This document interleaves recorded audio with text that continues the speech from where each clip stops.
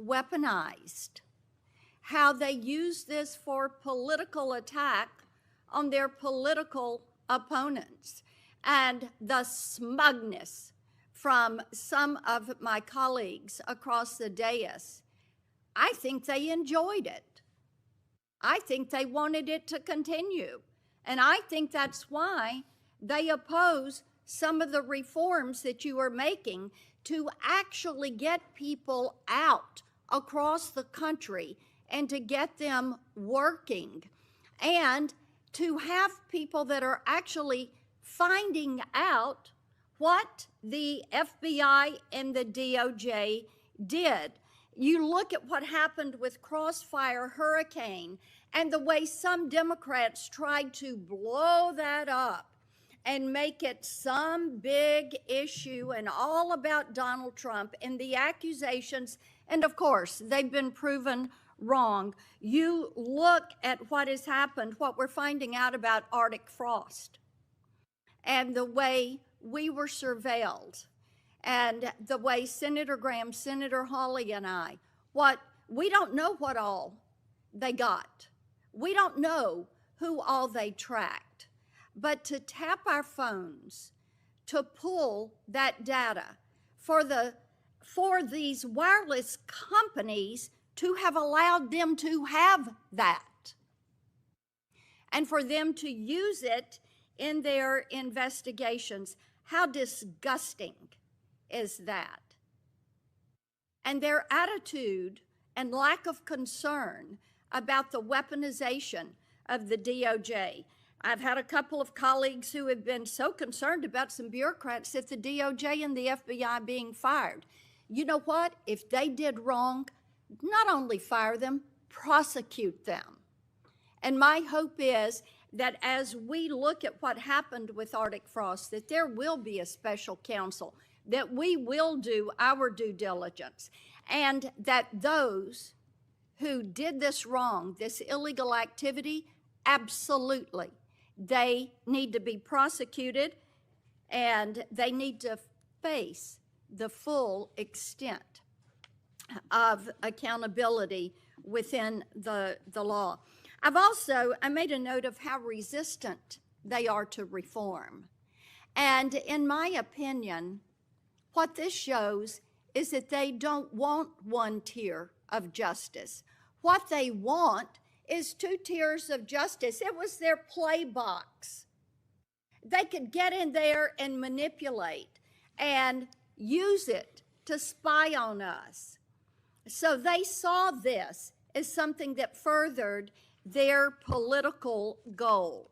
So I am pleased that you are cleaning house.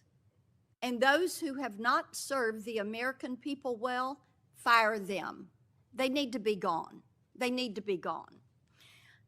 Talk for a moment, just a moment, about what you're doing to end the weaponization.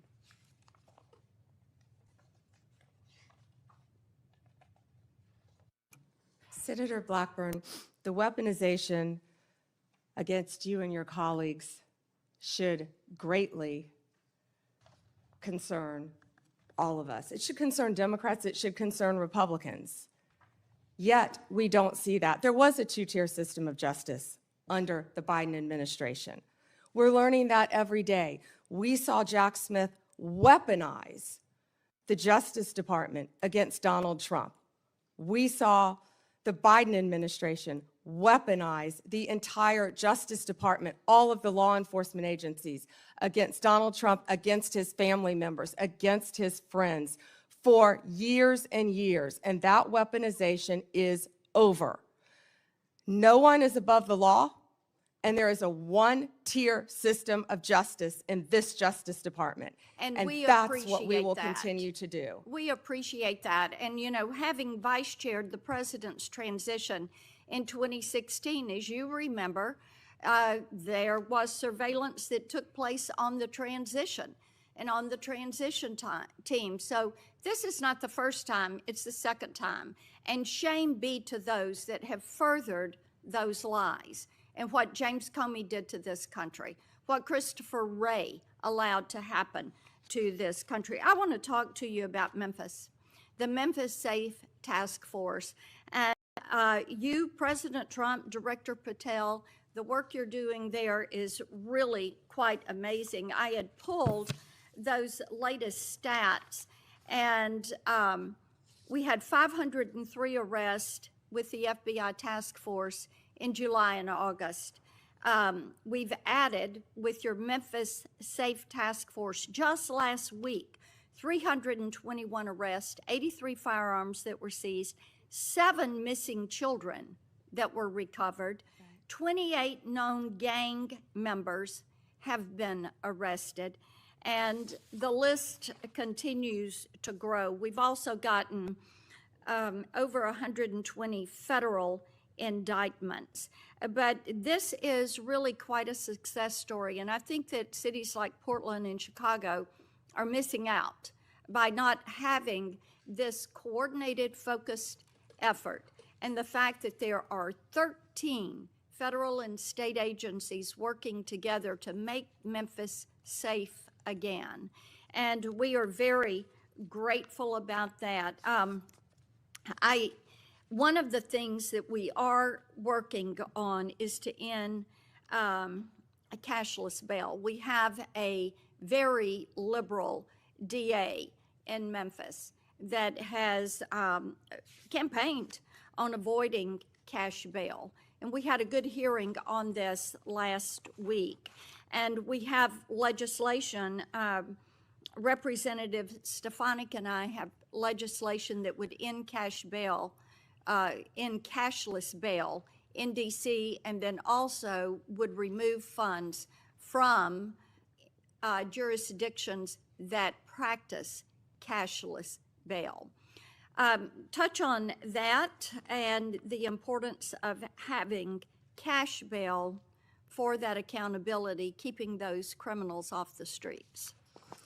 Yeah, Senator Blackburn, first to Memphis. I was in Memphis, as you know, a few days ago with Secretary Hegseth, and we had about 1,100 officers from at least 13 agencies working hand in hand. Your Memphis police officers care. They want to be out there doing their jobs. And what we said is we have federal law enforcement officers now who have their backs. They were thrilled to have us there. The mayor, Paul Young, is working well with us. Of course, Governor Lee was there. You have been a champion of this. Senator Haggerty has been a champion of this. You both, before I was sworn in as Attorney General, you both brought this problem to my attention. You talked to Director Patel, and Director Patel was on the ground right away in Memphis attempting to make Memphis safe. But we knew we needed so much more than that. He put a huge dent in the problem.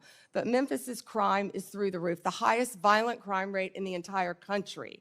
And that's why we went to Memphis. And Memphis has welcomed us. It's an iconic city.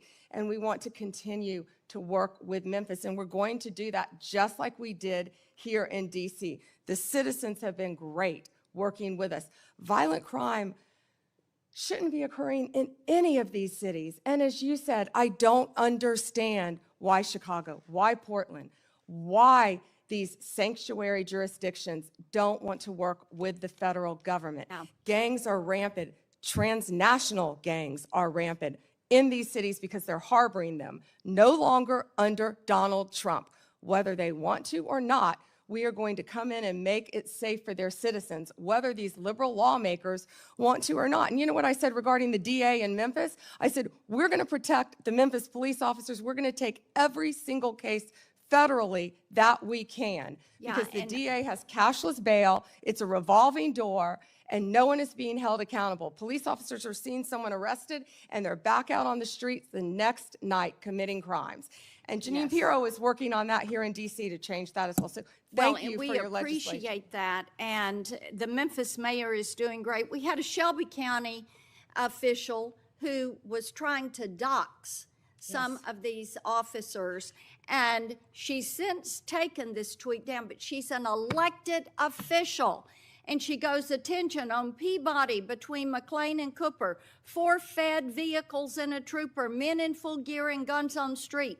Hashtag pay attention, folks. This is the kind of action that is not called for. I mean, the fact that an elected official would do this. This is why we have legislation that would make it a crime to dox any federal law enforcement official when they are doing their job. And these apps, and Apple and Google say that they've removed these apps, but I tell you what, these law enforcement officers need to be protected. We appreciate that you are doing that. Thank you for being here. Thank you, Senator.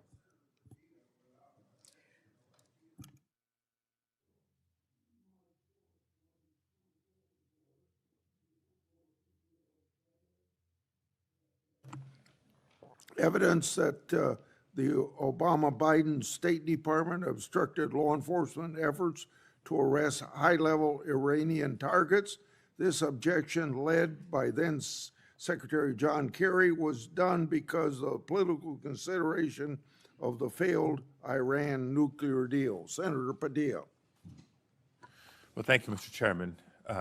Appreciate the opportunity to participate in this hearing today, which is our, at minimum, annual opportunity to ask questions as we fulfill our obligation to provide accountability over the Department of Justice.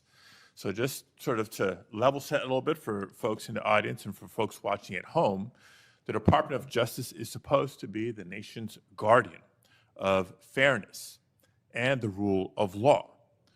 The power of the Department of Justice is built on public trust and a belief that prosecutions are based on facts and law, not on politics or personal loyalty. And I call that out, Mr. Chairman, because when that breaks down, when the public trust breaks down, then justice itself is at risk.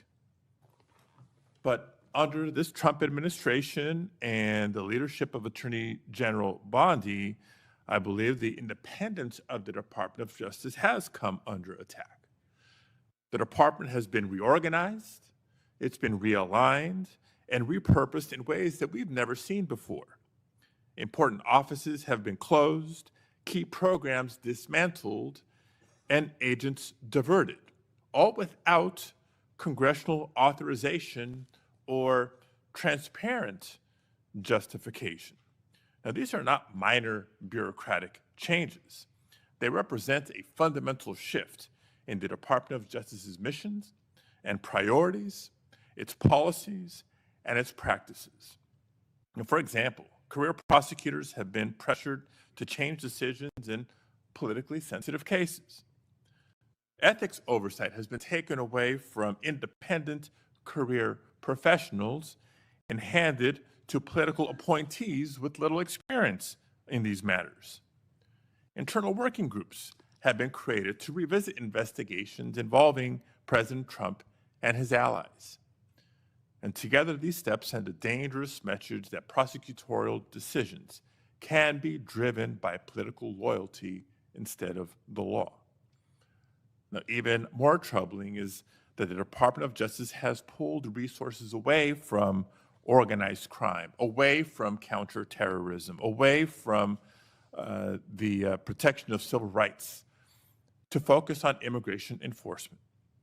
The American people expect a Department of Justice to pursue violent crime, as do I, to pursue corruption and threats to national security, not to serve as an arm of immigration policy, and in so doing, under-resource other critical missions. Now, the Justice Department's credibility depends on the public's faith in justice, and that the justice will be applied equally to every person and not reserved for the powerful or the connected.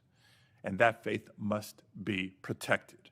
And so it's in that spirit that this committee has a duty to ensure the department's work remains lawful, remains transparent, and remains true to its highest duty, the fair and impartial administration of justice. Now, that being said, I do want to get into some specific items with Attorney General Bondi here, beginning with the firing of Michelle Beckwith. Michelle Beckwith was a 15-year career prosecutor with the Department of Justice. She prosecuted in her career some of the worst in my home state of California. sex traffickers, transnational terrorists, those who this administration claims to care about and be targeting, prioritizing in taking them off the streets. And it may surprise some to learn that Ms. Beckwith was unceremoniously marched out of her office and fired from her job in July of this year. Why? Not because she failed to do her job, quite the opposite. It was because she had the audacity to remind Border Patrol Chief Gregory Bovino that he was obligated to follow a court order and the Constitution in California. According to reports, she was fired less than 6 hours after she told Bovino he couldn't arrest people without probable cause. 6 hours. So my first question, Attorney General Bondi, is a simple yes/no question. Do you believe that government officials like Gregory Bovino are obligated to follow applicable court orders, whether they agree with them or not, yes or no? First, Senator Padilla, you have gone on for over 5 minutes, and I wish that you loved your state of California as much as you hate President Trump. We'd be in really good shape then, because violent crime in California is currently 35% higher than the national average. Property crime in California is 18% higher than the national average. That should be something that we should be talking about and working together on, yet we're not. And no, this is important. You're talking about all of my agencies, and I want to let you know what DEA has been doing, and they are working hand in hand with I Homeland appreciate Security. that, and I'm going No, to be you can't asking go some on for questions 5 for the minutes and record criticize as my agents well. who are out working asked a simple without yes pay or no right question. now because you voted Mr. to Chairman. shut down the government. Mr. They're out Chairman. there working without pay. Mr. Chairman, I asked a simple yes or no question. Attorney General Bondi is DEA, refusing 4,500 to respond. kilos So let of me move on to fentanyl the and next 50 million topic, fentanyl pills because off the streets. while under your watch, FBI, prosecutors 23,000 Mr. Chairman, violent criminals. U.S. Marshals, Mr. Chairman, order, please. 51,000 fugitives. I'm not getting an answer to my question. I'm trying to move on to the next question or the next topic. Mr. Chairman, order, please. Thank you.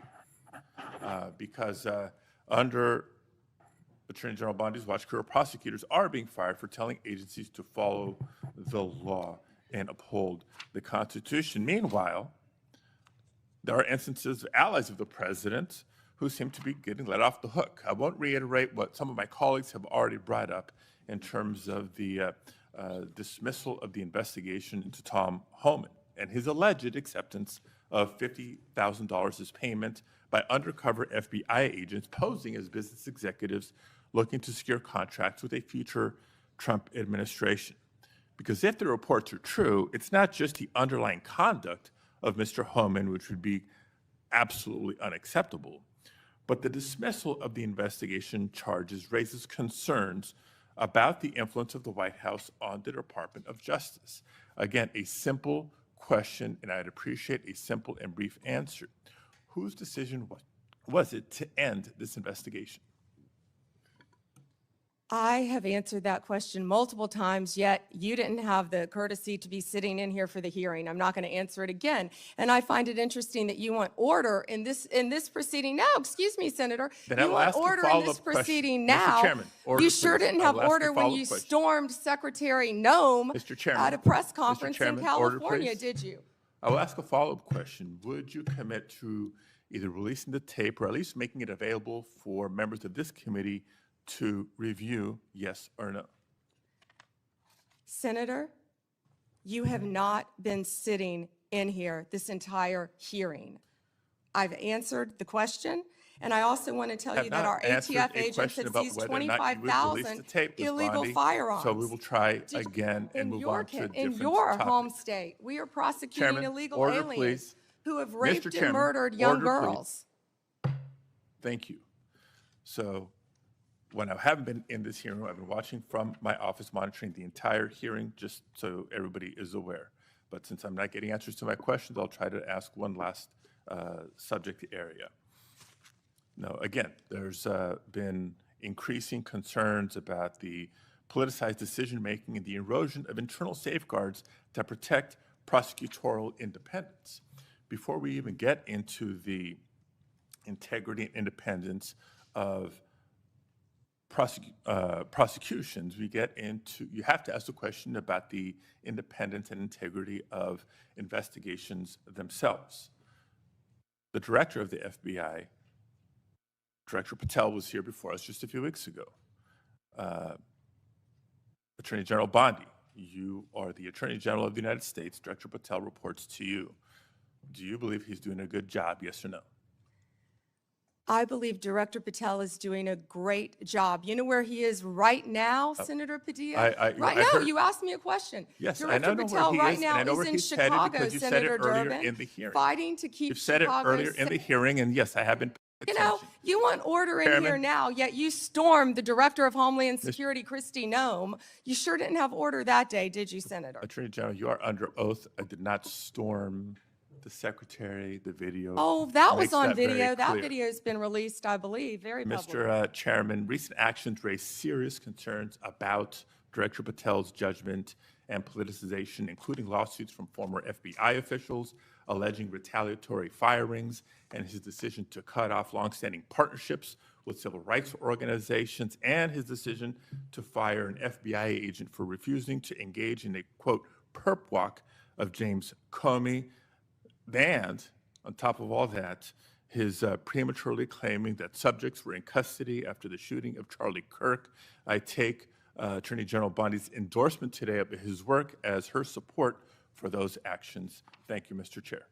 May I respond, Senator Chairman? Yes. Under Director Patel, 23,000 violent criminals have been arrested, a 91% increase over last year. More than 1,500 child predators have been arrested. We are making cases in your jurisdiction constantly in California, and I wish you would care about those cases. We have disrupted 1,600 gangs and criminal enterprises, 1,600 gangs within this country, thanks to Director Patel and the great men and women of the FBI. Senator Schmidt. Thank you, Mr. Chairman. How are you today, Attorney General? It's good to see you. Have a rough voice. I have to say, I'm struck by the degree of the cognitive dissonance that I hear on the other side. It really is. I mean, I'm used to sort of the political debates and arguing in court and all those sorts of things. But to hear the other side of the dais talk about weaponization is truly shocking, given what we know now. And I thought what I might do is just tell a story, and these are 100% facts. Hillary Clinton, concerned about her email scandal, works with a Soros organization to cook up this Russiagate nonsense.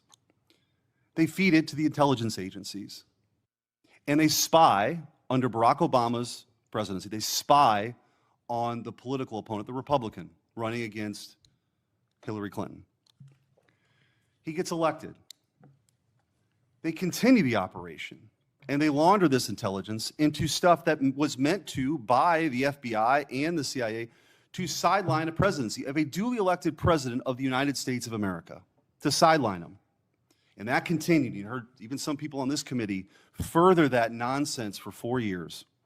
And then the FBI is involved with pre-bunking the Hunter Biden laptop story because they didn't want him to get elected again. So they pre-bunked the Hunter Biden laptop story. The American people should have been allowed to make their own judgments from that. They weren't, because the FBI called it a Russian hack and leak operation. They were meeting with social media companies every month and every week, telling them that the laptop that they knew, that they had verified in November of 2019, they knew was real and knew was his, said it was Russian disinformation. We've heard that before. And then, after Joe Biden comes in, 3 days in, they start a censorship campaign against the country, anybody who's a conservative. And now we also know that the FBI was weaponized in this Arctic frost investigation that tapped the phones of sitting U.S. senators. And also, the Republican Attorneys General Association, so let's pull in 2 more U.S. senators, Ashley Moody and myself, who were on the executive committee at that time. Charlie Kirk, political organizations they didn't agree with. This is not in the Soviet Union in the 1980s. This is in the United States of America in the last few years. And then, when they thought President Trump was on the run and there's no way people would elect him, and then he announces he's running for president. 3 days later, Jack Smith's appointed to get Trump. Fannie Willis brings charges against President Trump, and the assistant prosecutor meets with the White House counsel's office. Why would that happen? Then you have Alvin Bragg bring his charges. The number 3 person at DOJ goes to work for him to get Trump. All in the United States of America. This continued. And Senator Hawley asked the question, wrote it down, what is happening in this country? And I hope that MSNBC is still broadcasting this, because I'm sure their viewership hasn't heard this story that's gone on for 10 years. The truth is, they never forgave President Trump for coming down the escalator at all. They didn't like him. They didn't like the disruption. And they've spent the better part of a decade not just going after him, but demonizing half the country as fascists and Nazis and threats to democracy. And they have fueled this division in their inability to accept the fact that half of the country isn't deplorables, as Hillary Clinton called her, bitter clingers, as Barack Obama called them, or trash, as Joe Biden called them. That they rose up and they sat in their own jury box and they saw all this stuff play out over a decade and they rejected it.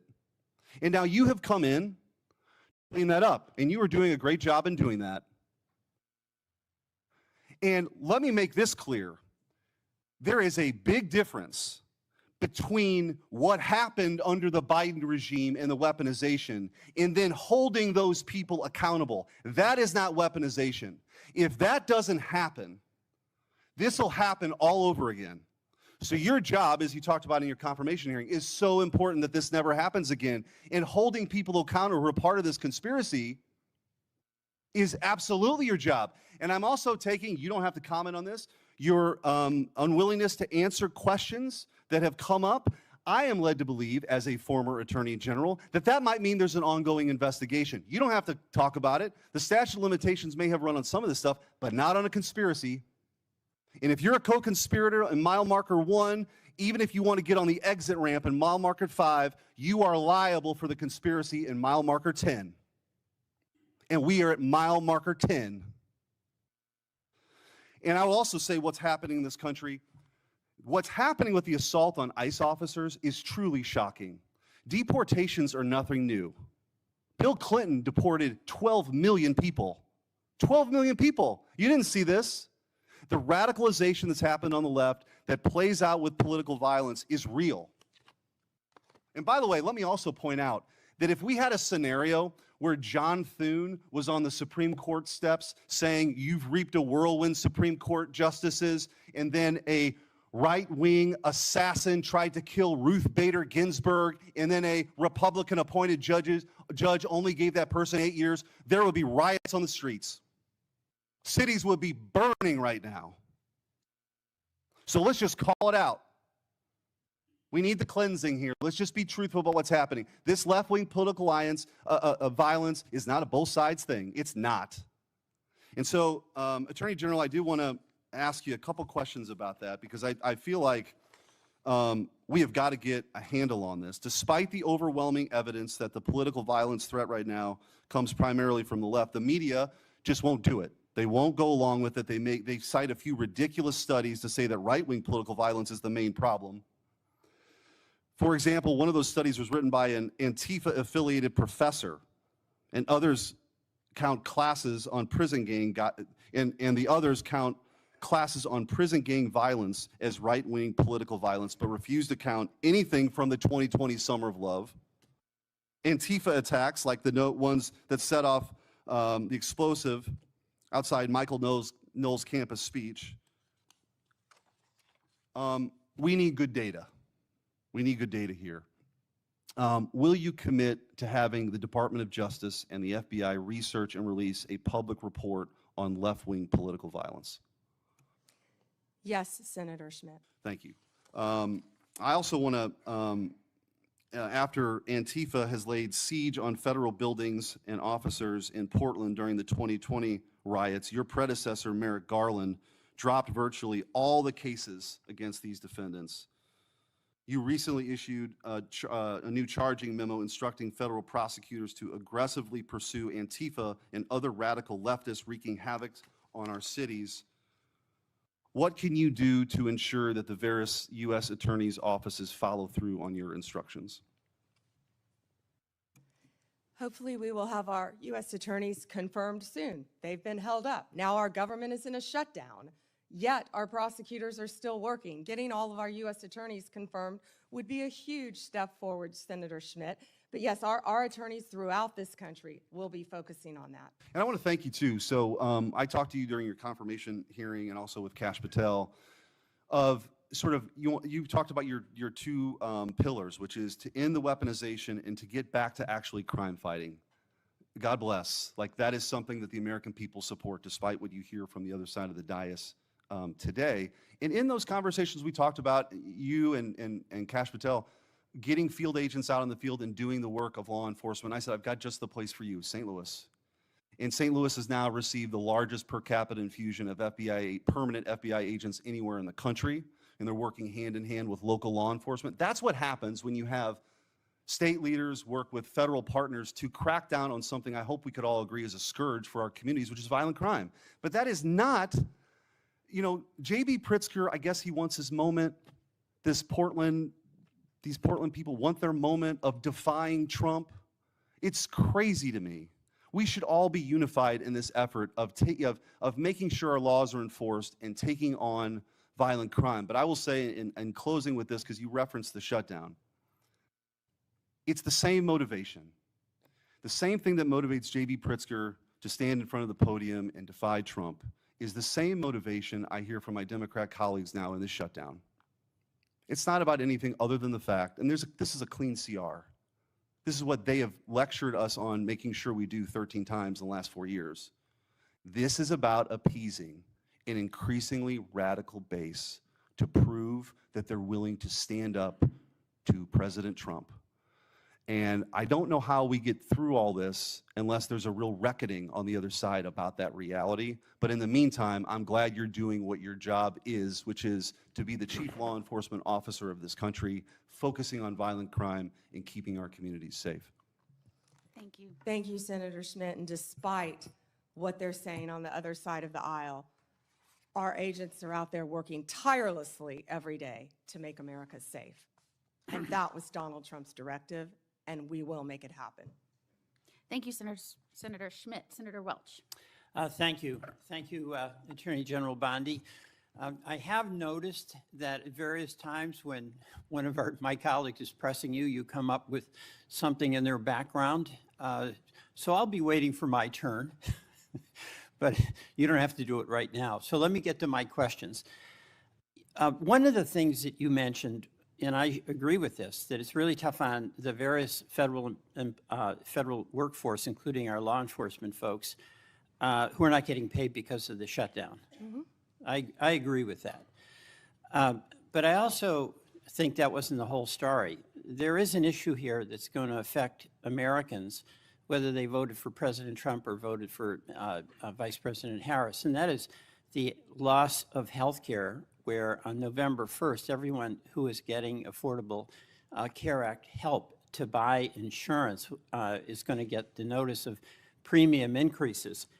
And I got a letter just today from a Vermont family, nuclear family of 5, husband and wife, 54 and 55, with 3 kids, one of whom has acute myeloid leukemia.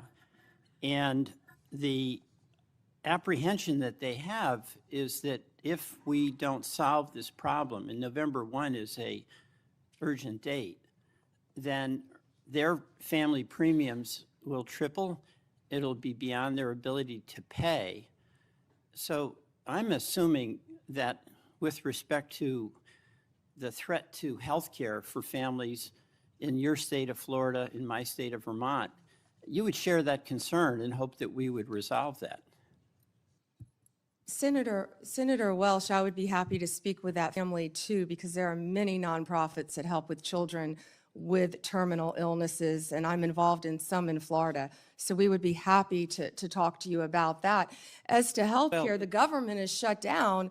It's my understanding, maybe you're not one of them, but because many Democrats want healthcare for illegal aliens, and that's what shut down the government. Let me be That's one of the clear. sticking points, and I don't know if you voted All right, well, for that or not. this actually is important to all of us. And the lament I have is that if this health care goes away, this premium support, it is really going to hurt families in red states and blue states. And in Vermont, I mean, we voted Democratic, but we have a lot of good folks who voted for President Trump, and their health care is jeopardized. And there's a November 1 deadline that is coming up. And the reason I'm saying this is that I think it's important for us to try to work out together a resolution that's going to be beneficial to people you care about in Florida and voted for President Trump, and keep people I care about in Vermont who voted in some cases for Vice President Harris and some for President Trump. So it's not just Democrats not wanting to negotiate. And in fact, we do want to negotiate.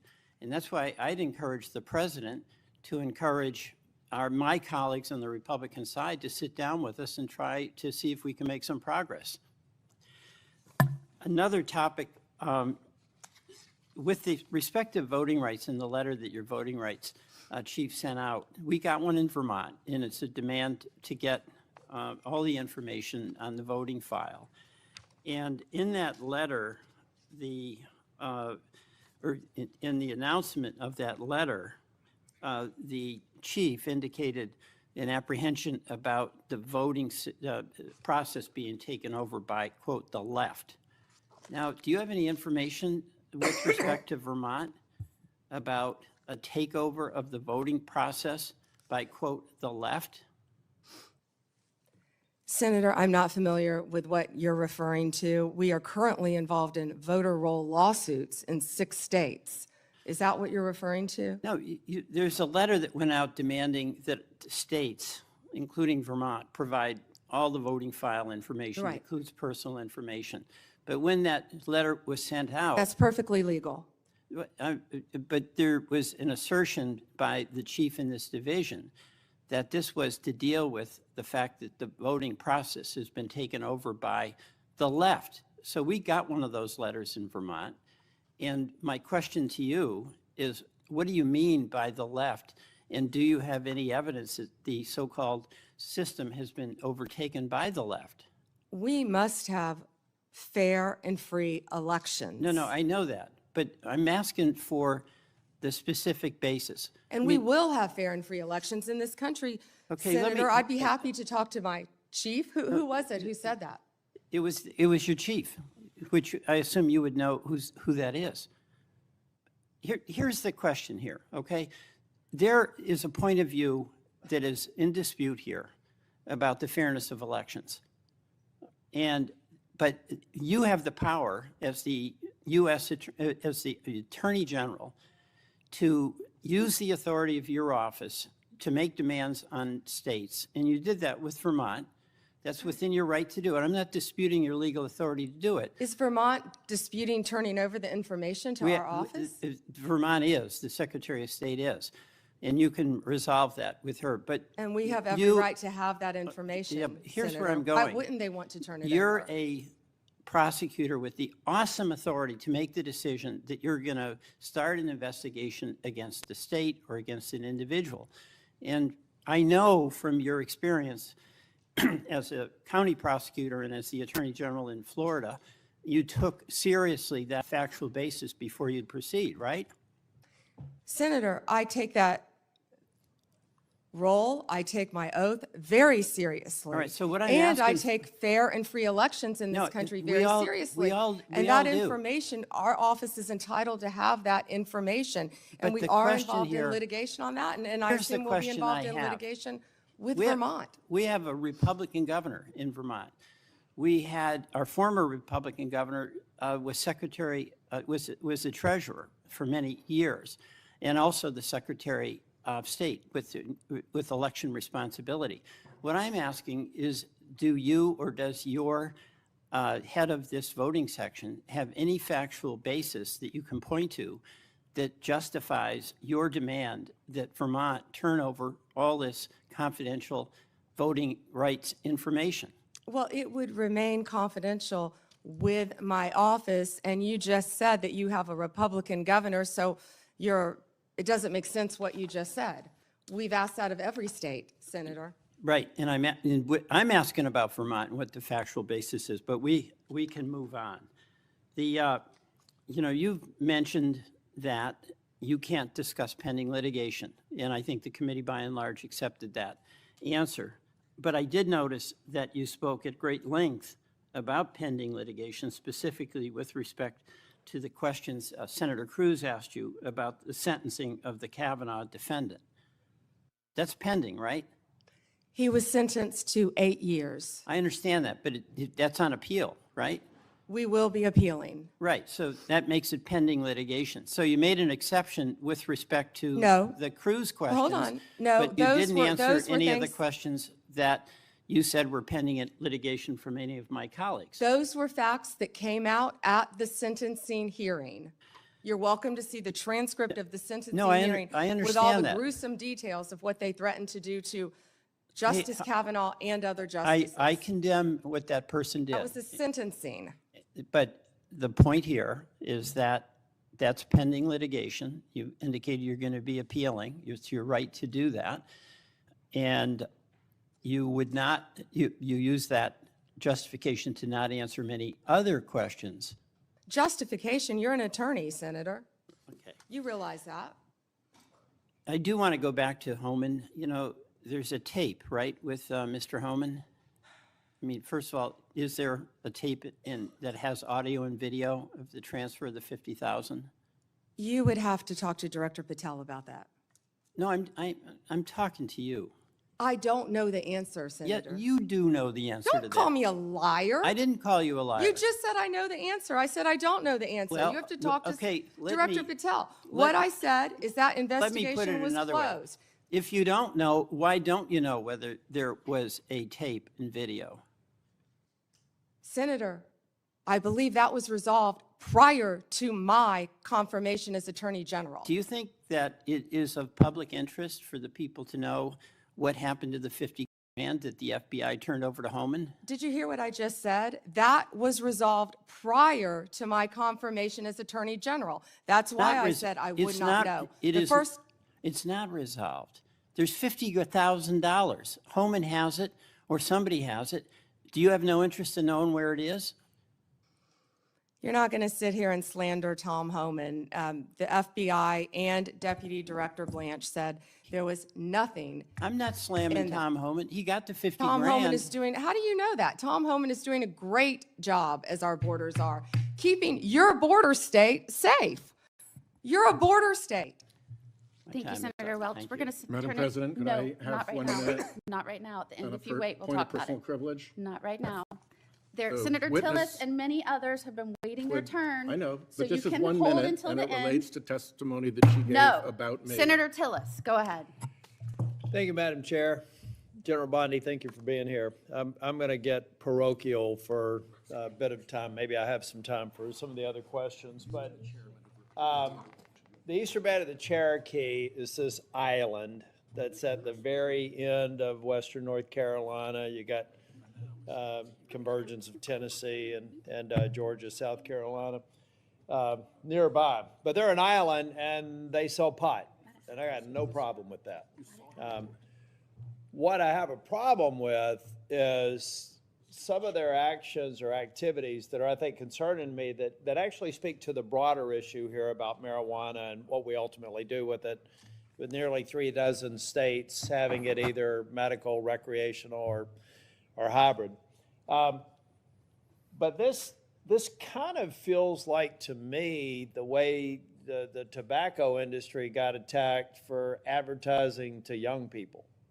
We already know, incidentally, that we got a vape problem around here, particularly among young people. And Madam Chair, if I may, I'd like to seek unanimous consent for letters from the Sheriff's Association and the Federal Law Enforcement Officers Association Foundation citing the serious problem we have here with illegal vapes in this country?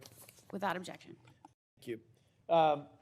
But, you know, this worries me because it's a money-making enterprise. It kind of seems like it's preying on younger people. But then I want to talk about this handy app you can get now. Now, it's illegal in North Carolina and Tennessee and Georgia and South Carolina to buy pot, but apparently you can go order it on an app, then right over there to the boundary and get it, I assume that they're not delivering it outside of the boundary because I think that would be illegal. Would that be illegal?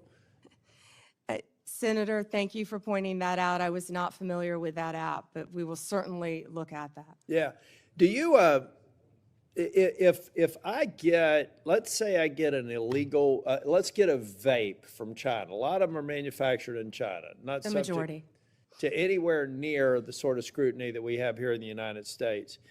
If that illegal vape let's say it's, I don't know what it's loaded with, but it gets if it's illegal in the state of North Carolina, and let's say it comes in, I'm using a hypothetical example, into the port of Wilmington, and then finds its way to New York or some other state that has legalized marijuana, is that an illegal transportation of a controlled substance? In other words, unless it teleports into a legal jurisdiction, wouldn't it have been illegally transported at some point? Based on federal law, Senator. Based on yes. federal law, okay. Now, do you, are you familiar with the science of teleportation? No, Senator. I don't think it's been perfected yet. And so it requires a physical movement from one place to the other. I've asked a number of people when they've come before this committee, and hopefully I can get your attention on this too, General Bondi. There's a growing operation in Western North Carolina that is a part of the tribal lands. The problem is I can't find any legal way to get this pot that is grown here to the dispensary that's in another non-contiguous area of the boundary. So you see what I mean? I'm just trying to figure out how the eastern band of the Cherokee are legally transporting what they're growing at scale here to what they're advertising in Charlotte on the billboards as one of the country's largest dispensaries, and apparently also offering to let you buy it online. So can I get your commitment within the DOJ, not you personally, but that can I just get a definitive answer that there's no there, that they are legally transporting it, or that we do have something here that doesn't seem to comport with federal law? Yeah, Senator, I will absolutely have my team look at that issue, and I'm not familiar with that establishment.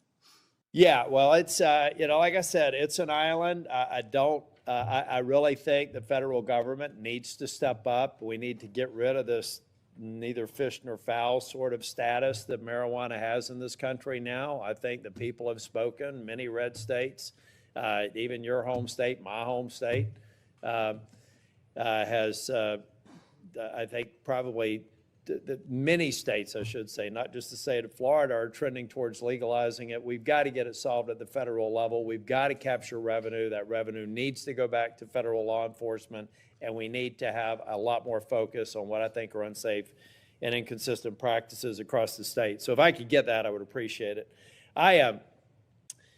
General Bondi, I'm kind of a boring management consultant, nerd that believes in best practices as a way to kind of move forward and create consistent outcomes. I'm having a real struggle right now with the National Guard being deployed and masking the abject failure of leaders at the state and local level.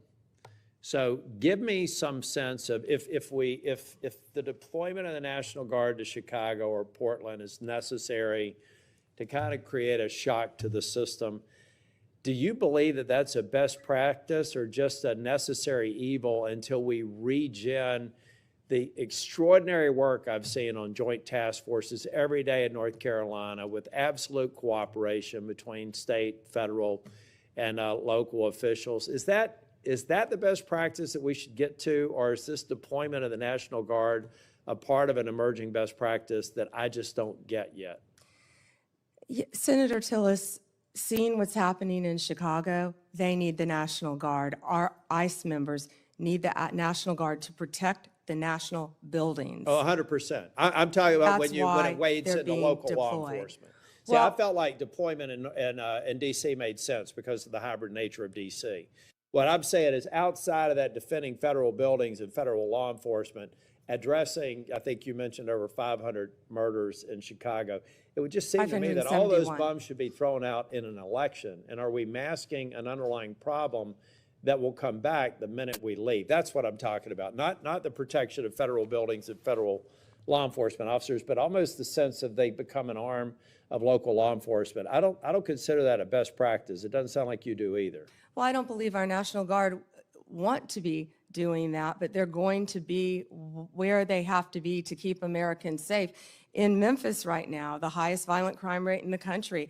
I was on the ground with Secretary Hegseth there, and our Guard was there, and they were thrilled. They're ready to help, and we used all Tennessee Guard there. Secretary Hegseth used all Tennessee Guard. They're working hand in hand with the Memphis Police Department, who I believe were very happy to have them there, helping them to keep Memphis safe. Can I go back to the vaping again that you brought up, please, Senator?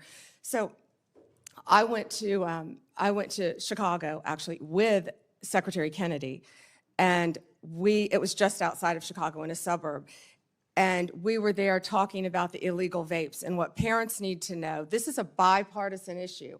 What people need to know, these illegal vapes, they're all over this country. You can buy them in convenience stores. You can buy them in grocery stores. One vape is the equivalent of, I believe, 20 cigarettes. The flavored ones are illegal, and they're targeting children, what you said earlier. Some of these vapes, and I had never seen this until we were there, even have video games attached to them. That's not targeting an adult. It's targeting a child. And they're also, the majority, are coming in from China, which is illegal, and they're lacing them with THC. Now, right now, I can't say that I have seen deaths with fentanyl laced, but we want to get on the front end of this because that's what's next. We have to do it, If we and don't hopefully control this that- in every single one of our states, that's what's next. And for the first time, we're getting on the front end of a very serious problem around our country. And Senator Moody, you fought this as well. So thank you for letting me address that, Senator Tillis. And parents need to know that. We do. We need to focus on it. And all I'm saying from a political standpoint is that if we're only, well, let's get President Trump is termed out. He'll only be able to serve out his second term. And I believe the president is absolutely focused on making these dangerous cities safer. I reject any notion that Charlotte's on that list, by the way. So whether you're a Democrat or Republican, bring it on. But I see 3.5 years from now, if we don't address the systemic problems, that what we've basically done is given a governor and mayor and city councilman a pass on failing to protect their people. I was formerly Speaker of the House in North Carolina. If I thought I had to have the president deploy troops to keep North Carolina safe, I would have considered myself a failure as a state leader. And so I just hope we strike the balance so that we're not fixing a problem temporarily, only to come back maybe even worse than the problem we're fixing the moment this president who's committed to local safety leaves. And that's something that we have to talk about. So we're leaving something behind. And I'm going to yield back. Thank you. Thank you, Senator Tillis. Senator Schiff. Thank you, Madam Chair. Attorney General Bondi, at your confirmation hearing in January, made a clear commitment you would not politicize your position. We are here today at your first oversight hearing 9 months into your tenure, at a time when hundreds of career prosecutors have quit because they were required to take unethical actions at odds with that promise, or feared that they would have to take such actions if they remained on the job. When over 1,000 former federal prosecutors have sounded the alarm about the unprecedented degree to which the powers of DOJ are being abused to go after the president's enemies. I approach this hearing with a heavy heart. As a former federal prosecutor myself, I served in a department that, whether it was under a Democratic or Republican president, would never use the office to go after the president's enemies or to hide the corruption of his friends.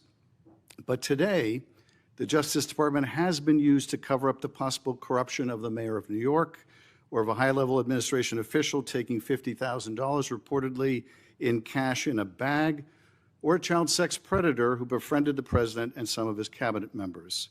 And instead of preventing partisan weaponization, your department has engaged in a brazenly political prosecution at the president's explicit direction. The department has become President Trump's personal sword and shield to go after his ever-growing list of political enemies and to protect himself, his allies, and associates.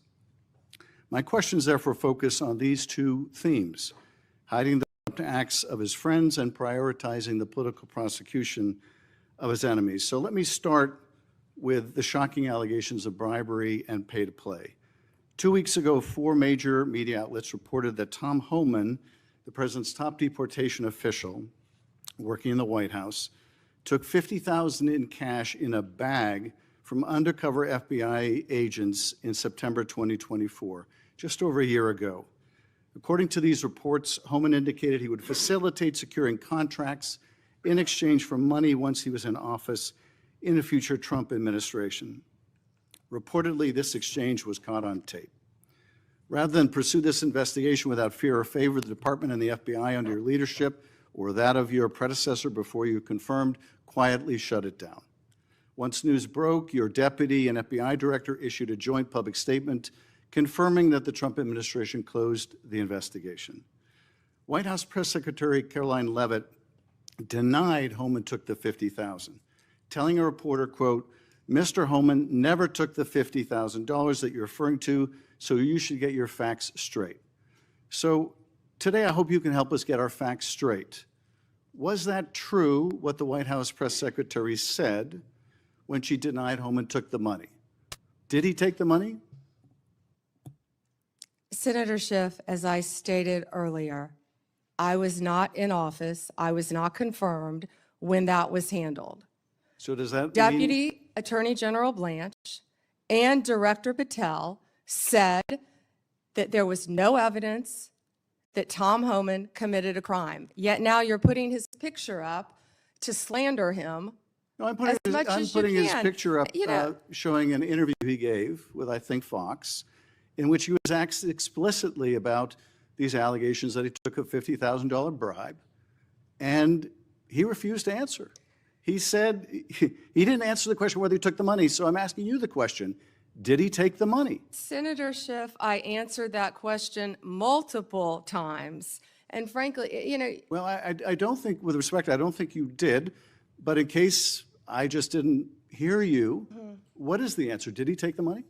Senator Schiff, that happened prior to my confirmation as Attorney General. I said that. Do you know, sitting here, whether he All took I the money? know is that Deputy Attorney General Todd Blanche and FBI Director Patel said there was no case. And Caroline Leavitt is one of the most trustworthy human beings I know. So And, was she? Senator Schiff, if right? you worked for me, Was you she- would have been fired because you me. were censured No, by Congress for lying with your We can egregious stipulate to, you can stipulate to all your personal attacks on the Democratic members of the committee. personal attacks. You've been So- attacking so- my FBI director. You've been attacking my office. You've been attacking. We're interested in. borders What we're are. interested in is the answer to these oversight questions. Want your So no, you were oversight. asked, want you were your asked 5 by my minutes of colleague, fame you were asked by my colleague. attacking good people. Regular order, Madam Chair, so I can ask a question. You were asked by my colleague from Vermont whether you will support providing a video or audio tape, if it exists, of Mr. Homan taking $50,000 in bribe money from the FBI. Will you support a request by this committee to provide that tape or tapes to the committee? Yes or no? Senator Schiff, you can talk to Director Patel about that. Well, I'm talking to you about it. You're the Attorney General. This will be your decision. Will you You don't support? have to tell me what is my decision and Well, what is then- not my then- decision. then- I and you- said and you you can don't talk have to to- Director you don't have Patel. to try to- You think you you don't got a have to- gotcha with Tom Homan, our Excuse me, borders are. excuse me, you who's don't- been out there excuse me. fighting for our country Madam since Chair, Donald Trump took office. I'm trying to ask a question. Regular order, please. And you don't have to defer to the FBI director to pass the buck. So I'm asking you, will you support a request so that the committee, or indeed, I believe the American people, should be able to see that video or audio tape. Will you support that request? Will you apologize to Donald Trump So for I trying guess, to I guess impeach the him answer is you won't support that after request. you now know that So Joe let me- Biden tried to let me cover up do Hunter this. Biden's involvement with Excuse Ukraine? me, let me do this, because I think it's valuable that the American people get a sense of what you've refused to answer today. So these are just some of the questions you refused to answer, or have answered with personal attacks on members of this committee. You were asked whether you consulted with career ethics lawyers, as you promised you would do during your nomination hearing, when you approved the president receiving a $400 million gift from the Qataris. You refused to answer that question. You were asked who or what role you may have played, or who played the role in asking that Trump's name be flagged in any of the Epstein documents gathered by the FBI. You refused to answer that question. You were asked whether Holman kept the $50,000 bribe money. You refused to answer that question. You were asked whether Holman paid taxes on the $50,000 bribe money. You refused to answer that question. You were asked, did career prosecutors find insufficient evidence to charge James Comey? You refused to answer that question. You were asked, how are military strikes on these boats in the Caribbean legal? And you refused to even answer that question. you have a law degree, excuse Senator me, Schiff? excuse me. You were asked, did you discuss indicting James Comey with the president? You refused to answer that question.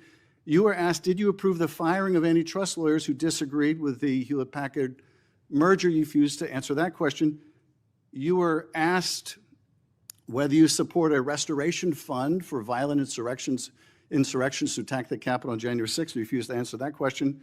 You were asked whether you were firing career professionals, career prosecutors, just because they worked on January 6th January 6th investigations. You refused to answer that question. You were asked by my California colleague whether you believe government officials, like immigration officials, have to abide by court orders. You wouldn't even answer that question. This is supposed to be an oversight hearing. Oversight? Excuse me, you can attack me after my time is over. You've attacked all of us, including President Trump, for your entire You can attack me later, career. and I know you've got plenty of canned attacks. We've heard them all day today. Canned But this attacks is, on this is, you? This is supposed to be. No one needs a canned attack on you. Regular order, Madam Chair, I'm trying to speak. This is supposed to be an oversight hearing of the Justice Department. And it comes in the wake of an indictment called for by the president of one of his enemies. This is supposed to be an oversight hearing, and it comes in the wake of revelations that a top administration official took $50,000 in a bag, and this department made that investigation go away. This is supposed to be an oversight hearing when dozens of prosecutors have been fired simply because they worked on cases investigating the former president. This is, and now What the about current the president. fires in California? And Do you this care is about that, supposed to Senator be, Schiff? this is, excuse me, this is supposed to be an oversight hearing in which members of Congress can get serious answers to serious questions about the Are the cover-up- riots in about the LA cover-up- serious? About the cover-up of corruption, about the prosecution of the president's enemies. And I think you owe the president an apology when will it be your entire career, that the frankly. members of this committee on a bipartisan basis demand answers to those questions and refuse to accept Clearly you're a personal, failed lawyer refuse to because you don't accept, understand when excuse someone me, can and cannot refuse answer to a accept question. personal slander as an answer to those questions. Personal slander. With Will that, you Madam apologize Chair, to Donald I yield Trump back. for slandering him? Personal slander. Senator Pam. May I ask unanimous consent, Madam Chair, to introduce into the record the statement of 1,000 former Justice Department officials who warned that the Comey indictment is a democracy-threatening abuse of power. May I also request unanimous consent for the introduction into the record of 282 former career officials at the Justice Department raising an alarm who were voluntarily or involuntarily forced to leave the department because of improper actions taken by the Department of Justice. May I introduce with unanimous consent the Justice Department manual that talks about when initiating and declining charges are subject to impermissible considerations. And finally, Madam Chair, may I introduce the letter for Michael Ben-Ari, a career counterterrorism prosecutor, DOJ, a letter he nailed to his door, which concludes by urging officials to do the right thing for the right reasons, to follow the facts and the law, and raises the alarm that the decision to remove experienced career officials from U.S. attorneys' offices, the FBI, and critical parts of DOJ undermines our country's abilities to counter terrorist organizations, malign nation-state actors, and countless others that seek to harm our nation and its citizens. And he believes that the priority is prosecuting the still president's arguing, enemies or are you admitting rather Bondi, than Ms. protecting the Bondi, one country. moment. May I have unanimous Are you, consent are to you enter entering these that into the record? Without objection. Thank you. I yield back. Senator Britt. Senator Moody, may I clarify one thing he entered in the record? I just want to say that I believe he entered a letter by 200 and something former employees. Well, I believe the spokesperson for that letter was also the spokesperson for Jack Smith. Senator Britt. Thank you, Madam Chair. General Bondi, I want to talk to you about the next generation. I want to talk to you about our kids, people who don't have a seat at the table but need us to fight for them tirelessly. When you look at this, I see a couple of different buckets of ways that bad actors are taking advantage of our children, and in some of the most extreme situations, we lose that child, whether to death or to self-harm, and I think we owe it to them to do something about it. So first is social media. Tell me, what are you doing? I have sat across from a number of parents who have talked to me about their child either falling victim to sextortion, different schemes that are online. We also know that there is an element of human trafficking that comes here. Let's start with social media. What are you doing to hold bad actors accountable, to track them down, and to keep our kids safe? Senator, first, thank you for bringing that up. This, I believe, is what an oversight hearing should be about. Thank you. Not yell, oh, he's gone already. He comes in and leaves. This is what an oversight hearing should be about, trying to help parents and children online. Yes, Director Patel has been doing a great job. The FBI, we have an entire unit. Not only that, our National Security Division is working internationally. Well, and I want to talk about that too, because I think a lot of this comes from overseas. Yes. And so whether it's these schemes, the sextortion schemes, Yes. et cetera, it's happening off our shores. How are you connecting the dots there? And then additionally, let's look at human trafficking. And you find a number of times people are lured into this from posts on social media. I believe that is a global trafficking ring. I would like to speak to what are you doing to make sure that you're holding those people accountable and getting to the bottom of it, finding bad actors and making sure that we're keeping these children safe.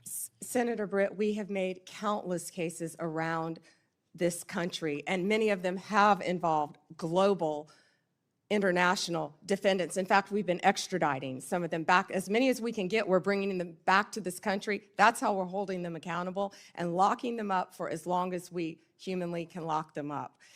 And Director Patel, our National Security Division, have been working tirelessly on that. We have entire units working on that. I think the most You feel important- like you've made better strides than we saw over the last 4 years? We have made incredible strides. I'm sorry, I don't have the statistics in front of me, but yes, we have made, I'll I would love provide to those get to you. those from you. I want to make sure that we are doing that. I also obviously have worked diligently alongside Senator Blackburn and so many others to put the proper guardrails in place when it comes to social media to prevent these things from happening to our children, allowing them to still thrive online, but knowing the threats that are out there, it is incumbent upon us to actually do something about it. So I hope that those different pieces of legislation that would help keep kids safe, help give you additional tools, I hope that this body and ultimately Congress will take those up. Can I add something to Yeah, that? sure. That parents also, I always say your child has no right to privacy on the internet. And parents need to monitor what their kids are doing. Now, we all know that even elementary kids, school kids, so many of them have cell phones. Because they're at school, they're latchkey kids, they're riding the bus home. So many children have cell phones, but parents, you have to monitor. There are safeguards you can put on the phone, but you have to monitor I also what your think kids that- are doing on the internet I as do well. think that there is some accountability that needs to be held even with social media providers. Absolutely. Because I know that, for instance, we had a Judiciary subcommittee hearing where we heard from parent after parent whose child had, bought something online that they thought to be maybe a different type of drug. It was laced with fentanyl and they died. If that was happening on a storefront and a small business in America, we would shut that storefront down. We must do more to hold not only the bad actors online, but also the people who allow it to happen accountable. And I hope that you'll commit to work with me on that. I wholeheartedly agree. Thank you, So Senator. staying in that vein on parents, looking at illegal gaming across, again, this is a global thing, offshore illegal gaming. We have found that young men in particular have been targeted when it comes to betting and being involved in this legal gaming. We're finding that through whether it be advertisements or things that are directly targeted to get them addicted and get them pulled in and addicted on that. When it comes to illegal gaming, will you commit to me to taking a look at what is exactly happening offshore and also how they are utilizing different spaces to actually go after our children, getting them addicted, and ultimately pulling them in? Certainly, and I'm also sure the FBI would welcome working with you. Wonderful.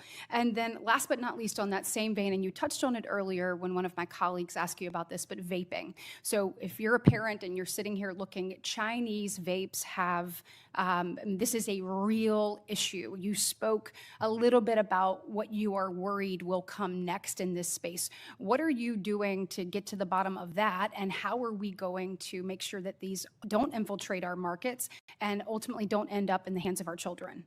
What we've been doing is we have been going around this country and we have been raiding these vape shops that are carrying these illegal drugs and shutting them down. And that's what Senator Kennedy and I were in Illinois doing. We were announcing that arrest. It was a massive arrest of illegal vapes from China, mainly coming in through China, laced with THC. Back to the, I was just saying, back to the child predators. Since January 20th, we have made 2,580 child exploitation cases, Senator Britt. That was the number I was trying to get my hands on. Wow. And that's 250 more than last year. Will you commit to continuing to go after these unregulated products and particularly make sure that they are not in the hands of our children? Yeah, and Senator Britt, we need to do that because it's targeting our children. Yes, absolutely. Thank you very much.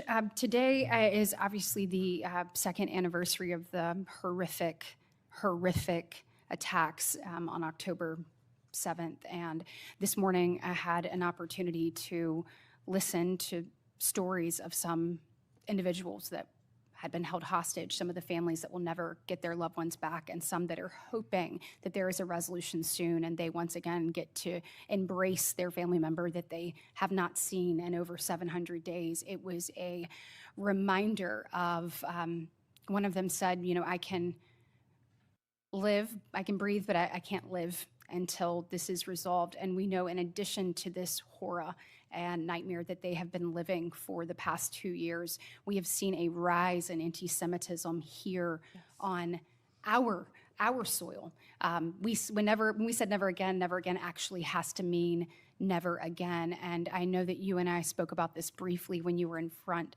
of this committee, but can you talk to me about the work that DOJ is doing to combat that rise in anti-Semitism and to hold offenders of that, to hold them accountable?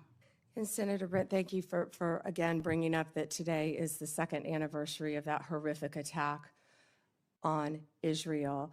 Donald Trump is the greatest peace president of our lifetime, probably in our history.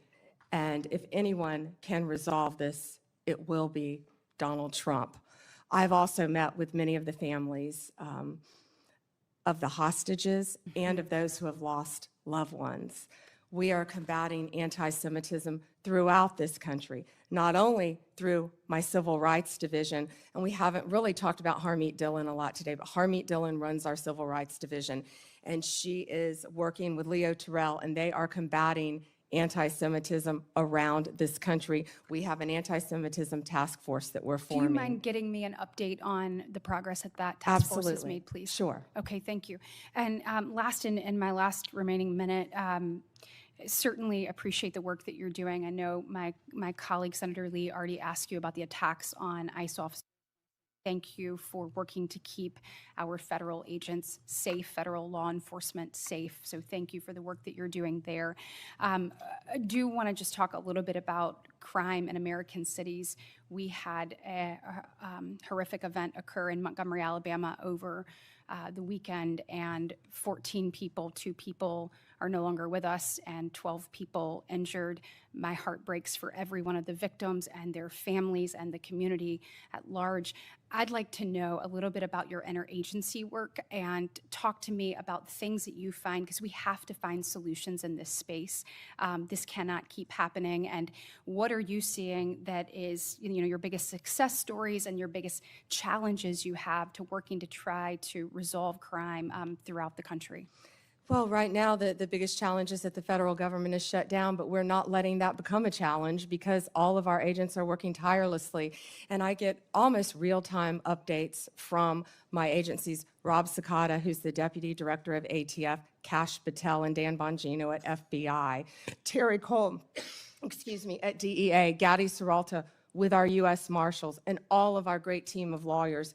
And we are working nonstop to combat crime. That's Donald Trump's only directive to me, is to make America safe again. And that's what we're going to do in this country, Senator Britt. Well, thank you for your commitment and any best practices you have or ways that you have found to tackle challenges that are effective.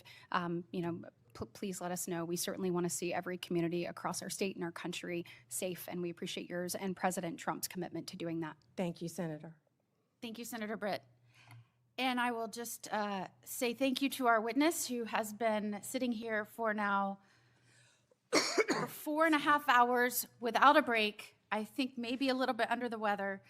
And you have outlasted pretty much everyone here but Senator Britt and myself. So thank you for being here today. I'm in good company. Well, certainly coming in behind someone as strong and as passionate and as committed to doing the right thing and to justice. When you served as Attorney General in Florida, that was certainly a high bar that you set, and I was honored to come in after you as the Attorney General. You've touched on so many of the issues that you fought for in Florida that you are still fighting for now here in Washington, and whether that is protecting our children, protecting our law enforcement officers, protecting the rule of law. All of these things, your experiences, both personal and professional, are playing into how you are standing strong for what this country was built on in this role. And I, for one, am proud not only to be here as a United States Senator, the most junior member of this committee, but to be here and working in Washington right now with the honor of serving as a senator and watching this administration, and certainly you, bring this country back to its bearing, that we are a nation that is a government for the people, with the consent of the governed. And if we are going to protect life, liberty, and their opportunity to pursue happiness, we have to guarantee safety. It has to be a mission. And that starts in our communities and our states. And I think what people are missing is the federal government has a set of laws that it is working within federal jurisdiction, that it is incumbent upon them to execute and enforce within the states. And I'm watching what has happened around this nation as a result of what has happened under the Biden administration and what they allowed to happen purposefully, whether that was rogue prosecutors, defunding police, decriminalizing crime, allowing juveniles to run rampant with no accountability, revolving jailhouse door, no respect for the rule of law. It goes on and on and on. And you're seeing that now playing out in the cities around this country. And what is very terrifying, and I think you would agree. This is the second anniversary of Hamas invading the sovereign state of Israel. Yesterday, I had some Palestinian advocates talk to me about the number of people being killed. I like to remind them there wouldn't be one death if there hadn't been this invasion of the sovereign state of Israel by what happened 2 years ago today. Attorney General Bondi Since your confirmation, you've now had the opportunity to face the federal bureaucracy that you must reform to better serve the American people. As I said to Director Patel, your charter is no simple task. When you arrived, you were left with the Justice Department free fall. Senate Democrats have denied your leadership personnel. We haven't been able to confirm your Assistant Attorney General for Congressional Affairs. It's now been 7 months. All the while, Democrats complain that they can't get answers from the Office of Leg Affairs. They have blocked the confirmation of that person. Since your confirmation, you've taken steps to institute needed reforms. Under your leadership, the Justice Department has cut funding to politicize programs to reinvest in core policing activities. Focusing on crime and getting tough on criminals is a welcome change from 4 years of Biden administration soft on crime policies. During the Biden administration, the Justice Department failed to collect billions of dollars in criminal fines and penalties from corporate offenders. That's money should have been placed in the Crime Victims Fund, and much of the money of the past administration did collect went to the Justice Department slush funds instead of aiding victims of criminals and violent activity. My Democratic colleagues have shared concerns about funding agency and law enforcement, but generally haven't supported funding programs. Under the Democrat leadership, the COPS reauthorization was held over in committee at least 8 times before the 118th Congress concluded. It never received a vote in this committee. More recently, Democrats have refused to support fundamental Justice Department programs like Protect Safe Neighborhoods. And last week, Democrats again blocked most of the Police Week bills from passing the Senate, even though they passed out of this committee unanimously. In contrast to these indefensible positions, the judiciary provisions in the Republican reconciliation bill made hundreds of millions of dollars available to the Justice Department to combat crime. Attorney General Bondi, you've also created task force to attack the problems left by your predecessor. You've created a team to review the overwhelming evidence of political weaponization by federal law enforcement, including the discredited Crossfire Hurricane investigations. Your weaponization working group has worked with my staff to bring forward resolutions for whistleblowers, and I commend you and your staff efforts to find solutions for these patriots. I understand the task force to eradicate anti-Christian bias has done an investigation in how the Biden administration weaponized the government against people of faith. I look forward to your next report on that subject. Now, you've also shuttered a certain task force that was a stain on this country, the Foreign Influence Task Force.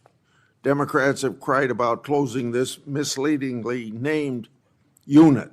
The task force was involved in undermining my and Senator Johnson's Biden family investigation. Instead of rooting out foreign influence, the task force became a political weapon. And speaking of political weapons, I'm now going to address examples of political weaponization in the previous administration.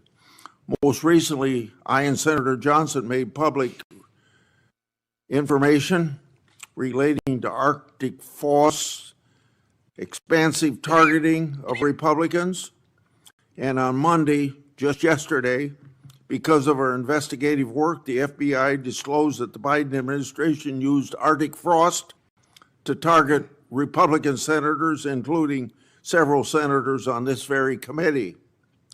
This is an outrage, an unconstitutional breach, and ought to be immediately addressed by you and Director Patel. It's also a clear example of why the Justice Department has had to fire personnel who you hear Democrats defending. While on the taxpayer's dime, these now fired employees not only weaponized law enforcement, but some of them also retaliated against patriotic whistleblowers. These are indefensible acts. Now I've obtained additional weaponization records thanks to brave whistleblowers that predate Arctic Frost. I've obtained documents created by then Supervisory Special Agent Tebow, dated March 2, 2017. The title of this document is quote unquote Trump, and it appears to relate to matters different than Crossfire Hurricane. This document discusses a rumor at FBI headquarters that the FBI's Washington field office was leaning towards opening a case on the Trump campaign. Tebow noted they weren't close to opening an investigation, but did say this, quote, "What are we doing? Aggressively seeking out open source information, human intelligence info that could predicate a case," end of quote. You see, less than 2 months into the Trump's first presidency, the partisan Comey FBI was very hard at work trying to manufacture another case against Trump. Tebow and the FBI eventually got their wish in April 2022 with the opening of Arctic Frost. This was a political fishing expedition to get Trump at all costs, just like Crossfire Hurricane. And of course, it's a disgrace to the taxpayers. Whistleblowers have provided me with another document. This document is a 2017 case, updated, also drafted by then Supervisor Special Agent Tebow. This is a case update for CR-15, the now disbanded and discredited public corruption squad at FBI's Washington field office, which says, quote, McAuliffe case, Steve Sullivan, Chief Financial Officer of Teneo, was interviewed in New York City. Info provided seemed to confirm Teneo was used as a pass-through for Doug Band to pay former President of the United States, end of quote. Doug Band was deputy assistant to then President Clinton and continued to work for him in post-presidency. Therefore, it's pretty clear that the reference to the President of the United States is Bill Clinton. The document further notes additional interviews the FBI planned to conduct as part of the case. This information confirms there was an FBI case on McAuliffe, and it indicates the Clintons and their associates were relevant to it. Did the FBI throw its resources behind this matter just like it did against Trump and his associates? A legitimate question. Or did they sweep it under the rug? A legitimate question. So, General Bondi, I'd like to have you provide me with all the records relating to these matters for further verification. Lastly, whistleblowers have provided me additional records related to the Biden FBI political conduct against Peter Navarro. The first document is a request for physical surveillance on Navarro the day the FBI arrested him. The second document is a timeline of that surveillance. When Navarro, the FBI didn't arrest him at his house, which was literally right next to the FBI headquarters. Instead, they surveilled him and his fiancée all morning, starting at his home, following them to the airport, and then arrested him in public at the Reagan airport. The way Navarro was treated is unnecessary. General Bondi, I would like you to provide me all records relating to this matter.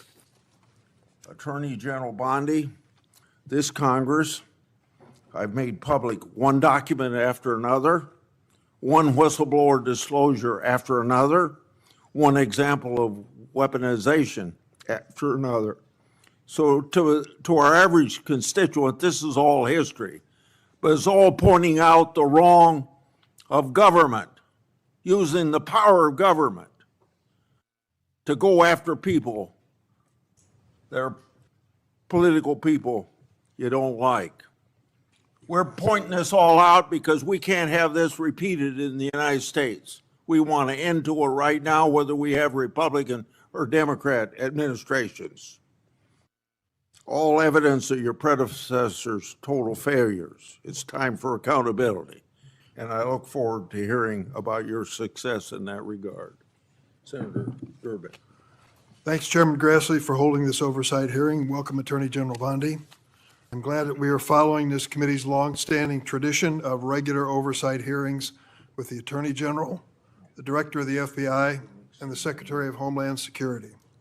These hearings have never been more important as President Trump turns the full force of the federal government on Chicago and other American cities.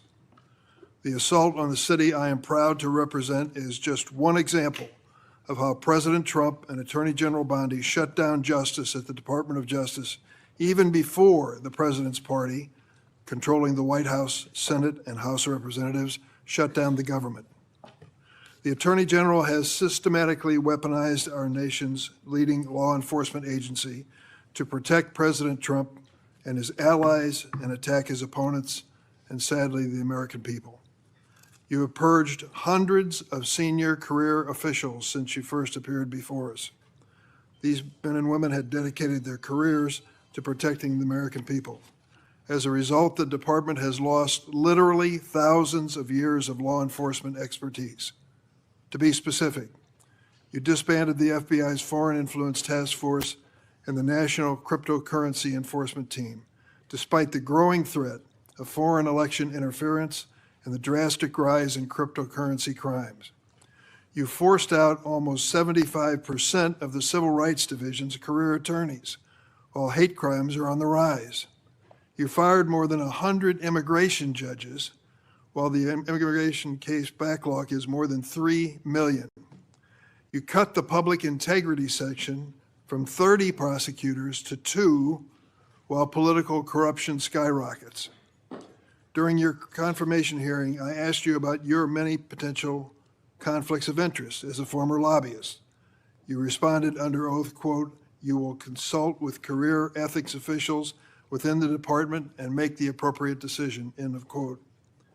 But the Justice Department then removed those career ethics officials and put in their place inexperienced political appointees beholden to President and you.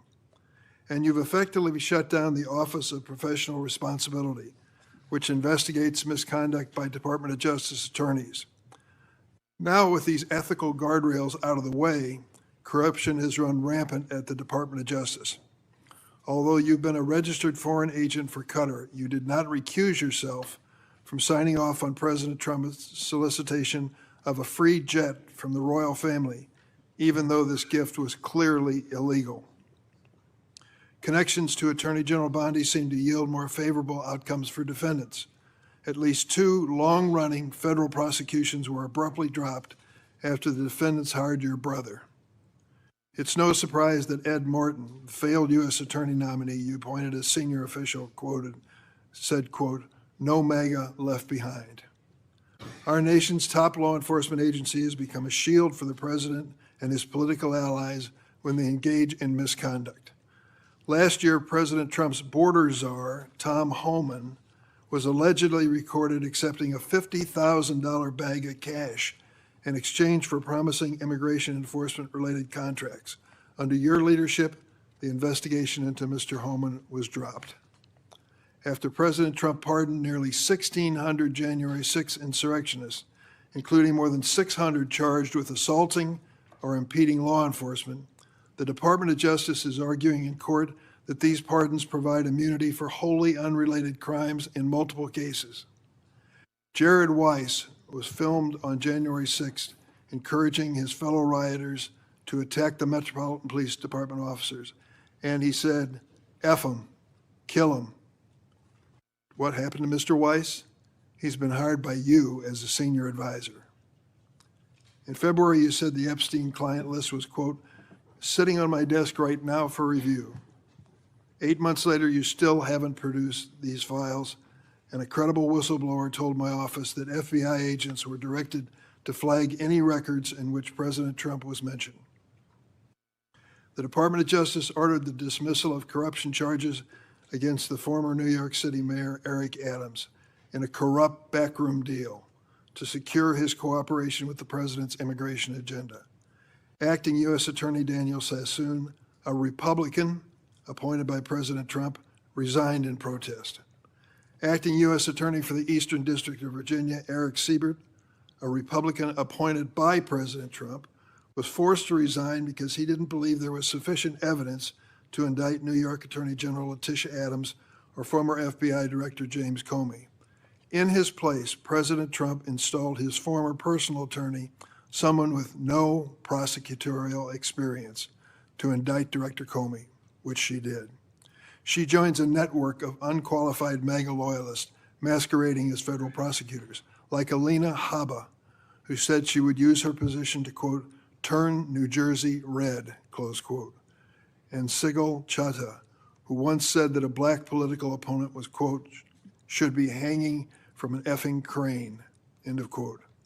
The President and Attorney General attempted to bypass the Senate to install these unqualified extremists. Where do you find these people? Courts have ruled that both Ms. Habba and Ms. Chattah are serving in their roles illegally, jeopardizing countless prosecutions by your office. Why? And that's just one example of how the Department of Justice is making America less safe. Attorney General Bondi shut down the Organized Crime and Drug Enforcement Task Force, OSADEF, which has dismantled thousands of criminal organizations. And you diverted thousands of FBI, DEA, and ATF agents and DOJ prosecutors from their critical missions to carry out the president's mass deportation agenda. Attorney General Bondi, not surprisingly, federal drug prosecutions have dropped to the lowest level in decades. Let me repeat that. Federal prosecutions for drug crimes have dropped to the lowest level in decades on your watch. Department of Justice has also unilaterally terminated 373 grants that provide critical funding to state and local law enforcement to the tune of $500 million. The 2026 Trump budget would slash the high-intensity drug trafficking areas program known as HIDA by more than a third, from $300 million to $196 million. Instead of taking common sense steps that have proven to help reduce crime, Attorney General, you're focusing on helping President Trump play strongman on television. He has illegally deployed troops to Chicago and other American citizens and has threatened to send more. The Justice Department defends this dubious legal basis for these deployments and diverts DOJ personnel and their components to assist in these efforts. These deployments basically target Democratic-run cities and Democratic leaders, ignoring many Republican-led areas of our country with even higher crime rates, and making clear that this is for political theater, not public safety. One particular chaotic raid in Chicago Tuesday last week, aided by the FBI and ATF, which you supervise. In the middle of the night, federal agents pulled women and children out of their beds, crashed down the doors to their homes, destroyed their apartments, zip-tied children and others, and detained immigrants and U.S. citizens alike for hours in vans. When one witness complained about the treatment of the small children, an agent laughed at her and said, "F them kids." On Friday, a federal judge appointed by President Trump held that deploying the National Guard in Portland is illegal. White House Deputy Chief of Staff Stephen Miller accused her of, quote, "legal insurrection," close quote, at a time of rising threats to federal judges, This kind of language is inexcusable. Last week, the President and Secretary Hegseth summoned senior military officials to a political pep rally at Quantico, where the President said he wanted to use American cities as, quote, training grounds for our military. Training grounds for our military. To fight the, quote, enemy within. Chicago is not the enemy. Our fellow Americans are not the enemy. It is abhorrent for the President, who is supposed to represent all Americans regardless of political party, to describe anyone who disagrees with him in this manner. To my Republican colleagues who claim the previous administration weaponized the Department of Justice, President Biden retained President Trump's FBI Director Christopher Wray, who President Trump then fired. President Biden never directed the Attorney General to prosecute his political opponents.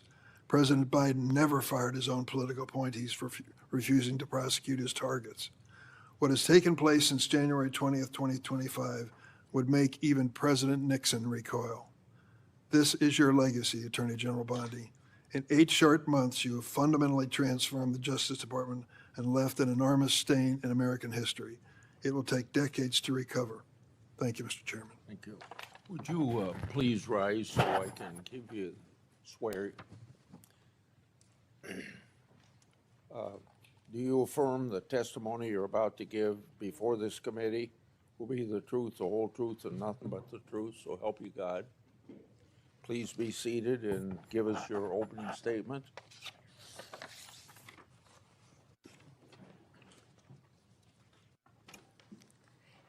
Thank you, Chairman Grassley and Ranking Member Durban, and every member of this committee. I'm grateful for the opportunity to testify in front of you today. First, please join me in remembering, as you said, Chairman Grassley, all the Jewish people who lost their lives in the October 7th attacks 2 years ago today.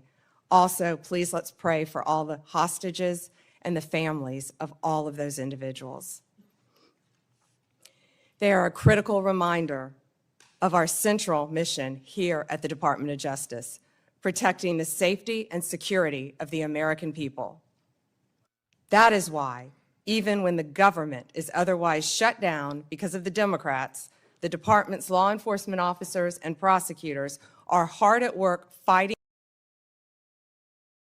protecting you from the threats, foreign and domestic. When I was confirmed as the 87th Attorney General of the United States, I took office with 2 main goals: to end the weaponization of justice and return the department to its core mission of fighting violent crime. As to ending the weaponization of justice, we learned that former FBI secretly investigated you and your colleagues. Why? They wanted to take President Trump off the playing field. They were playing politics with law enforcement powers and will go down as a historic betrayal of public trust. This is the kind of conduct that shatters the American people's faith in our law enforcement system. We will work to earn that back every single day. We are returning to our core mission of fighting real crime. While there is more work to do, I believe in 8 short months, we have made tremendous progress towards those ends. Our federal surges in Washington, D.C. and Memphis are a perfect example of how the Department of Justice should operate.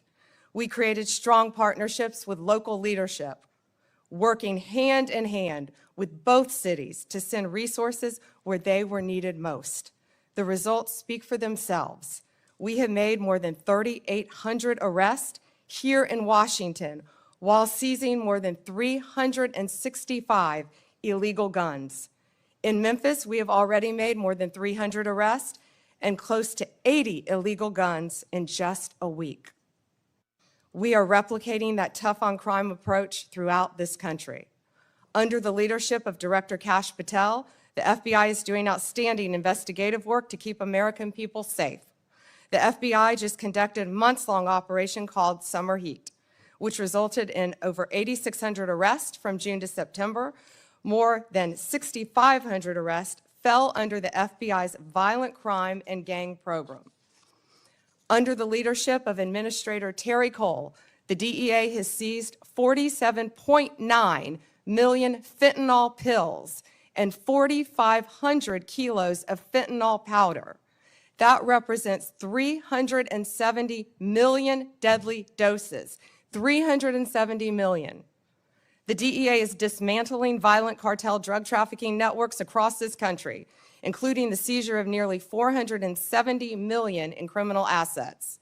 Under the leadership of Gadi Serralta, our U.S. Marshals have been the tip of the spear on federal surges in protecting judges and elected officials.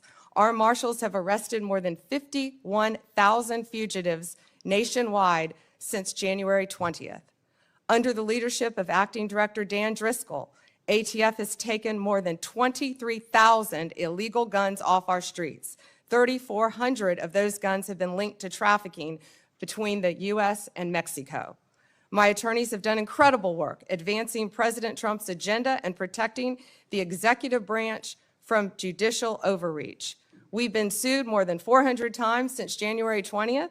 Judges have issued more than 90 temporary restraining orders against us, more than the previous several administrations combined. Despite the unprecedented degree of activism we've seen from the lower courts, we have never ignored a court order. And why would we? We have secured a historic 22 victories at the Supreme Court alone, with more to come. Our civil rights attorneys are fighting discrimination and anti-Semitism. Our criminal attorneys are prosecuting violent criminals and foreign terrorists every single day.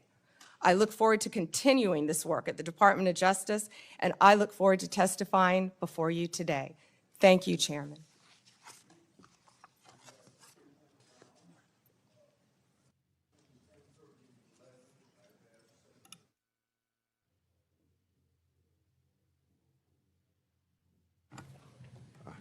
I forgot to turn on the microphone. Let me start over again.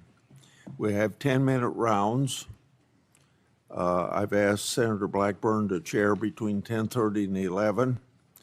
I hope that we can have good decorum during this hearing, treat each other with respect. General Bondi, just in case you get cut off with something that you don't get to answer your question when that senator's done, if you ask me for a little bit of time, not a lot of time, but a little bit of time to finish your answer, I'd be glad to give that to you. So starting myself, you inherited a bloated bureaucracy. It requires reorientation to better serve your mission of the department. That would include reassessing grants disguised to help Americans, but many were partisan pet projects. It also requires reallocation of resources to better serve the American people. On this issue, I've got two questions. What updates can you share with the committee about your review and grant DOJ and grants that DOJ has reassessed?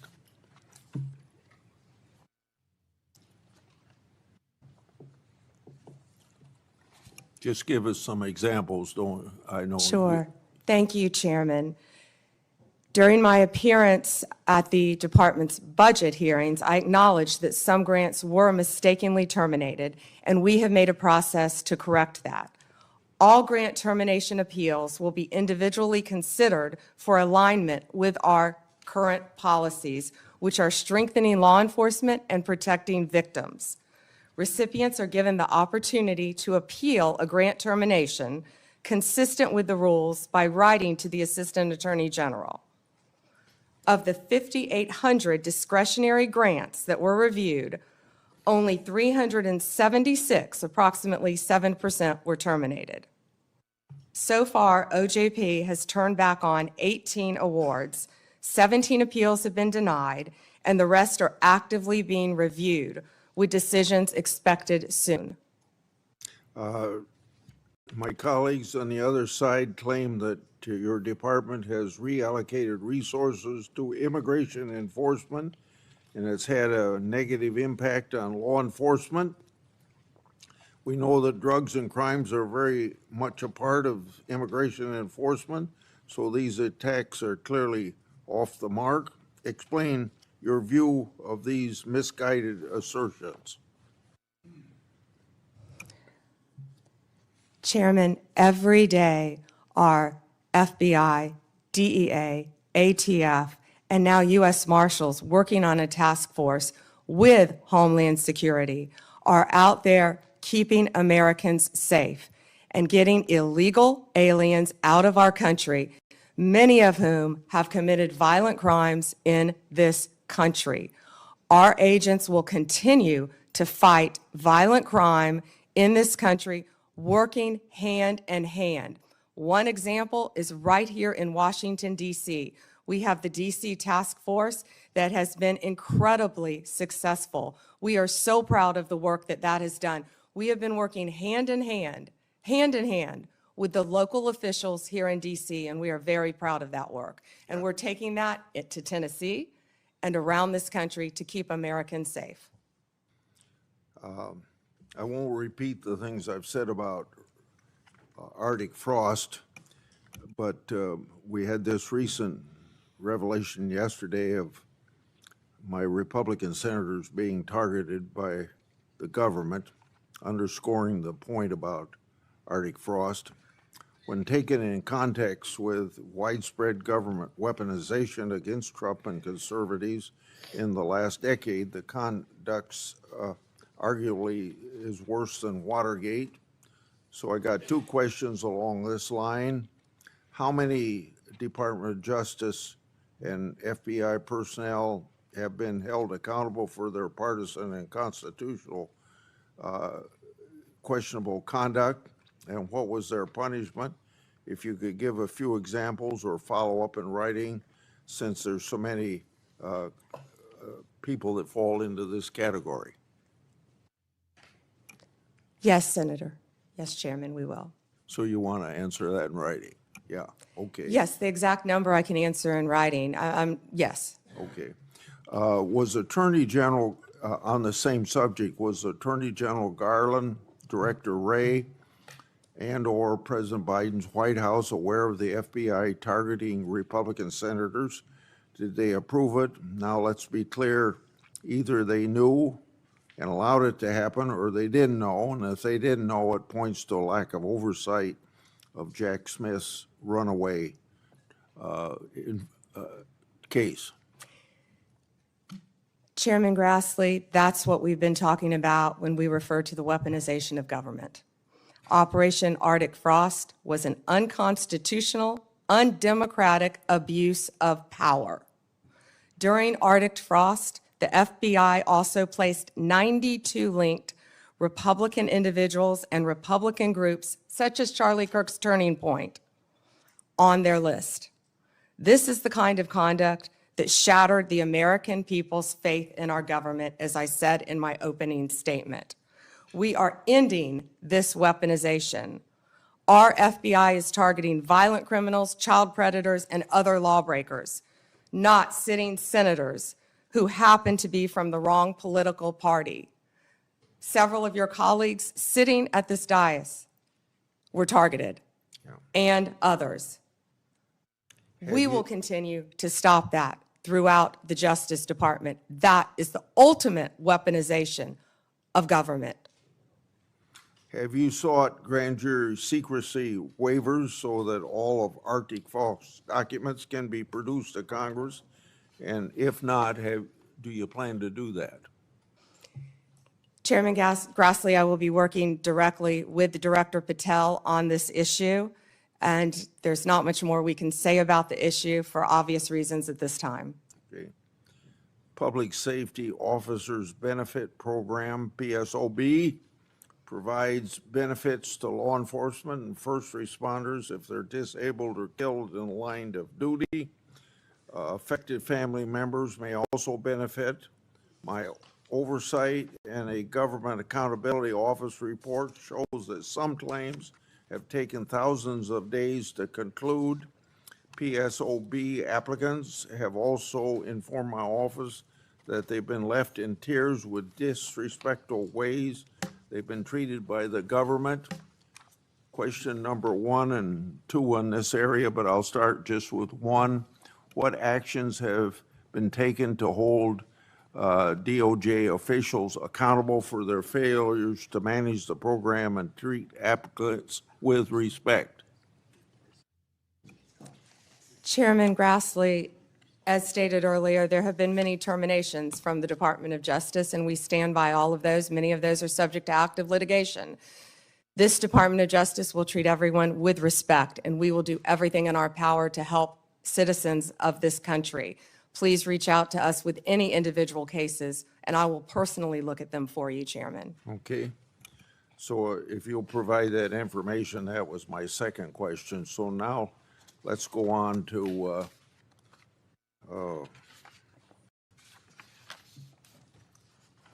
regarding the initial FBI 1023 document that I made public last Congress. That document mentioned 1, text messages, 2, audio recordings, and 3, financial records that allegedly approved a bribery scheme with the Biden family and foreign interest. I asked Director Patel if his predecessors made any effort to determine whether these records existed. He answered no. What steps has the department taken to determine whether these records exist? One way or another, this matter ought to be put to rest. Chairman Grassley, I know Director Patel is working hard on this with the members of the FBI. Okay. So we don't know if these records exist, or you just can't say that publicly at this point? I don't want to discuss any of that publicly, Okay. Director.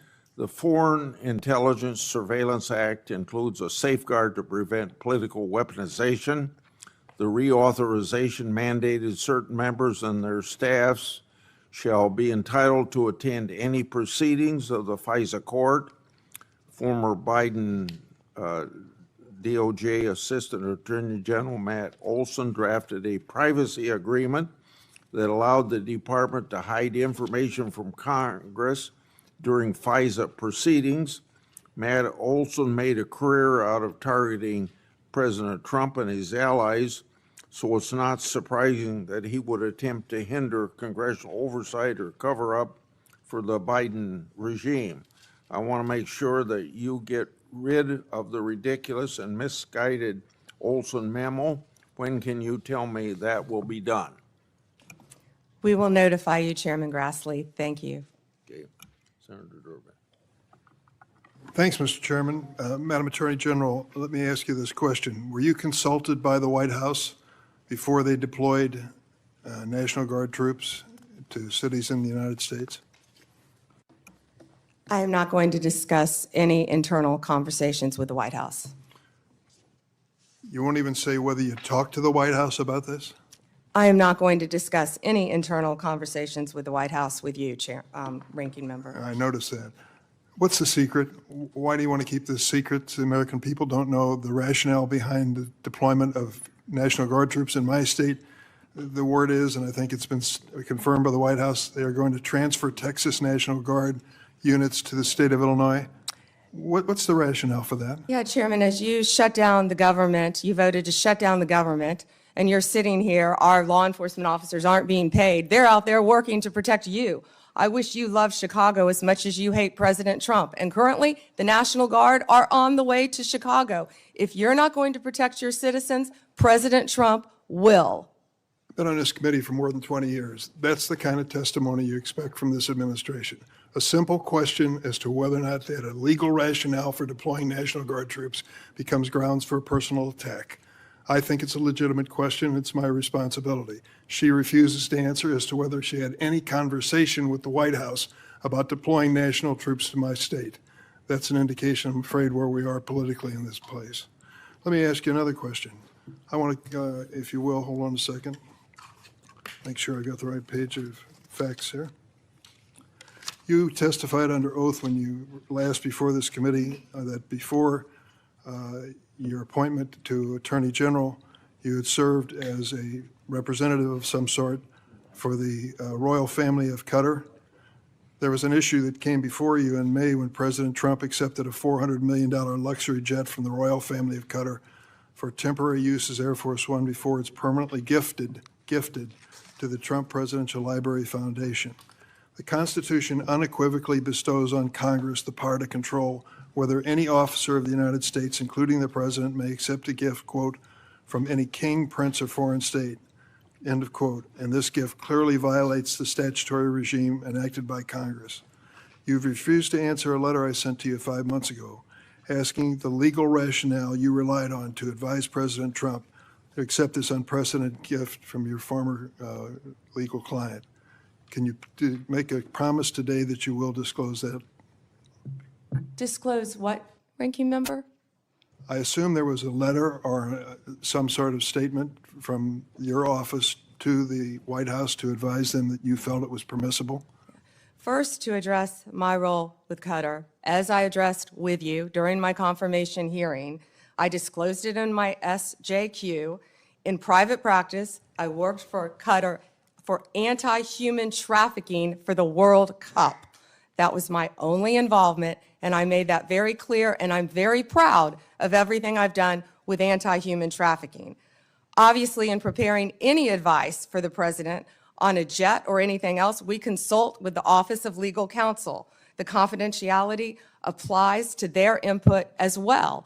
And Chairman, if you would approve and vote to approve, as Chairman Grassley said, excuse me, Ranking Member, as Chairman Grassley said, my employees, we would answer your letters a lot faster, yet you're stalling them at every stop. And to go back to your previous question, your city has a murder rate 5 times higher than New York's. 571 homicides last year. If you were serious about protecting your people, you would be asking this administration for help. You're saying that we're coming into your state and your city. We're there to help make America safe and Illinois safe, whether or not you want to. I believe cutting federal grant programs to law enforcement in my state and across the nation does not make us any safer, and you've done just that. You've supplanted that decision by sending in National Guard troops to California and other places. That is a situation where the governors have not asked for that help. If you truly wanted to do this on a bipartisan basis, you wouldn't defy a governor, you would work with them. I'm prepared to do that. I'm prepared to work with this administration. But cutting these grants to law enforcement does not make us any stronger as a nation or give us the tools we need to reduce crime in Chicago. Now, I'd just like to ask you, when it came to this Qatar situation, did you consult with the ethics office in the Department of Justice before making your decision on this gift of a jet? Chairman, I didn't gift a jet to anyone. My Office of Legal Counsel provides confidential advice to the President, to the White House, period. And you're conflating two issues. Cutting grants, I was very clear about what grants we've cut and what grants we haven't, only 7%. And if you have a grant in Illinois that you think that I've cut that is not that is protecting law enforcement officers or your people, you personally call me and I will work with you to turn that grant back on. I think many of the Democrats here can tell you, I have worked with them to turn grants back on. There's an appeal process. Tell me a specific grant that I have turned off in Illinois that would help law enforcement, and I will work with you. But you have not done that. Did you And take a again, look? Did you take a the look? National Guard is on the way right now as we speak. Oh, by the way, so is Director Patel and Deputy Attorney General Todd Blanche. You're sitting here grilling me, and they're on their way to Chicago to keep your state safe. Madam Attorney General, it's my job to grill you. Investigation of your agency is part of my responsibility and this committee. You may not like the experience, but others have weathered the storm and answered questions in a respectful manner. Can you tell me the grants, Yes. Ranking Member, please? Take a look at the president's budget on HIDA grants. What happens to it in his proposed budget? I'd be glad to meet with you on the It's grants. cut by 1/3 from $300 million to 196. That's one example of a grant that works, and your administration has suggested cutting it in the budget lies ahead. I want to ask you about items in a letter I sent you in July that you have not answered. In February, you made a public claim that the Epstein client list was, quote, sitting on my desk right now for review, end of quote. You then produce already public information and no client list at a major media event hosted at the White House. Attorney General Bondi, why did you publicly claim to have the Epstein client list waiting for your review and then produce nothing relevant to that claim? Senator Durbin, if you listen to my entire clip on that, I said I had not reviewed it yet, that it was sitting on my desk along with the JFK files, the Martin Luther King files, and I said I had not yet reviewed it. And if you see our memo on Epstein, you will see, excuse me, our memo on Epstein clearly points out that there was no client list, our July 6th memo. You also didn't let me respond to the HIDA question. The budget transfers $196 million for high-intensity drug trafficking areas to the Office of Justice Programs, OJP. The Justice Department will continue to administer those grants under OJP in 2026. Going back to the Epstein files, according to another whistleblower who made a protected disclosure to my office, you pushed the FBI to review approximately 100,000 Epstein-related records on an arbitrarily short deadline in March, and the FBI was directed to flag any documents that mentioned President Trump. Nothing came of that review until July when DOJ and FBI released an unsigned memo stating, quote, "there's no incriminating client list." Why was the July 7th memo unsigned? The July 7th memo came from the FBI and the Department of Justice. Director Patel answered those questions very clear. And, you know, Senator Durbin, I find it very interesting that you refused repeated Republican requests to release the Epstein flight logs in 2023 and 2024. You fought that. Did you take money from Reid Hoffman, campaign donations, Never who was a heard. huge Epstein friend? Why did you fight for years? Why did you fight to not disclose the flight logs, Senator Durbin? I can tell you I did not refuse. One of the senators here wished to produce those logs, and I asked her to put it in writing, and she never did. Yeah, I think Senator Blackburn would quarrel with you on that. But Well, that's I will up to the quarrel two with of you as to read somebody that you mentioned I never heard of. Reid Hoffman. So who gave the order to flag records related to President Trump? To flag records for President Trump? To flag any records which included his name? I'm not going to discuss anything about that with you, Senator. Eventually, you're going to have to answer for your conduct in this. And you won't do it today, but eventually you will. I yield, Mr. Chairman. I got to Mr. interject Chairman? something here. Mr. before I Chairman. get to Pam. Mr. Chairman, since Senator Durbin referred to me, I would really appreciate the opportunity to correct the record. Proceed. Because Senator Durbin knows I repeatedly asked for those flight logs. I brought up the subpoena. You even shut down the committee because you didn't want that, and you know I submitted that in writing, and you continue to misrepresent that, and I am not going to let that record stand.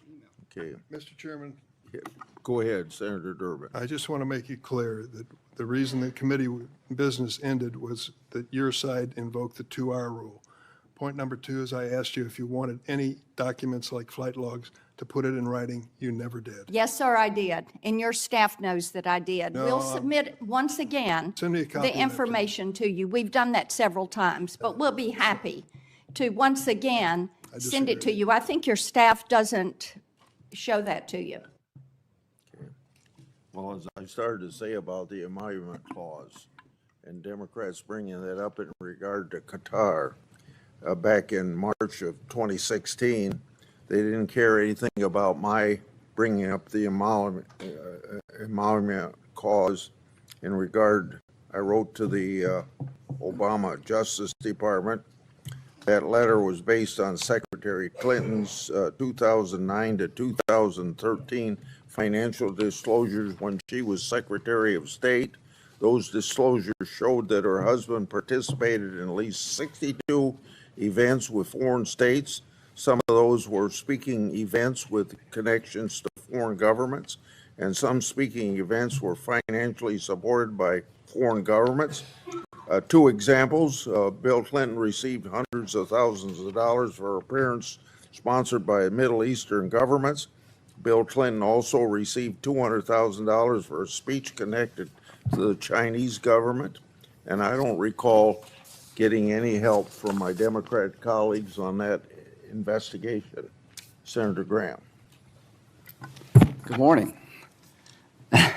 Good morning. Thank you. So I want to make sure I got this clear. If a Democrat or a Republican senator has a problem with a grant that's been canceled or reduced, you would be glad to talk to them.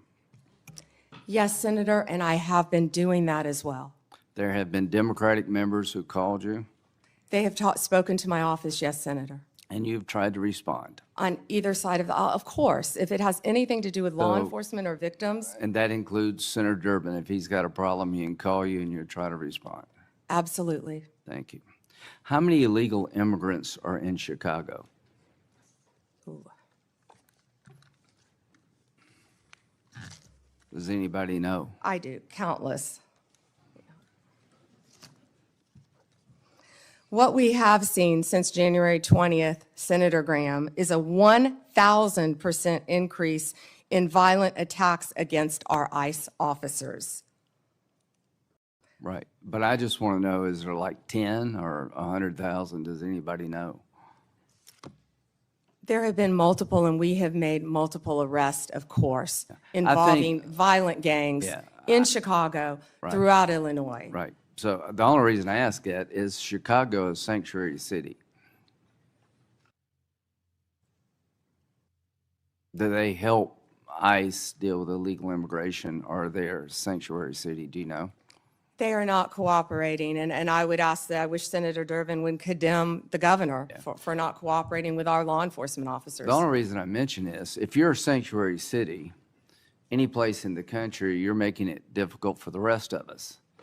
Because word gets out, if you get to a certain city, maybe Chicago being one of them, that you're home free, and that just encourages more illegal immigration. Do you deal with that? Agree with that? I do, Senator Graham, and can I add something to that? Sure. Please. One of our biggest wins was against the Sinaloa cartel, and that came in Chicago. The state of Illinois has a Trust Act, which prevents local law enforcement from cooperating with our federal immigration authorities. And that's what I was trying to talk to Senator Durbin about. On September 15th, our partners at ICE arrested an illegal alien from Mexico for beating a 21-year-old man to death. He had been imprisoned in Illinois prior to the murder and was released under Illinois' Trust Act. We filed multiple lawsuits in Illinois for sanctuary policies, specifically in-state tuition for illegal aliens and obstructing employers from verifying citizenship. You can't make this up. On September 5th, a federal grand jury in Chicago indicted a major Sinaloa cartel boss, narco-terrorism, guns, and drug charges. On July 11th, we announced a guilty plea for Ovidio Guzman Lopez. You may know him as the son of El Chapo, one of the worst narco-terrorists in the world. In the world, In Senators. Chicago. In Chicago. In Chicago. He entered a guilty plea to drug conspiracy and 2 counts of knowingly engaging in a continuing criminal enterprise in the state of Illinois. I could continue with fentanyl. I could continue with child predators in Illinois. Well, thank you. I think I've seen numbers over 100,000. So Chicago and other sanctuary cities, you're making it harder for us to deal with illegal immigration by doing what you're doing. And I am glad President Trump is trying to change those policies. And if you need the National Guard to bring order out of chaos, so be it from my point of view. Now let's get back to the topic sort of at hand here about how the law is being used politically. In September 2022, Attorney General James from New York basically said in a campaign that she would go after Trump, his business transactions, and his family with full force. November the 15th, 2022, Trump announces his candidacy for president. November 2022, 3 days after Trump announced his reelection campaign, Jack Smith was appointed by Garland to be special counsel to look at classified information, document mishandling, and trying to undermine the 2020 election. In March, President Trump was indicted in Manhattan of 2023, just after announcing 34 felony counts. What they did is they took misdemeanors and turned them into felonies by using a legal theory that no one in the history of Manhattan had ever been charged with. June 2023, a federal grand jury in the District Court for the Southern District of Florida indicted President Trump on 37 charges regarding classified information. Now, all I can say is that taking a hammer to a hard drive in bleach bit apparently doesn't make the cut. Having documents in the garage of President Biden doesn't make the cut. In August of 2023, he was indicted yet again regarding the 2020 election. So all I can say is that in September 27th, Jack Smith's team asked for my phone records and 7 other senators. Now that's just the 2024 election. Comey, are you aware of the fact that in August, Comey, then director FBI, August of 2016, was in a meeting at the White House where it was discussed that by Brennan, then CIA director, that there was intelligence that maybe the Clinton campaign was trying to cook up a narrative that Trump was a Russian asset? Senator, I believe that has been reported publicly, but I cannot comment on that. Okay, well, I'm just telling you. Now, this is a campaign for president in 2016. In July, they open up Crossfire Hurricane. In August, they have a discussion in front of President Biden that there's intel that maybe this is generated by his political opponent. Nothing happened. In September, are you aware of the fact that the intelligence community sent a memo to the FBI director detailing intelligence that suggests it's Clinton's campaign is behind the idea that Trump is colluding or cooperating with the Russians? Senator, I believe that has been reported. And that was addressed to the FBI director and Mr. Strzok, this memo. Are you aware that he told this committee, I don't recall that, the FBI director? Senator, I can't discuss anything. Well, I can tell you this. What the hell would you recall? You're the sitting FBI director. There's a campaign for president going on. You've opened up an investigation believing that the Republican candidate may be a Russian asset. And now all of a sudden, less than a month later, 2 months later, you have 2 inquiries, 2 events to suggest it may be his political opponent. Did anybody in the FBI inform the FISA court or anyone else about this activity that you know of? I can't discuss that matter, as you know, Senator Graham. Should they have? Is there a requirement by law enforcement to tell the court if their warrant is being sought or a defendant that there's exculpatory information out there about you?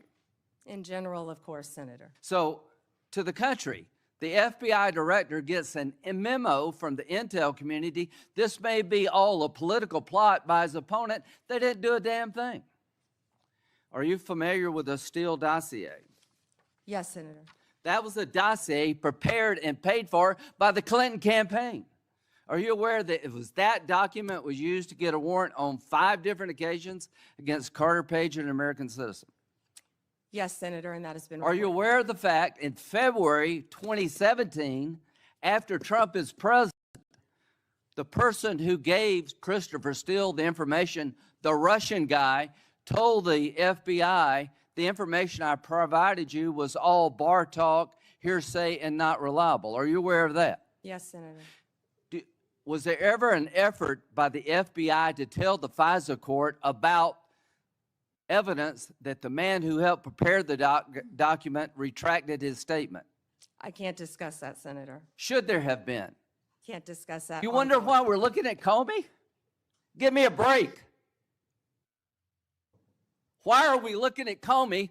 Because he ran an FBI and personally knew about exculpatory information and let it slide. How in the hell can two FBI agents interview a man who says the document you're using against a sitting president to suggest he may be a Russian agent or Carter Page that is now no longer reliable? How does that not get to the court? Can you tell me how that doesn't get to the court? You can't, can you? I can't, Senator, and I Can can't you tell me discuss- why my phone records, when I'm the chairman of the Judiciary Committee, were sought by the Jack Smith agents? Why did they ask to know who I called and what I was doing from January 4th to the 7th? Can you tell me that? No, Senator, and there were 8 senators in total. Do you think that was an abuse of power? Senator, I cannot discuss whether there is or is not an ongoing investigation. If I may add one thing, they also wasted $50 million on what you just described, trying to put President Trump in jail prior to the election. Before Senator Whitehouse, I want to introduce into the record what is called the Durham Annex. The annex is a declassified appendix to John Durham's report about Crossfire Hurricane. The Durham Annex contains information exposing a reported Clinton campaign plan to falsify and tie President Trump to Russia. For years, I've fought to assemble and publicize all the facts surrounding Durham investigation, Crossfire Hurricane, and related matters. The Durham Annex was declassified as a large part because of Attorney General Bondi. Mr. Chairman, Mr. Chairman, Yeah, may I ask you a question? if I can answer it, yes. Go Thank you, ahead. Mr. Chairman. Are you going to hold a separate hearing on your whistleblower account of the FBI investigation of 8 United States senators? I think we need, my answer to your question is, I think we need to wait until we see what the FBI can report and whether it's necessary to have a hearing. Right now, I haven't ruled one out, but I haven't made a decision. And what year do you think that will happen in? I want the FBI to be a thorough investigation of it and report to us what information they can give us, and I don't know how long that'll take them. With respect, are you giving them a certain period of time? I have not given them a certain period of time. I'll discuss that matter with my staff and see if that needs to be done. Okay, if civil suits are filed against the perpetrators at the FBI, will that facilitate your investigation? Well, what's the question again? If the 8 senators who were spied upon sue the hell out of the Department of Justice and the perpetrators involved, will that facilitate their investigation and/or yours? I guess what I'm getting to is, I don't understand why we don't have a separate hearing. I find this breathtaking. Yeah. It's just been 24 hours since the FBI investigated on it. Please give me an opportunity to sort through all this. Fair enough. I just don't want to wait 24 years to get an answer. Yeah. We do have an active investigation going on through my staff. I want to make that very clear. Mr. Whitehouse, or Senator Whitehouse.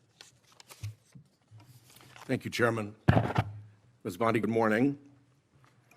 Good morning. What became of the $50,000 in cash that the FBI paid to Mr. Homan in a paper bag, evidently?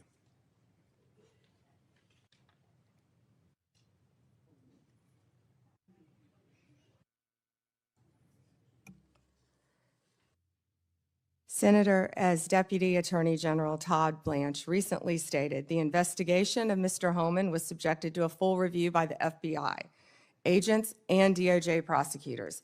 They found no credible evidence of any wrongdoing. And that was not my question. My question was, what became of the $50,000 in cash that the FBI delivered, evidently in a paper bag, to Mr. Homan? Senator, I'd look at your facts. Are you saying that they did not deliver $50,000 in cash to Mr. Homan? Senator, as recently stated, the investigation of Mr. Homan was subjected to a full A different review question. by the FBI agents, That's a by different Department question. of Justice prosecutors. They found no evidence of wrongdoing. That's a different question. What became of the $50,000? Did the FBI get it back? Mr. Whitehouse, excuse me, Senator Whitehouse, you're welcome to talk to the FBI. The report to you, can't you answer this question? Senator Whitehouse, you're welcome to discuss this with Director Patel. Did Homan keep the $50,000?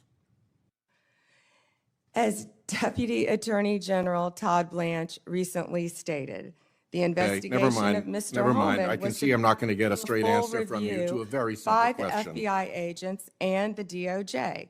Do They you found know- no credible evidence of wrongdoing. You know, you're very concerned about money and people taking money, and Do you you rail know- against wait a dark second, money. wait a second, wait a Yet you second, work with dark wait a money second. groups all the time, Senator Wait a Whitehouse. second.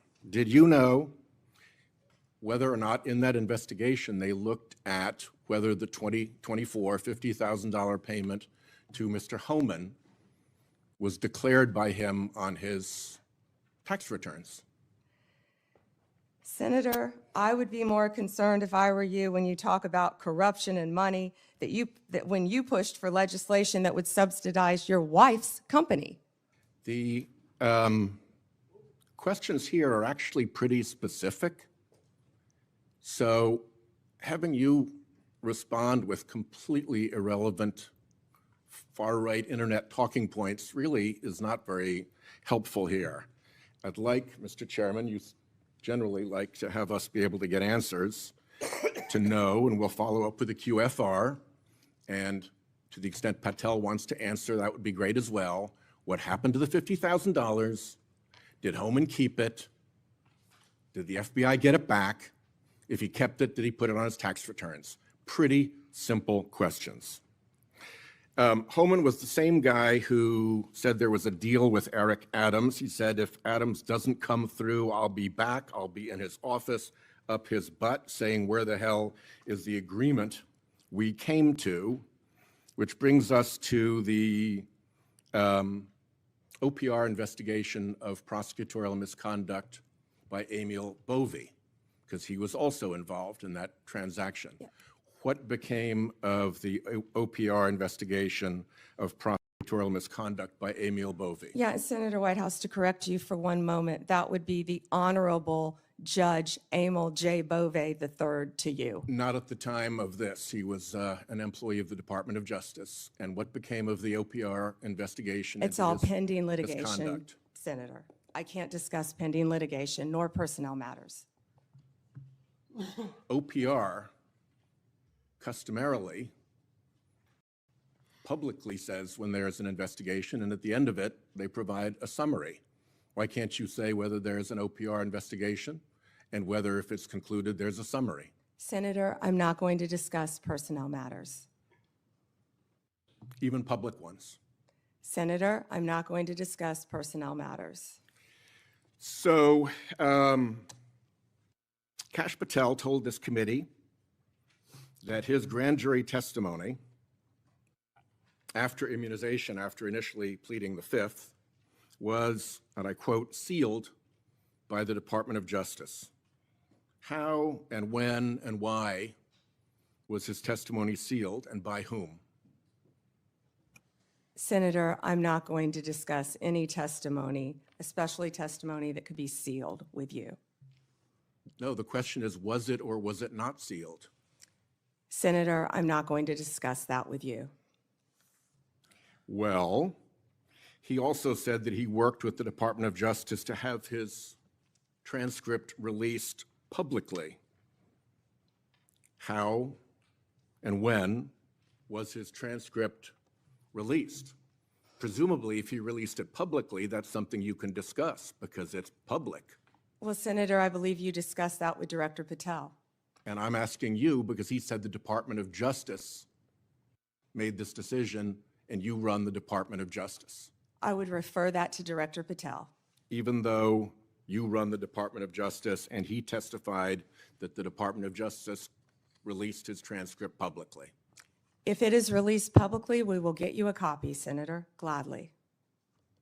If, being a rather important word there, when your FBI director testified that that was a fact. Treasury compiles suspicious activity reports, referred to often as SARs, that DOJ receives automatically. Hundreds related to accounts of Jeffrey Epstein. How many of those Treasury SARs did you or Director Patel investigate?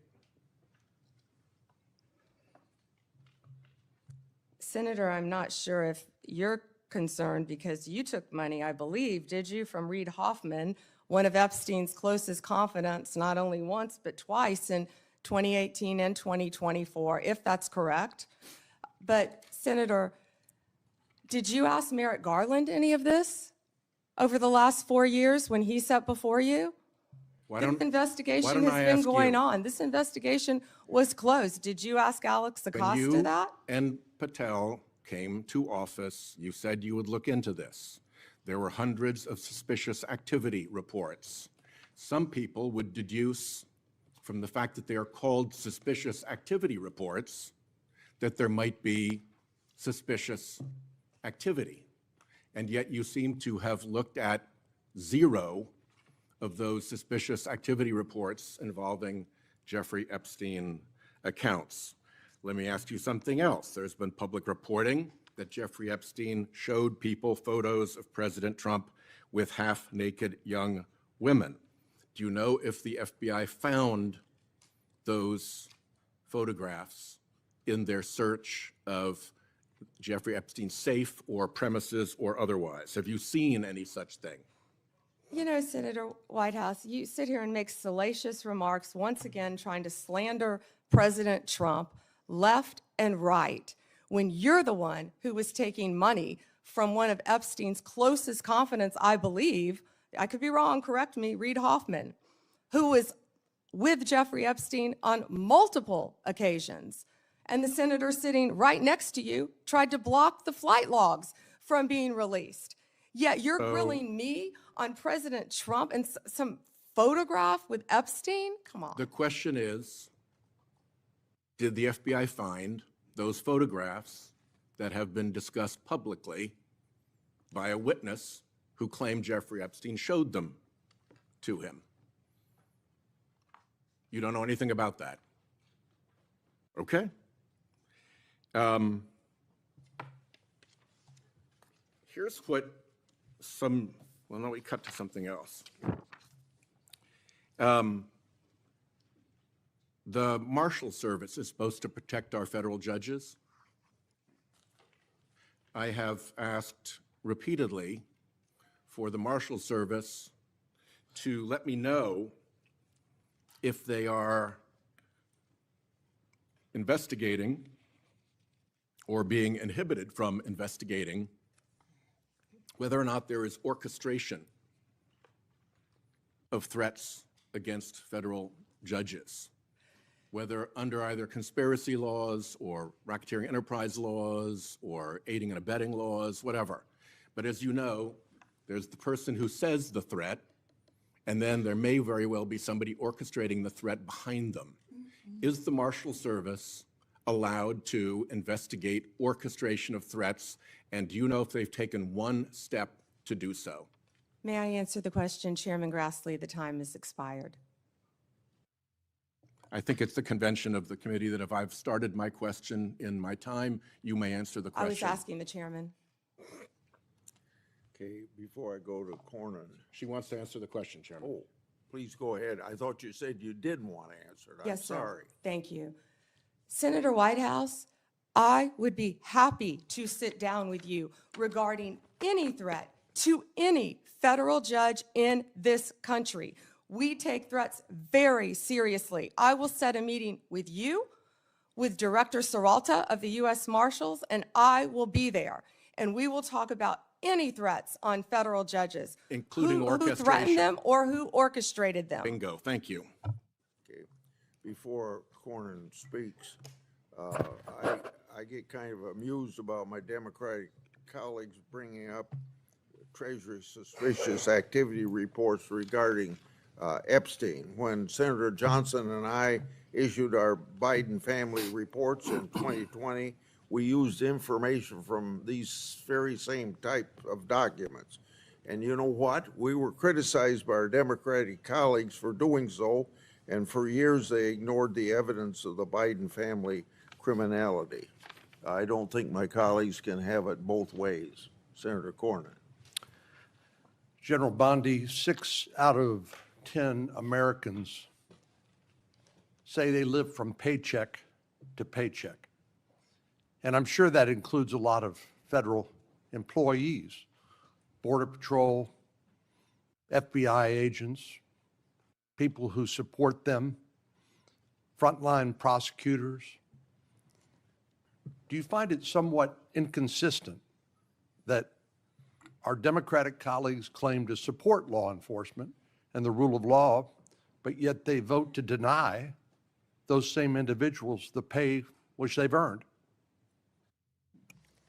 Yes, Senators, our law enforcement agencies, DEA, ATF, FBI, U.S. Marshals, and all the other federal agencies, Homeland Security, Treasury, all the agencies, all of my federal prosecutors, all of our employees are working tirelessly, national security, around the clock to keep this country safe and to keep this world safe. Yet, the Democrats voted to shut the government down, and they are out there working without a paycheck, with families at home, risking their lives every single day. Thank you for pointing that out, and thank you for caring, Senator Cornyn. So let's get back to some basics. The Constitution of the United States is the supreme law of the land, is it not? Yes, sir. Applies to all Americans, the entire country.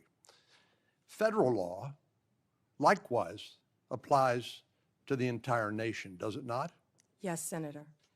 And so when federal law enforcement agents go to cities like Chicago to enforce federal law, they are acting within their authority, are they not? Yes, Senator Cornyn. So on what legal basis would a governor or a mayor say, we're going to deny or prevent a federal law enforcement agent from enforcing federal law? What would be the legal basis for them to do that?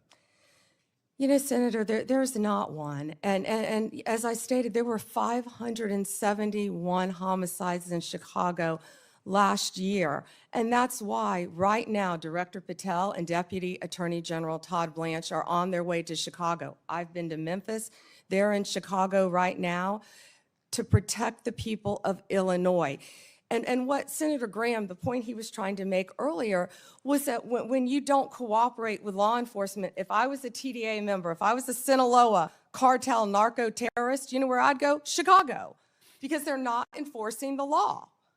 And they're running their operations, as I stated earlier, two of the biggest terrorists, narco terrorists, we arrested right in Chicago because it was a safe haven for them. And they're operating these networks around our entire country. So we are going to keep our entire country safe. We're going to protect all Americans. If these senators aren't going to vote to open our government, to let these people, our people, work with paychecks, they're going to do it anyway, whether or not the locals are cooperating with them. We're going to be there protecting all Americans in this country, Senator Cornyn.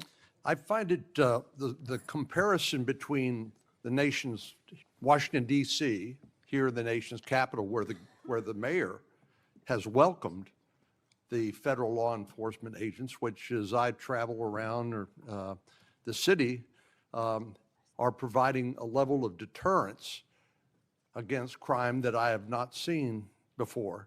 And Washington, D.C. happens to be one of the most dangerous metropolitan areas in the country. So seeing what the response has been by local officials here in Washington, D.C., seeing how the public here who visits here as tourists from Texas and elsewhere, how they're welcoming this federal law enforcement presence, it strikes me as a stark contrast between what we've seen in places like Chicago. And I just don't understand how elected officials who are sworn to uphold the law and the Constitution of the United States could take the position that, no, we don't want a safer community in our major cities that have a high level of crime like Chicago. Doesn't it strike you as bizarre? Senator Cornyn, I don't understand it either, because we've been working hand in hand right here in DC with Mayor Bowser. She has been an incredible partner at making DC safe again. We've been working with her, we've been working with the police chief, we've been working with their staff, and the numbers speak for themselves. 3,156 arrests, 294 illegal guns seized. I think the number's probably higher today. Carjackings down 87%, violent crime down 45%. Right here in the nation's capital. I have been out there countless times before they go out on the streets, and I'm watching the DC Metro Police. I'm watching them with the Transit Authority Police, who of course keep our metros safe. I'm watching them with our DEA, FBI, ATF, U.S. Marshals, Treasury agents, and HHS has even provided doctors out there to help the team. And what they are, they're a team, and they are working hand in hand. If you couldn't see their shirts on their insignia, you wouldn't know what agency they were with. I've truly never seen a partnership like that in my career, and it's working together, and that's what Illinois is refusing to do. And I wish these senators, I wish Senator Durbin would condemn the governor of Illinois and have him work with us like we're doing now in Memphis. We have the governor of Memphis. We have our two great U.S. senators in Memphis. We have the mayor of Memphis, the same, the chief, working hand in hand there. Last week, maybe the week before last, I lose track of the days, we had the head of the Metropolitan Police Union for the District of Columbia here, and I asked him about violent crime in our communities. And I asked him whether there was a straight line from the open border policies of the Biden administration, which helped facilitate the cartels from exporting their poison to the United States, only to then find it distributed by criminal gangs who then engage in violence in our communities like Chicago to protect their territory and the profits that go along with that illegal drug trafficking. But I want to ask you about another aspect of the open border policies, and that has to do with one of the least reported tragedies and scandals associated with the Biden open border policies, and that has to do with the 500,000 children, sometimes called unaccompanied children, UACs, 500,000 children that the Biden administration allowed to be placed with sponsors in this country that were largely unvetted and subjecting them to who knows what, and then abandoning them by taking the position that it's not the federal government's responsibility, it's local child protective agencies that have to follow up on these kids. So they couldn't tell you whether they were being trafficked, recruited into gangs, whether they were going to school, whether they were getting the health care that they need. They couldn't tell you because they didn't care. So I know that President Trump's administration, the Department of Justice in particular, has located 22,000 of these 500,000 children. Could you talk to us a little bit about your efforts to rescue these children that have been abandoned by the Biden administration? Yes, and Senator, thank you for asking that question. President Trump cares deeply about our children of this country and children from around the world. This is horrific what has been happening in our country. Law enforcement has arrested approximately 458 sponsors. Now, what these sponsors are, they lie to ORR, many of them, to have an unaccompanied alien child. Some of them later exploit and abuse these children. They're not parents, they're not guardians. They're coming into this country, they were coming into this country without any ramification across the Mexican border until Donald Trump became president again, and that's when it stopped. We are doing everything in our power to find and arrest these people who are exploiting these children and find these children throughout our country. One of those cases, we charged a Guatemalan national unlawfully residing in Cleveland with lying to government because he became the sponsor of a young girl, and of course we found he was later sexually abusing her. That's one of many cases, Senator Cornyn, that I can talk about. And Donald Trump will not rest until all of these sponsors are found and these children are found and protected. Thank you. Senator Klobuchar, you're recognized. Thank you. Attorney General Bondi, good morning. I'm going to start on a different subject. Good morning. On behalf of families in my state. And I wanted to thank the FBI and the local justice officials in Minnesota, the U.S. Attorney's Office, for the work that they did catching the murder, in the horrific murder of my friend, Speaker Melissa Hortman, and her husband, and the shooting of Senator John Hoffman.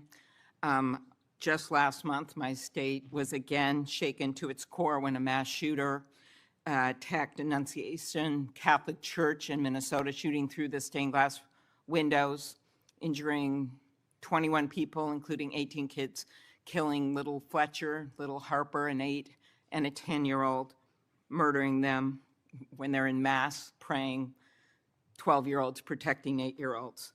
I know we've spoken about these tragedies, and we both agree that this kind of violence, whether in Minnesota or at a Mormon church in Michigan or the assassination of Charlie Kirk, has no place in our politics or in our democracy. In 2018, after the Parkland shooting, you were Attorney General, and there was a bill called the Marjorie Stoneman Douglas High School Public Safety Act. And the bill banned bump stocks, enacted red flag laws, and raised the minimum age to purchase a firearm in Florida from 18 to 21. And you actually defended the law in court from a challenge from the NRA. And we know that I'm in favor of an assault weapon ban, period. I look at these bills and I think, does this hurt my Uncle Dick in the deer stand? We have a proud tradition of hunting in Minnesota. I don't think they do. But as I talked to Director Patel, and he told me in the chair you are sitting in right now, that assault weapon ban could prevent future attacks. I talked to him about better background checks, about red flag laws, and then that perhaps we could find common ground on what actually happened in Florida, which would be to at least change the minimum age for purchasing assault weapon, because we've got 18 to 20-year-olds commit gun homicides at over triple the rate of adults 21 years and over, even though that wouldn't helped in Annunciation Church because he was a few years older. She was a few years older. But as you know, the shooter at Parkland was 19 years old, and the shooters in Buffalo and Uvalde were both 18 years old. So given your efforts in Florida, do you agree that at least raising the age for purchasing assault weapons could reduce the number of these shootings? Senator, first, that's pending litigation, and I can't discuss that at all. The 21 is pending litigation. I cannot discuss In that. Florida? But if I could go back I really the didn't know 21 this. age is pending litigation. I can't discuss that. But Senator, back to what you said about what happened in Minnesota, there is no place for that. And I believe I spoke to you after that horrific,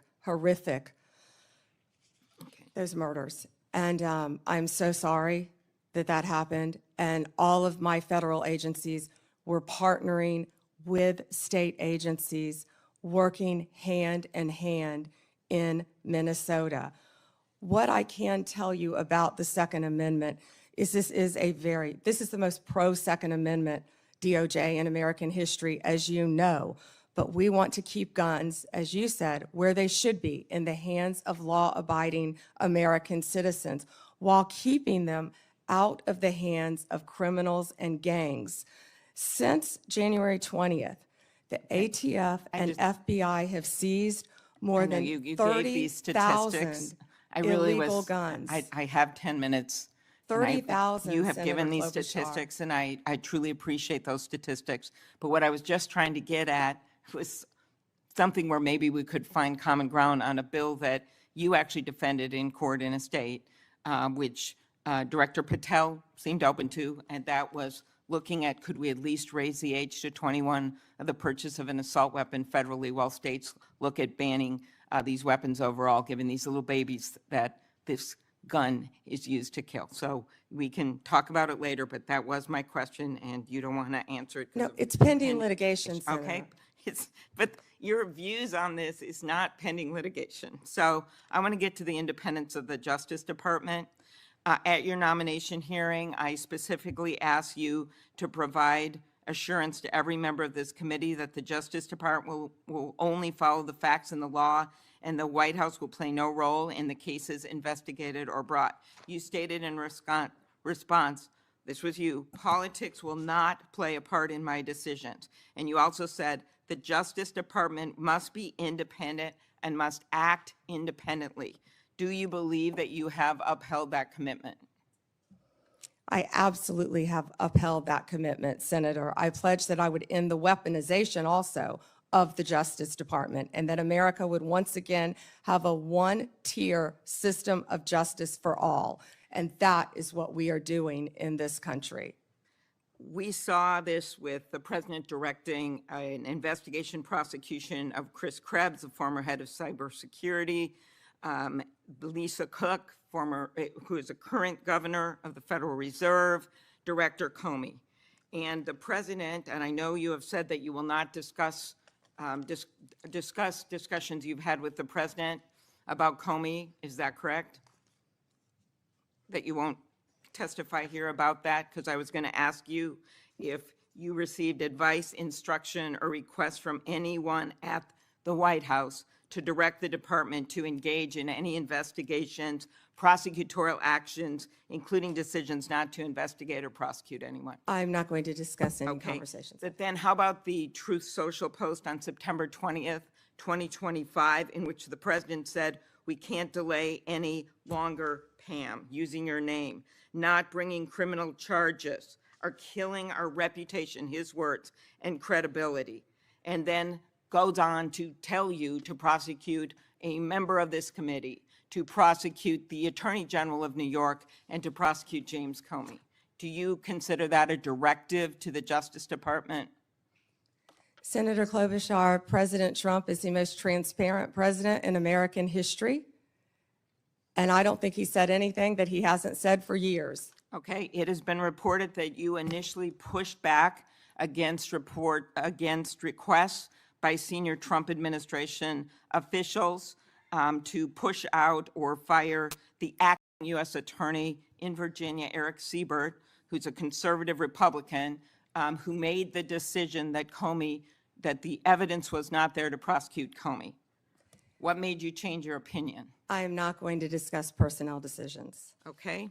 Is it true that the career prosecutors in the Eastern District of Virginia found that there was insufficient evidence to bring criminal charges against former Director Comey?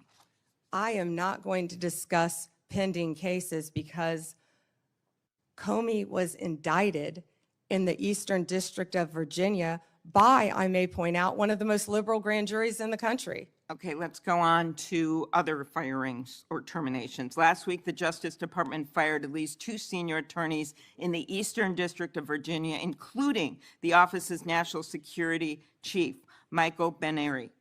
It is reported that his firing came following criticism from a right-wing social media commentator who wrote, "One can only assume he was part of the internal resistance in the Comey indictment." In fact, he did not work on the Comey case. Instead, he was working on pursuing justice for service members killed in Afghanistan. How does firing a 20-year national security prosecutor enhance public safety?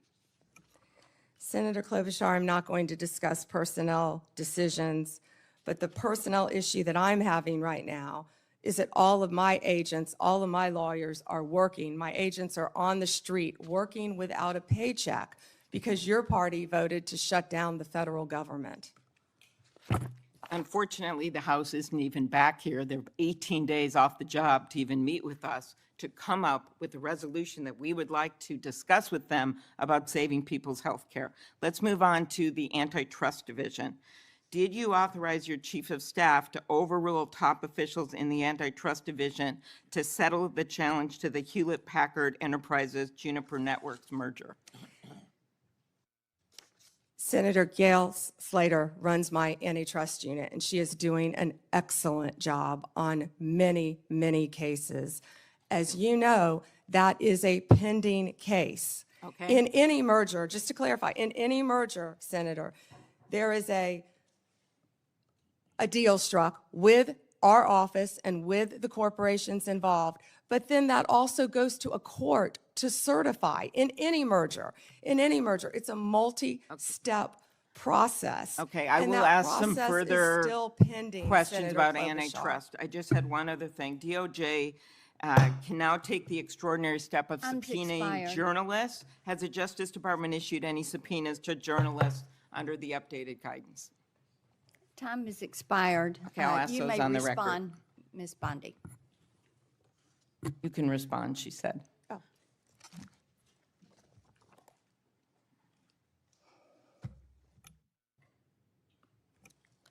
Senator, my office in April restored the Justice Department's longstanding norm on this issue. It was AG Garland who had deviated on the media investigations policy, allowing self-identified journalists using this self-serving status as a shield against being held accountable for endangering our nation's security. We have taken that policy back to the norm, and I can't comment on whether we have or have not, or do not have pending investigations. Time is Senator Klobuchar. expired. Senator Lee, you're recognized. Attorney General Bondi, thank you for being here today, and thanks for your service as Attorney General of the United States. I want to start by thanking you for acknowledging a moment ago the importance of protecting the rights of the law-abiding. In a country where there are hundreds of millions of guns, one of the most alarming, not to mention unconstitutional things the government could do is to disarm the law-abiding. It would be unfair, it would be fatal to many, it would be contrary to our constitutional system. And I appreciate you standing up for that. I'm also grateful for you standing up for Gail Slater, the Assistant Attorney General over the Antitrust Division. I have full confidence in her, and I can tell you do as well. More broadly, Attorney General Bondi, through your leadership, you've returned the Department of Justice to its core mission. And its core mission, of course, involves protecting the American people, upholding the law, upholding the Constitution, and making sure that justice in our system is applied even-handedly, fairly, consistently, as the law requires, without fear, favor, or political bias making those decisions. With you as Attorney General at the helm of this great department, the Department of Justice has strengthened its efforts to secure our borders against what has been an unprecedented influx of illegal immigration. It's disrupted sophisticated networks of criminals, including people who profit immensely and have profited over the last 5 years, roughly, from a massive human trafficking and drug smuggling operation. And it also just demonstrated an unwavering commitment to the safety of American citizens. Your work has sent a clear message to criminal organizations and to criminally minded people everywhere, foreign and domestic. The rule of law in the United States will be enforced, and those who prey on the vulnerable will face especially swift and unpleasant consequences. I'd also like to commend you and FBI Director Kash Patel, Deputy Director Dan Bongino for your collaboration with state and local law enforcement in my home state of Utah in assisting with the prompt apprehension of the shooter in the tragic assassination of Charlie Kirk just a few weeks ago at Utah Valley University. Your leadership has helped reaffirm that the Department of Justice exists to preserve the rule of law, to protect the peace, the safety of the American people, and ensure that our constitutional republic endures for many generations to come. Now, due to the open border policies that we had in the previous administration, a number of individuals, a number that is unknown and unknowable, but that is estimated to be in the many millions, somewhat estimated at the low end, be in the 10 million range. Others say more like 15. Others say it's more than that. But this unknown and unknowable number of individuals came across our border illegally. And an unknown number or percentage of those people are individuals who pose significant security risks, including some who were suspected terrorists. They were all allowed to enter the United States without proper vetting, in many cases without any vetting at all. What progress have you made so far, Attorney General Bondi, in solving some of those issues related to the illegal immigration of an estimated 10, 15 million, maybe more, over the last 4 years? Senator Lee, we are working hand in hand with Kristi Noem, of course, the Director of Homeland Security. She has been doing an incredible job. All of our agencies are working in partnership with them at the direction of President Trump. He ran on the promise of making America safe and closing our borders, and that's what he did on day one. He has also declared many of these transnational gangs as terrorist organizations, which is exactly what they are. They have been coming into our country from Mexico, from Venezuela, from other countries. They have been setting up shop right in our country. They are narco-terrorists, and it is going to stop, and it is stopping under his watch. Our task forces are working hand in hand with Homeland Security. Director Patel, Deputy Director Bongino have been going non-stop to make America safe again. That's not just a slogan. That's protecting everyone in this room. That's what we're doing as a country. We don't care if you live in Chicago. We don't care if you live in Florida. We don't care if you live in Utah. President Trump wants everyone to be safe, including right here in Washington, D.C., and that's what he's been doing. Not only that, Senator Lee, the surge, I'm sorry about my voice, the surge of drugs in this country has been horrific over the last 4 years. DEA they have seized 4,500 kilos of fentanyl powder and 50 million fentanyl pills, which I said earlier represents 370 million deadly doses of fentanyl. These transnational gangs, it's all about drugs and money, and they are destroying our country. They are destroying our children, and a lot of this fentanyl, as we know, is made, the precursors in China. They're coming in our country through Mexico and now other places, and under Donald Trump, it's going to stop because he has secured our borders, Senator Lee. And we're very grateful for that effort. It's interesting to note, moreover, that under the leadership of your predecessor, the Department of Justice, the FBI, and others who routinely appear before this committee, when asked about the human smuggling operation going on across our southern border, routinely denied that fentanyl was coming in significant quantities through the human trafficking operation. They stated never with any evidence, never with any ability to back it up, to prove this was the case, that these things were coming across the points of entry through vehicles, through trucks, and otherwise. We know that not to be true, and we appreciate your work in exposing that. Now, in recent months, going along with this law enforcement effort, there's been a disturbing trend. It's a disturbing trend that seems to be on the increase in recent days and weeks. That is a rise of violence directed at federal law enforcement officers engaged in immigration-related arrests, including direct physical threats, organized riots outside of detention facilities, and most tragically, of late, a fatal shooting targeting an ICE facility in Dallas.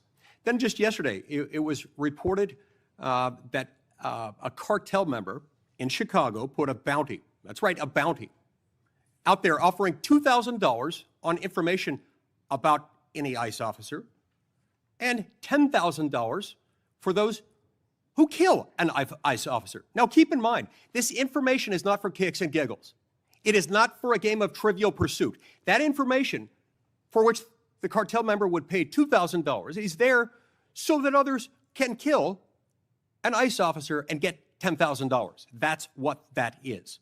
Can you discuss what protections are essential to ensuring the safety of ICE officers and their families, and why requirements to display personal information and prohibiting them from ever wearing any kind of covering would represent a totally unacceptable, indefensible risk to their public safety?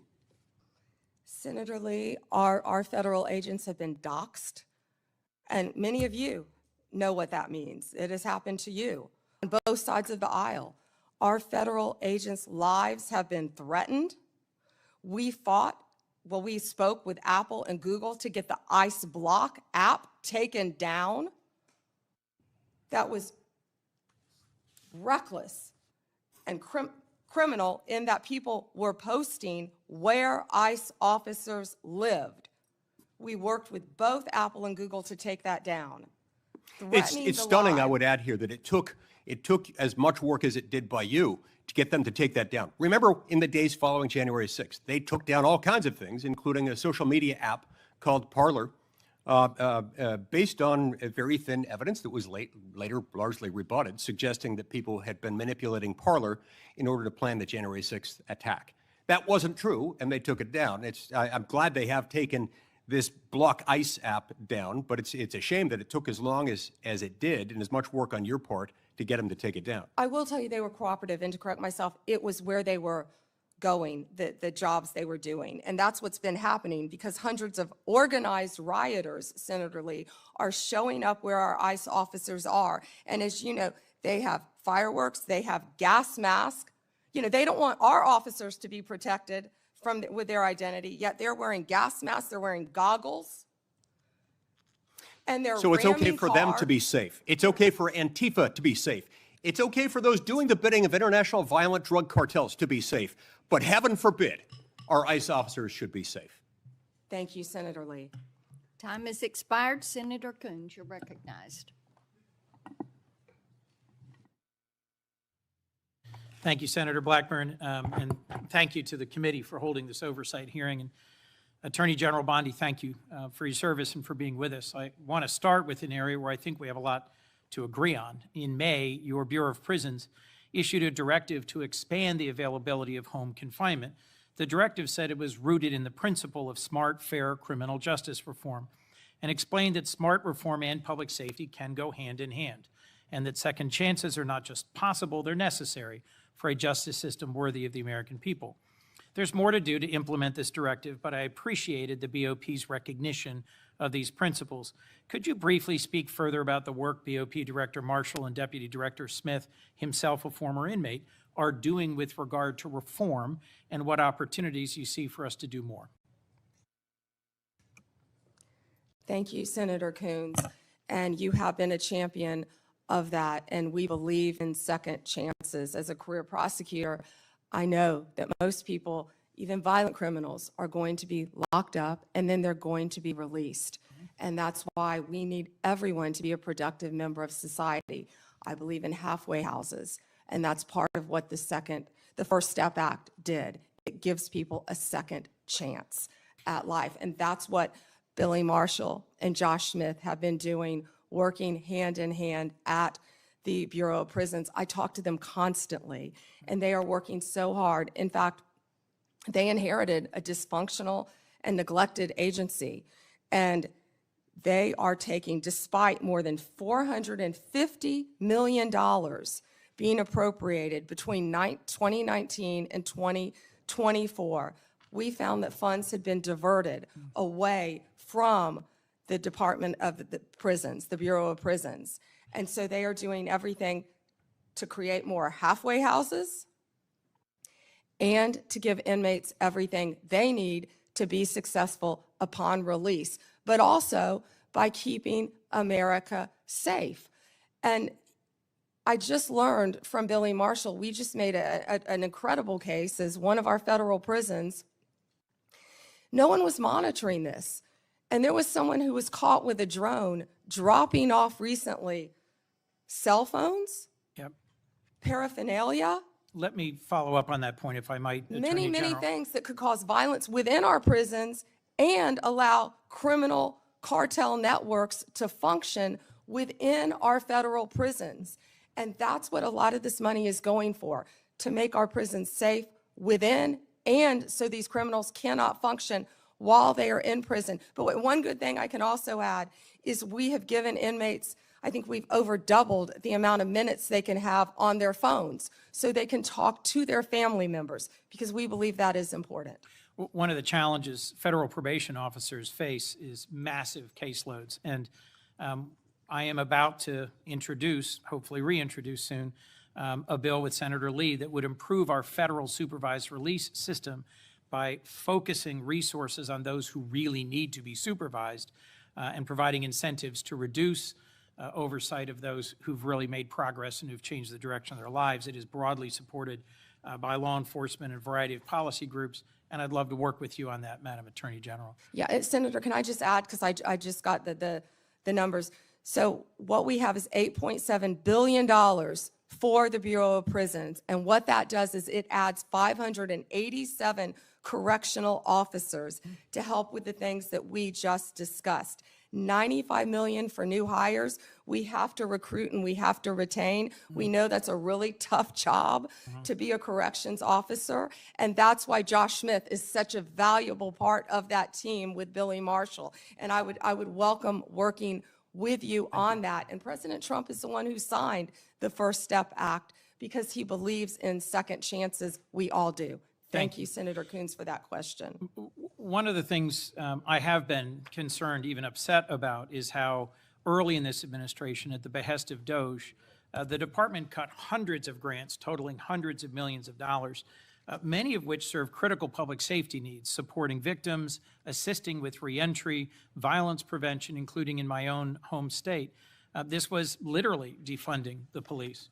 And I have some concerns about how DOJ is putting at risk public safety by assigning thousands of agents and prosecutors away from drugs, firearms, corruption, violent crime to help ICE arrest people without criminal records. You've indicated a willingness to review any grant that a member of Congress has concerns about, and noted a number of them have been restored on appeal. And I appreciate that willingness to admit some misjudgments or mistakes in some of the many grants that were canceled.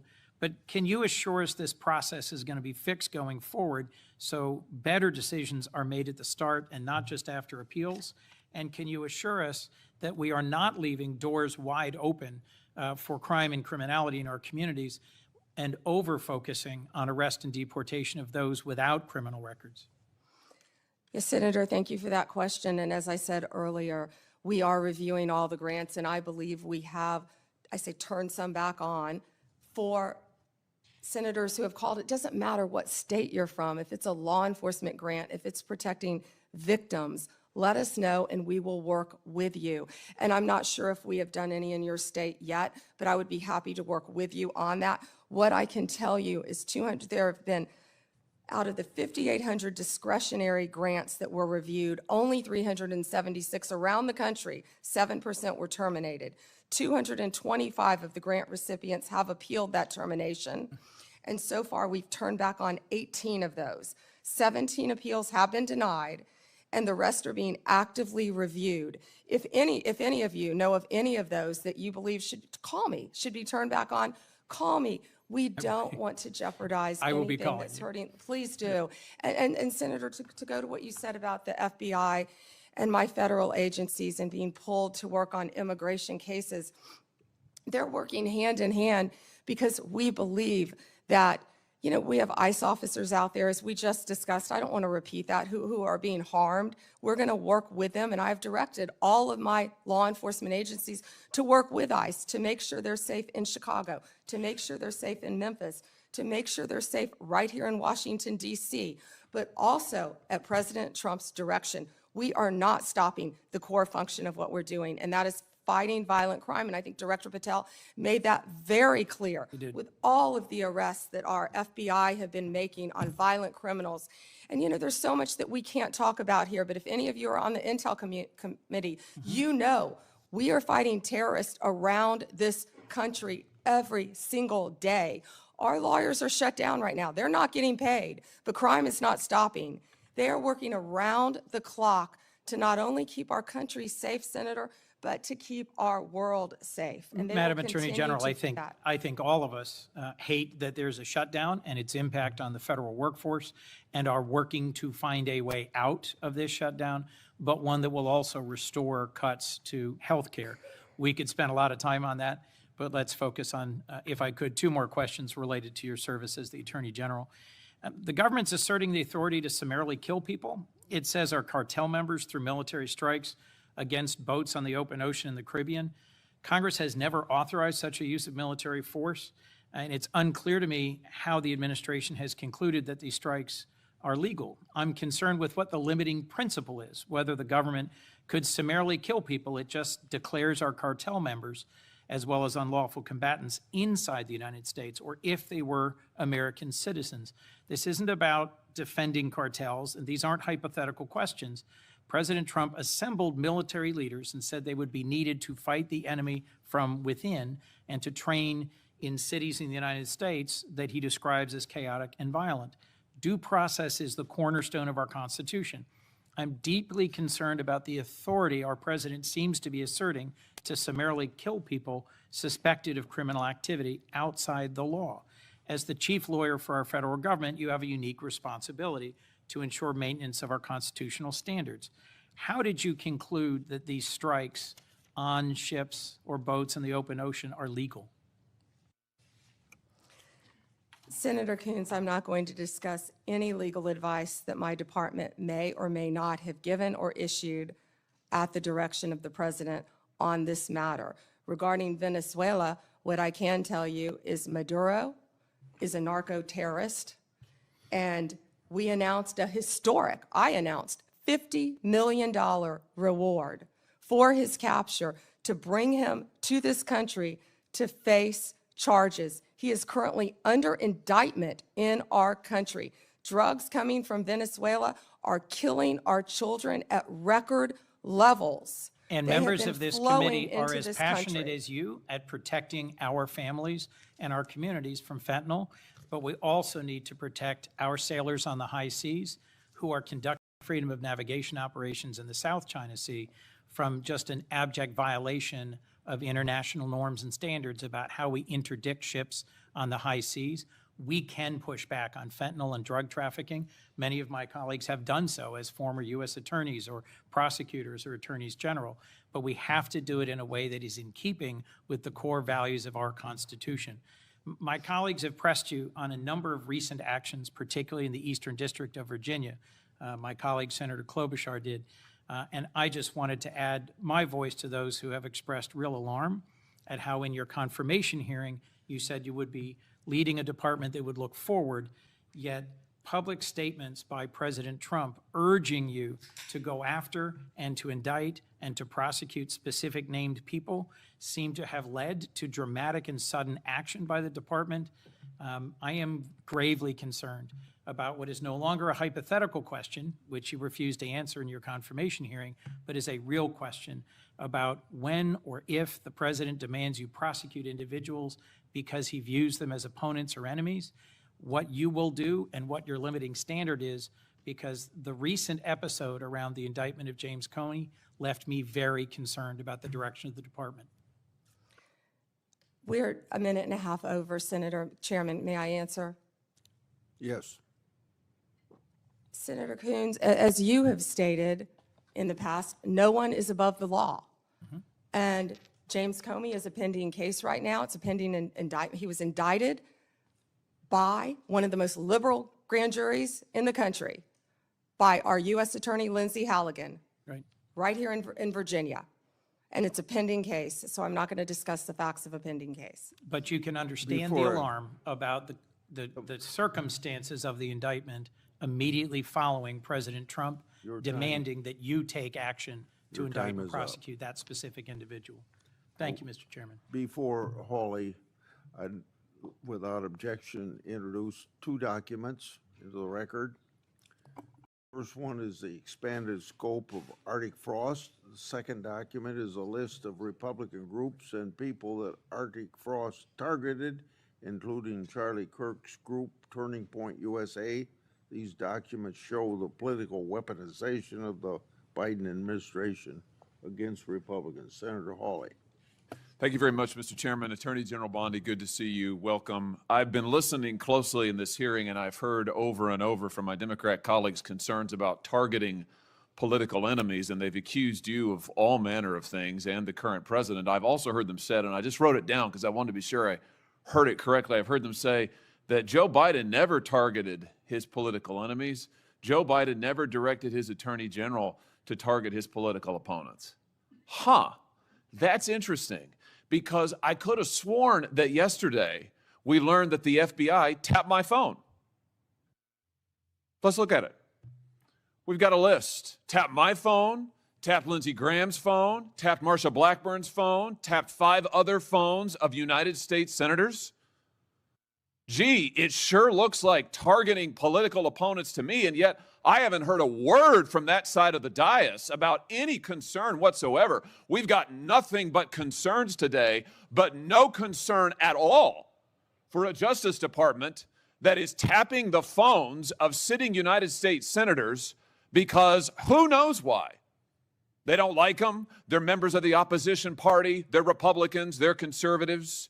You've seen this document, Attorney General Bondi. What was going on here? Who ordered this? Who ordered the tapping of the phones of United States senators? Senator Hawley, I cannot discuss the details of that right now for very good reason. You're going to do a thorough investigation into this, I trust. Is that correct? We will be looking at all aspects of this, and I have talked to Director Patel at length about And this. you're going to figure out who was involved in this, who signed off on it, who knew about it. You're going to get to the bottom of all of it. Is it correct? Yes, and I've spoken to Director Patel about it, and he is committed to doing this. Well, I can tell you, we already know many of the details. We already know that this was ordered by the Special Prosecutor Jack Smith, who reported directly to the Attorney General of the United States, Merrick Garland. And we know that Jack Smith was on his witch hunt because he was directed to do so by the President of the United States, Joe Biden. Let's just remember. Let's take a walk down memory lane. April 2nd, 2022, the New York Times. Garland faces growing pressure. The Times says as recently as late last year, that would have been 2021, Mr. Biden confided to his inner circle he believed former President Trump was a threat to democracy and should be prosecuted. It goes on to say that the Biden was frustrated with Garland and wanted him to take decisive action against Trump. Here's what we're talking about. Trump, of course, was a private citizen at the time.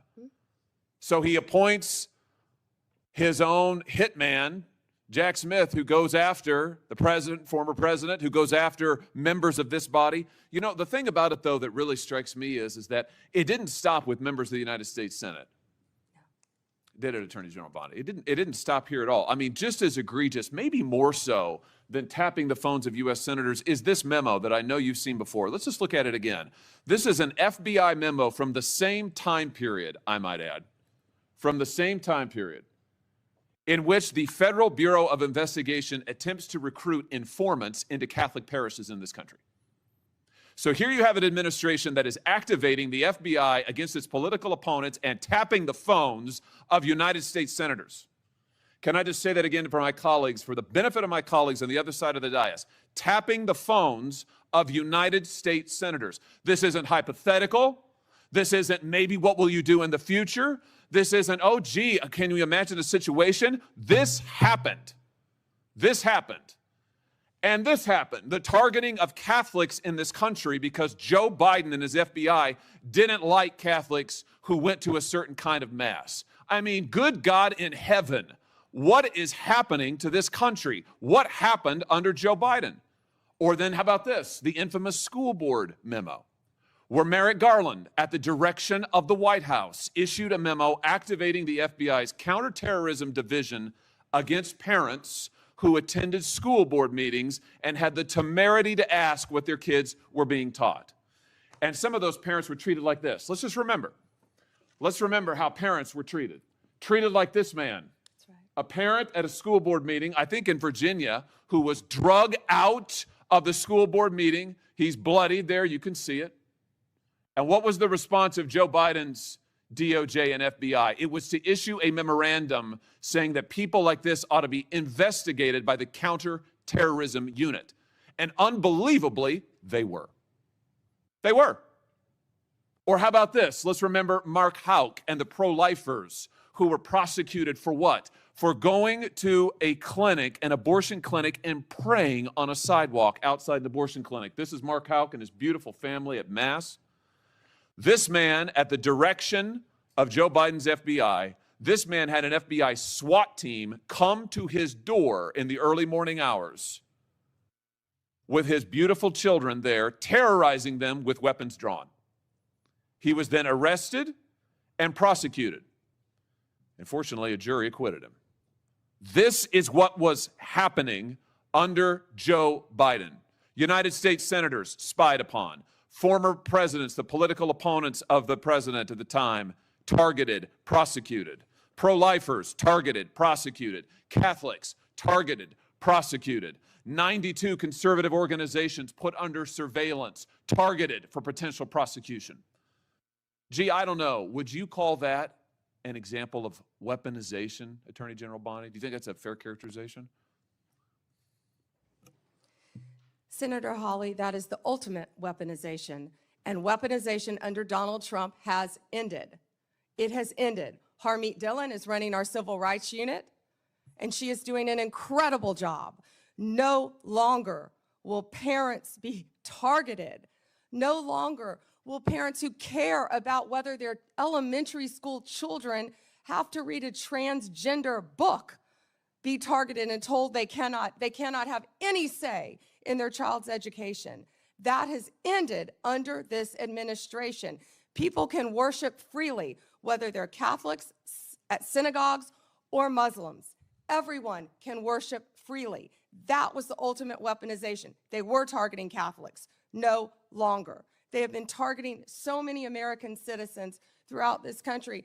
And Senator Hawley, you have been a champion of this, and thank you for being a champion of that. But under Donald Trump's watch, it has ended. You know, I think about some of the abuses of power in this country's history, and there's been, sadly, a lot of them by members of the executive branch over the years, whether it's Watergate, whether it's what J. Edgar Hoover did in his time at the FBI, spying on many public figures, RFK, MLK, JFK, you name it. And I just have to say, what we now know happened in the last 4 years under this administration surpasses all of that. It surpasses all of it. Not just for the interference in the legislative branch, not just for the blatant disregard for the separation of powers, not just for the blatant disregard for the First Amendment, but for the targeting of ordinary American citizens who can't afford lawyers, who can't afford to mount a defense, who when the FBI knocks at their door or comes with the SWAT team, they don't know what to do. It is absolutely a disgrace. It is a stain on the history of this country and on the conscience of this country, what this administration did in the last 4 years. So here's what I think needs to happen. Madam Attorney General, I think we need a special prosecutor to be appointed whose sole responsibility will be to get to the bottom of what has happened in every instance that I have just named. I think we need to know exactly who approved the wiretaps on United States senators, who knew about it, what agents were involved at DOJ or the FBI. I think we need to know exactly who signed off on the Catholic memo, the spying memo, who was involved with it, how far did it go. I think we need to know exactly who authorized the prosecution of Mark Houck, who terrorized pro-lifers and tried to intimidate them. I think we need to know that, Mr. Chairman, this committee needs to do oversight hearings. We need to have thorough hearings into what has happened these last 4 years and this abuse that has now just been uncovered, because we have to ensure that it stops. As you just said, Attorney General Bondi, we have to ensure that it stops. This chapter in American history needs to come to a close, never to be opened again. The use of the most powerful law enforcement bodies in the world against ordinary citizens and political opponents must end once and for all. And we have a chance to do it, and it needs to be done with a thorough investigation, full transparency, and those who violated laws need to be prosecuted. I thank you for what you're doing, Attorney General Bondi. I hope that you will launch a thorough investigation. I hope you'll appoint a special prosecutor. Mr. Chairman, I hope we'll hold hearings. And with that, I yield. Yeah. Before I call on Blumenthal, I want to, without objection, introduce into the record a document that General Bondi helped to declassify. The document is a Ray FBI analysis of Nellie Orr's false statements to Congress. Orr never suffered consequences for advancing this phony Trump Russian narrative and attempting to cover up her involvement in the hoax with false statements. Yet time and again, the American justice system has been weaponized against President Trump and his associates, and I've already talked about Peter Navarro in regard to that. The DOJ's inaction on Nellie Orr's criminal referral, despite the obvious incriminating evidence provided in the FBI's own analysis, undermines public trust of the rule of law thanks to Director Wray's utter failure. Senator Blumenthal. Thanks, Mr. Chairman. Just so the American people understand, this issue of weaponization of justice goes to the core of the integrity of our criminal justice system. And I think we can all agree that no individual, no group should be targeted simply because they are a political opponent or because the President of the United States has some personal animosity toward them. You've just said that President Trump is the most transparent president in history, tragically and chillingly. You may be right when it comes to criminal justice, because far from ending weaponization of justice, I would submit, Madam Attorney General, that President Trump has embodied it. And we have a record. It is a public record of his express instructions that certain individuals be investigated. The Attorney General of New York, Tish James, my colleague, Adam Schiff, the former CISA director, Chris Krebs, the DHS former Chief of Staff, Miles Taylor. There's a list. And he has been transparent. In fact, 5 days before the indictment of James Comey, he put this post up as instructions to you.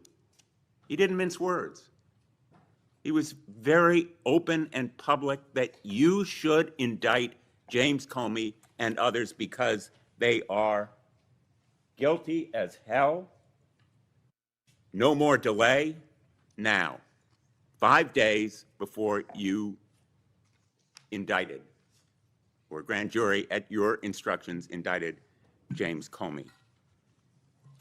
I'd like to know from you what conversations you've had with President Trump about the indictment of James Comey.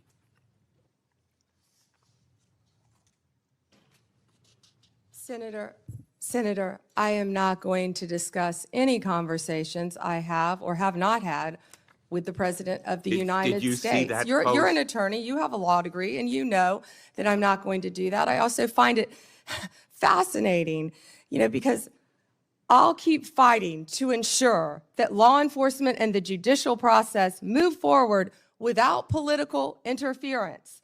No one is above the law, not even the President. That's a quote from you, Senator Blumenthal, in 2017. Well, let me ask you then, when you saw that No post, one is above the law. That was your quote. When you saw that post, did you talk to anybody in the White House?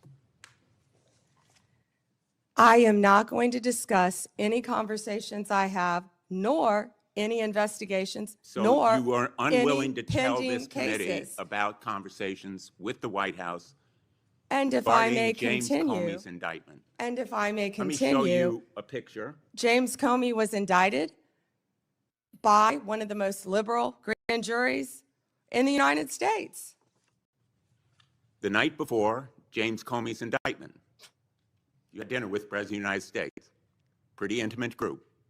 Was Actually, there James were a lot of Comey people there that discussed- night. That's a was great James picture. Comey discussed at that dinner? I love that picture. That's a great picture. And there were a lot of people there that night. I think the Well- entire cabinet was there. did you discuss James Comey with the President of the United States? He was sitting just to your left. Well, 2 seats down, yes, 2 seats down. And I am not going to discuss any I'm going to take conversations that I've as had a or not yes, have with the because President the of the American United public States. is entitled to know, Madam Attorney General. The entire whether cabinet was you at that dinner, took too, instructions from President Trump after he told you very directly to indict James Comey, which is weaponization of the Department of Justice. Oh, You wait, know, wait, wait. I want to agree with my colleague, Senator Hawley, that weaponization of our justice system must end. That's the reason that I proposed legislation, and I challenge him and my colleagues on the other side of the aisle to join me in legislation that would create a statutory right of action for people who are selectively or maliciously prosecuted for political reasons. It would codify your manual, the Department of Justice manual, on political prohibitions against political considerations in charging decisions, and prohibit the White House from intervening, President Trump and any other president from intervening in charging decisions. It would make reforms to the grand jury process. You've just said this grand jury was liberal.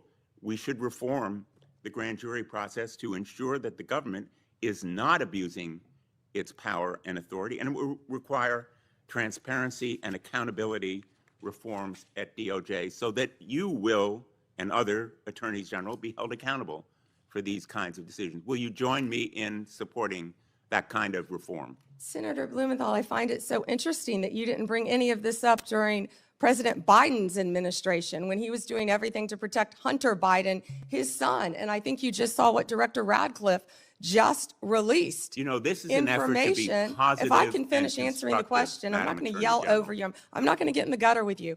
But information that the Biden administration told them not to investigate Hunter Biden's involvement with Ukraine. I'm not going to be lectured to you about integrity topic, by and I'm hoping someone that you will review who these lied about legislative being in the military just and to be support elected them. a senator. The merger between Hewlett-Packard Enterprises and Juniper Network was settled. You authorized the settlement. It was the subject of a lawsuit to block it. The settlement produced virtually no concessions from Hewlett-Packard. It was a settlement that prompted criticism from the Antitrust Division. Did you authorize that settlement yourself?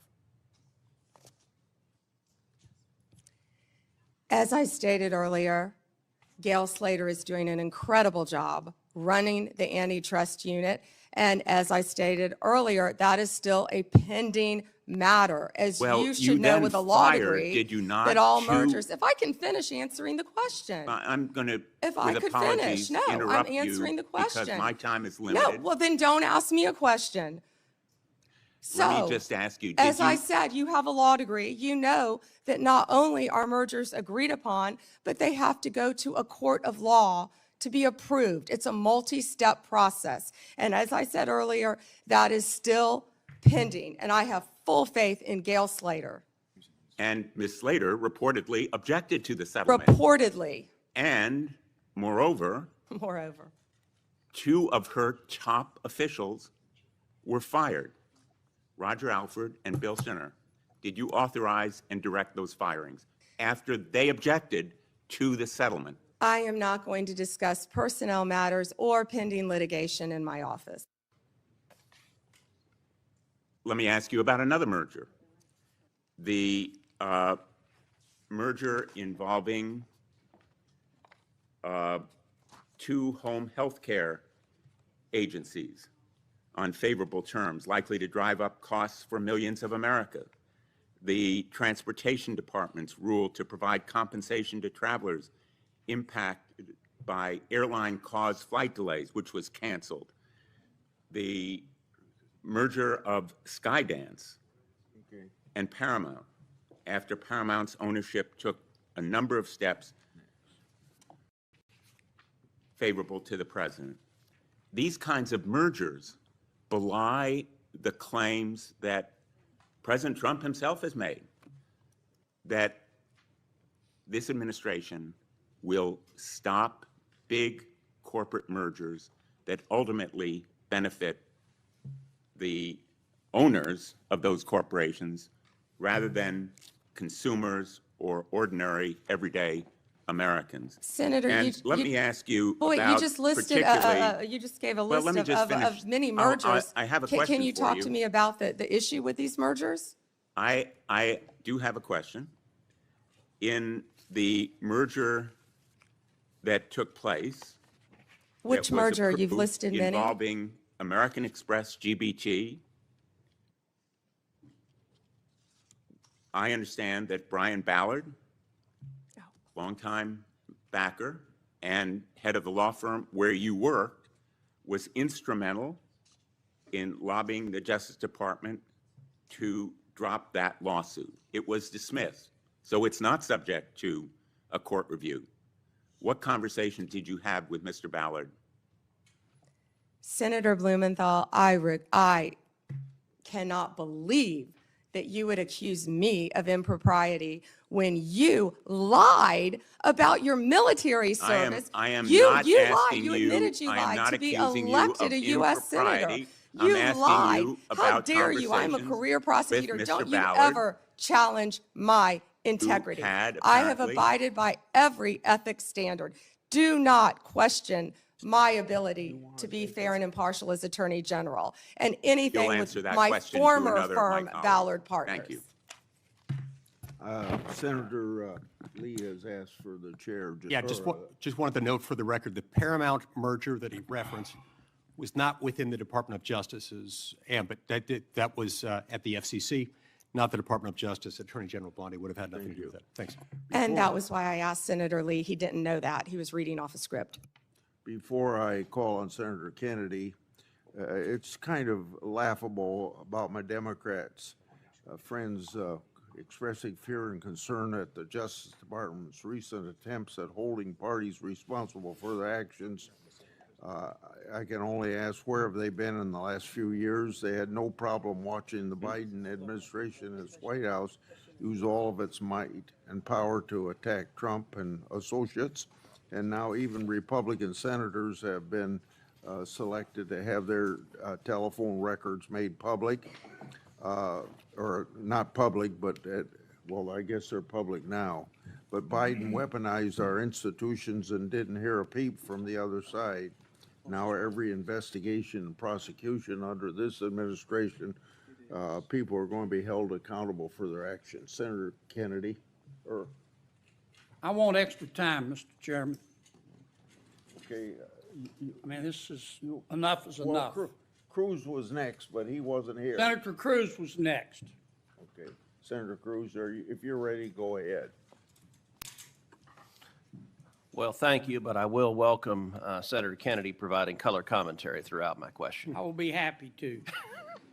If we ever finish this hearing this year. And I'll point out Senator Kennedy has a new book about testing negative for stupid, so I hope I test negative for stupid. I hope I meet the threshold of You of your do book meet title. it, and I talk in the book about the tattoo of the Backstreet Boys on your back. Look, I can't help that you don't want to reach young people. I think young people are the future, damn it, and I'll do whatever steps are needed. Backstreet Boys? That would be on Vice President Vance's playlist, I heard, that got hacked. General Bondi, welcome. I apologize for injecting you in the middle of Senator Kennedy's antics. We can't help him. Thank you for the job you're doing. You are doing a tremendous job keeping this country safe. And our families are safer because you were on that wall. Our families are safer because you are returning the Department of Justice to its core function, which is enforcing the law and locking up bad guys. We saw for 4 years, under the Biden administration, we saw the Department of Justice politicized and weaponized, and we saw them refuse to do their core function, More than 12 million illegal aliens flooded into this country, and the Biden Justice Department seemed to think its job was letting murderers and gangbangers and rapists go. And the results in just a few months that you've been able to produce are tremendous. Arrests of violent criminals are up 125% since the Biden administration.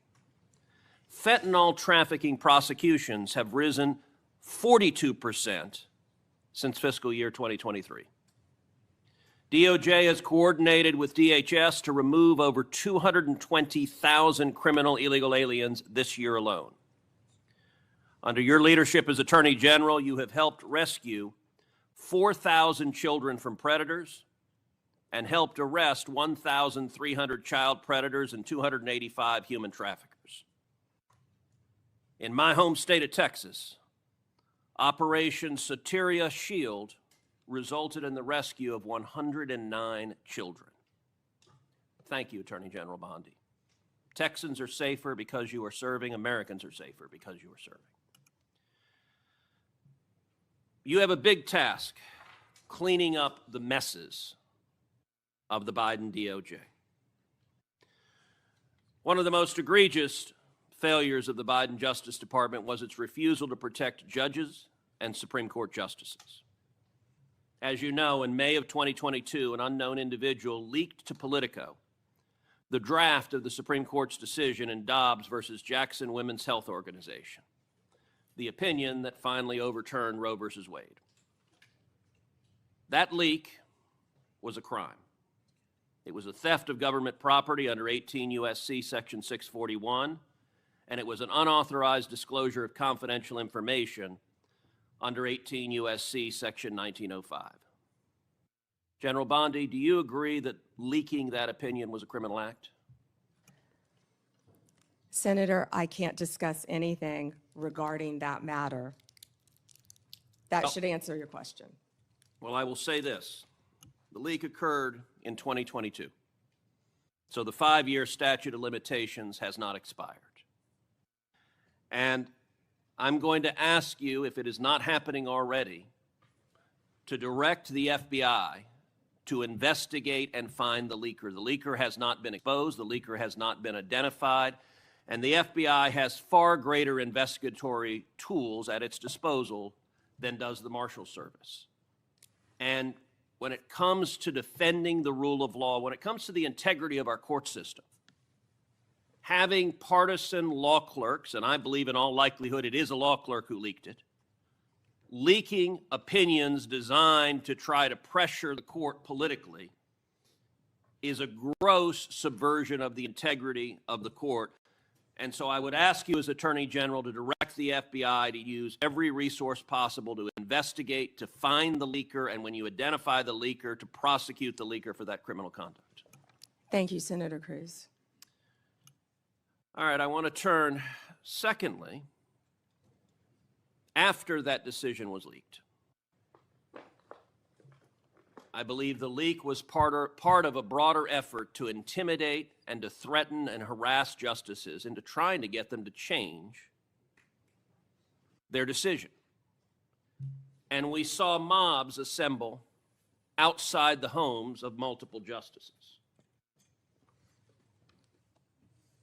Do you agree, General, that the mobs that came outside the homes of justices were there to intimidate the court and to try to influence the justice's decision? 100%. Well, as you know, federal law, in particular 18 U.S.C. Section 1507, makes it a crime to picket or parade outside a judge's home, quote, with the intent of influencing that judge's decision. That statute is crystal clear. And I will point out, these protests happened in 2022. So just like the leak, the 5-year statute of limitations has not expired on these protests. But unfortunately, the Biden Department of Justice didn't give a damn about prosecuting this statute because President Biden and Merrick Garland and the political hacks at DOJ disagreed with the Supreme Court's decision in Dobbs and were perfectly fine turning a blind eye to violent protesters threatening the justices and their children You may recall I questioned Attorney General Garland about this statute, and he admitted under oath that not a single protester had been prosecuted. And he blamed the Marshals Service. He said the problem was the Marshals, quote, didn't make arrests. Well, subsequent documents told a different story.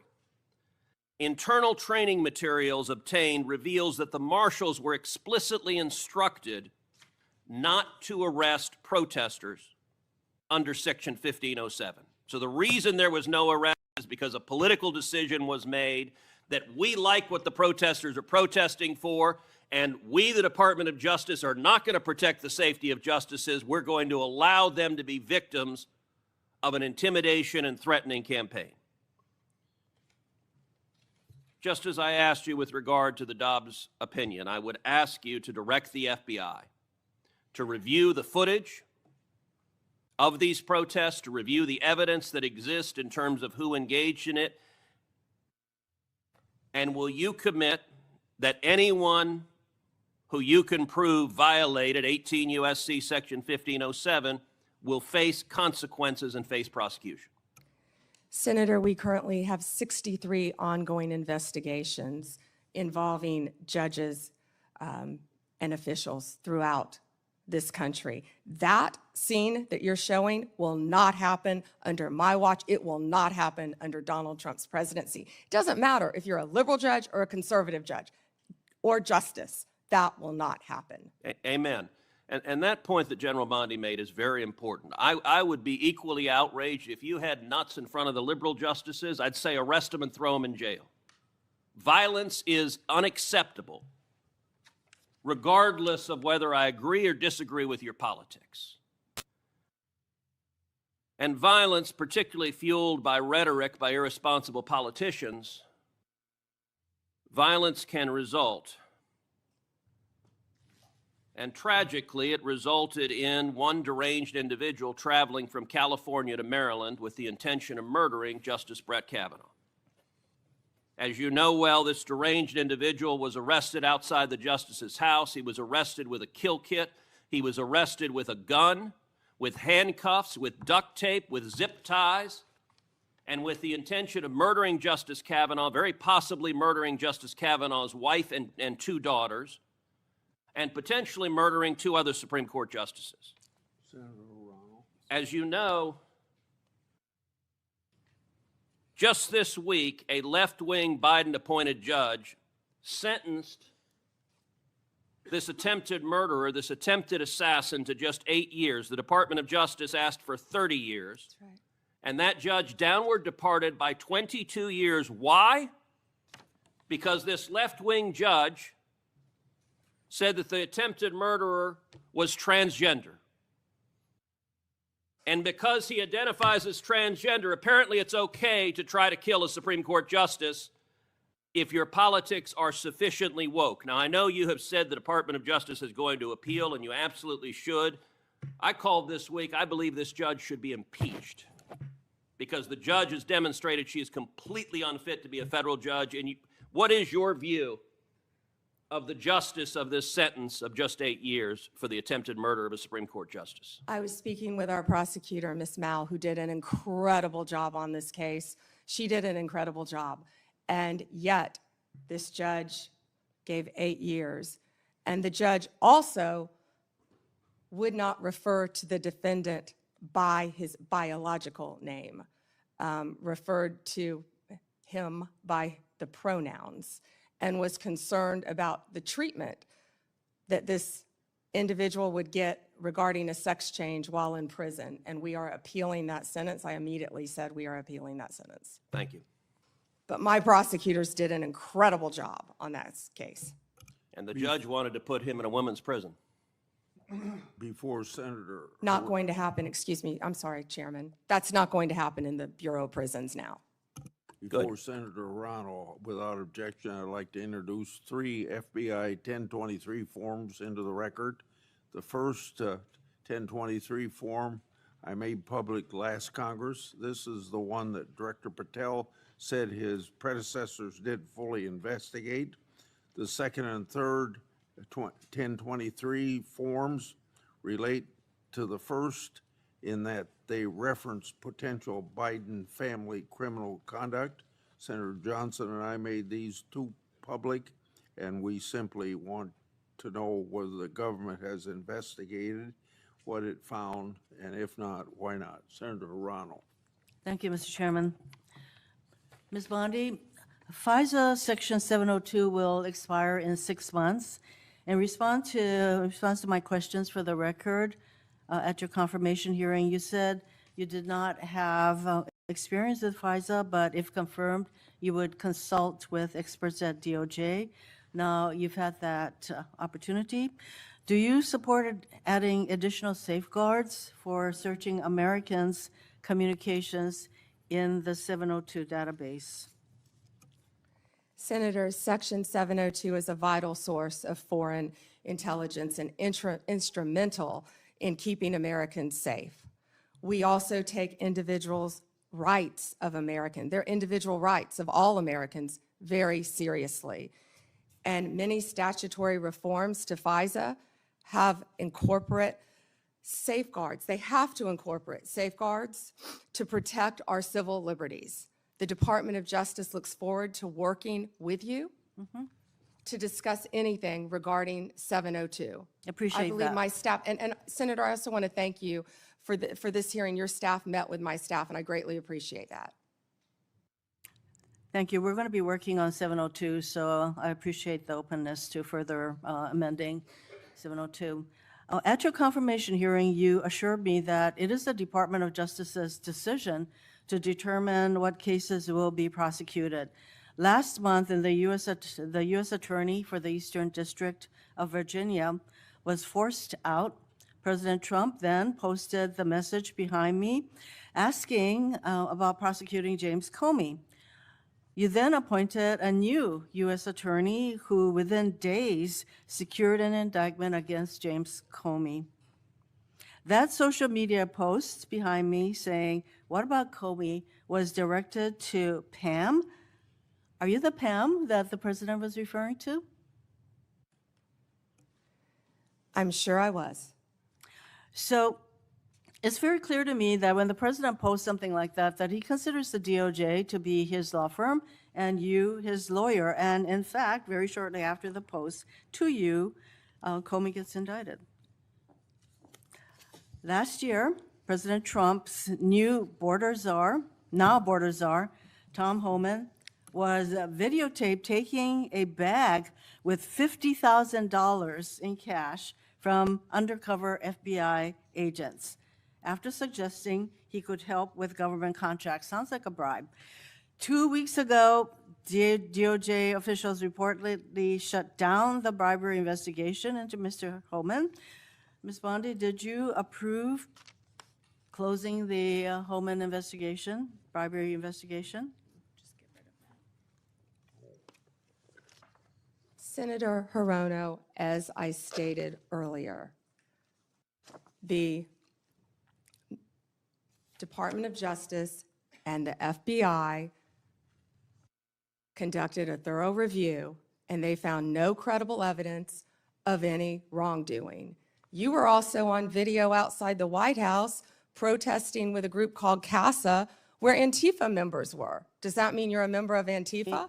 You know, I simply asked the question as to whether or not you approve the shutting down of the investigation, Mr. Homan.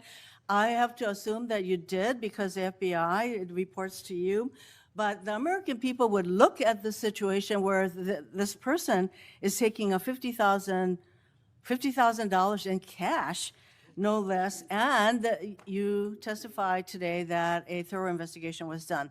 Now, I have to assume, I conclude, that since no wrongdoing was determined, that in answer to Senator Whitehouse's question, he kept the money. He kept the money, and I hope that he put that on his tax returns as income.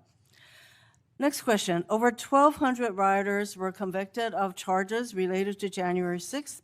President Trump has since pardoned nearly all of them. As if that weren't enough, last month there were reports that a lawyer for the January 6th rioters met with senior DOJ officials about setting up a compensation fund like the one that Congress set up after 9/11 to compensate these rioters. Ms. Bondi, is anyone at DOJ considering setting up a compensation fund for January 6 rioters? Yes or no? Senator, I have had no meetings or discussions about a fund. So would you support such a fund? Would you okay such a fund? Senator, you can send me the information on the fund, and I'd be happy to look at it. No, but do you think that's a good idea to, this is what I'm getting at. Because to actually set up a fund and to have people talking with your senior people at DOJ, political people, about creating a fund, you won't let us know what you think about that. That's pretty unbelievable. On January 30th of this year, the Trump DOJ's Antitrust Division sued to block the merger of two tech companies. Then, well-connected lobbyists met with your political deputies who overruled the career staff and approved the merger. So there's a settlement on that. And separately, DOJ sued Ticketmaster last year for monopolizing concert tickets and forcing consumers to pay outrageous fees. Ticketmaster has hired the exact same lobbyists who met with senior DOJ political people regarding the merger of the two tech companies. So my question is, Ms. Bondi, have lobbyists met with your political deputies about the Ticketmaster case? Senator Hirono, as I stated earlier, I am not going to discuss anything that is ongoing.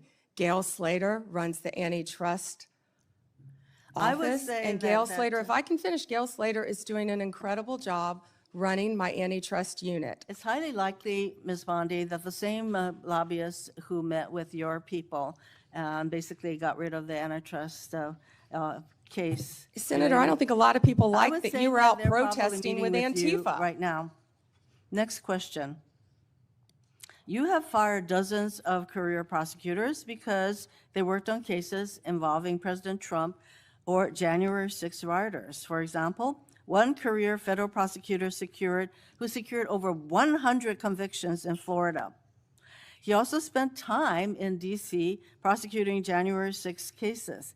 He received an outstanding review only 2 days before you signed a memo firing him. The memo cited no reason for his firing. Are you firing career prosecutors solely because they worked on cases like January 6th that the president doesn't like?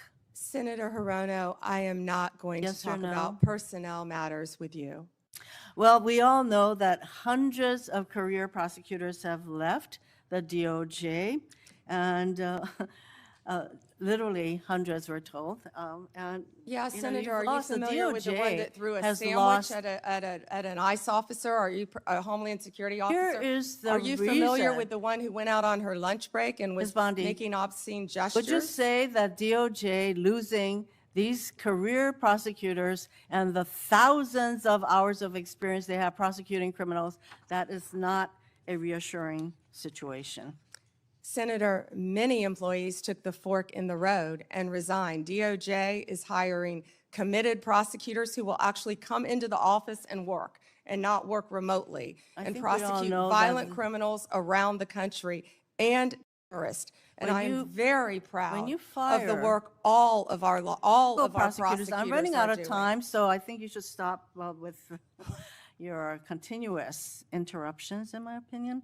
Mr. Chairman, I just want to close by saying that what was once the Department of Justice has become the Department of Revenge and Corruption. Rather than pursuing cases without fear or favor, this DOJ seeks to favor the president's friends and instill fear in his alleged enemies. If you're a friend of the president, this corrupt DOJ will bend over backwards to help you, just like it dropped the bribery investigation of Tom Homan, like it's considering paying money to January 6 rioters, and like it has put antitrust enforcement decisions in the hands of well-connected lobbyists. But if you're on the wrong side of this president, you will face the wrath of DOJ, no matter what the facts, law, or justice support. James Comey is indicted days after the president's social media directive. Experienced career prosecutors are fired just because they were assigned to work on January 6 cases. Blue states are sued to get highly sensitive private voter data, whereas red states are left alone. The double standard is clear, and the American people are waking up to the corruption and favoritism and the lawlessness at the DOJ. Thank you, Mr. Chairman. May I respond, Chairman? Yes. May I respond? Yes, you may respond. Then Senator Kennedy. Thank you. The double standard is crystal clear, Senator Hirono, crystal clear, because you didn't complain for 4 years when President Trump was being targeted by Jack Smith, by the last Justice Department. But the American people spoke loud and clear when they overwhelmingly elected him. The two-tier system of justice is over. Senator Kennedy. Yes. General, welcome. Let's suppose that I'm appointed special counsel at the Department of Justice, and I go to the telecommunication companies, the phone companies. Let's single out AT&T, and I say, look, I know you're busy, but I want to see a copy of the phone records of a sitting United States senator. They're not going to just give them to me, are they? No, Senator, of course not. In fact, they're probably going to ask me what planet I just parachuted in from, aren't they?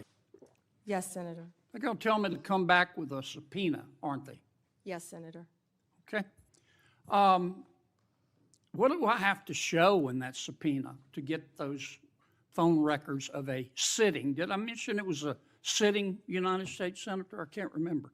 What do I have to show to get the phone records of a sitting United States senator? Yes, Senator, there were actually 8 sitting United States Yeah, I senator, heard that. and you would have Heard to that. have cause. I'm sorry, what do I have to show? You would have to have cause to get the Good subpoena. cause or probable cause? Probable cause. Okay. Probable cause, or if it's a subpoena duces tecum, good cause, to show what? You would need good cause for a subpoena duces tecum, and what you would have to show is that you believed a crime had been committed, or there was a possibility of a crime, or that could lead to other crimes. We By the frequently, in criminal enterprises, subpoena cell By the phones. sitting United States senator? Senator, they would have to have believed you were part of a criminal conspiracy, is my understanding. Would a judge have to sign off on it? On the subpoena? Yes, Senator. Well, for a subpoena duces tecum, Jack Smith probably took it straight to the judge. Now, the phone companies, particularly their general counsel, if they're worried about civil liability, even with a subpoena to get the phone records of a sitting United States senator. Did I mention it was a sitting United States senator? Yes, Senator. The general counsel for that phone company, let's say AT&T, they have the right to seek to quash that subpoena, don't they? Phone companies frequently do that. Yeah. And a smart general counsel for that phone company is going to call the sitting United States senator and say, would you like to weigh in on this? Would you like me to quash the subpoena? We're talking about invading someone's privacy here by a sitting United States senator. Could the general counsel for the phone company do that?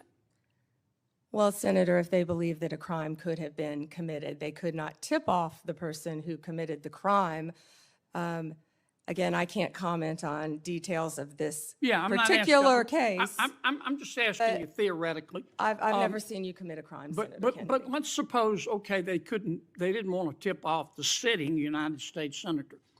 But the phone company and the general counsel for the phone company, or companies, if there were more than one involved, could say, you know, this is serious as an aneurysm. This is serious as 4 heart attacks and a stroke. This is a sitting United States senator. So general counsel would likely advise the CEO, well, you need to file a motion to quash. The telephone companies could have contested those subpoenas, could they not? Hypothetically, yes, I can't talk about the facts of this particular case. We're talking hypothetical. Senator, subpoenas are issued all the time through phone companies working with the general counsel. But they can file a motion to quash. They could, yes. Yeah. In any case. And if they should have filed a motion to quash, and a reasonable person would have filed a motion to quash, because this is a sitting United States senator, and they didn't file a motion to quash, they would incur civil liability, wouldn't they?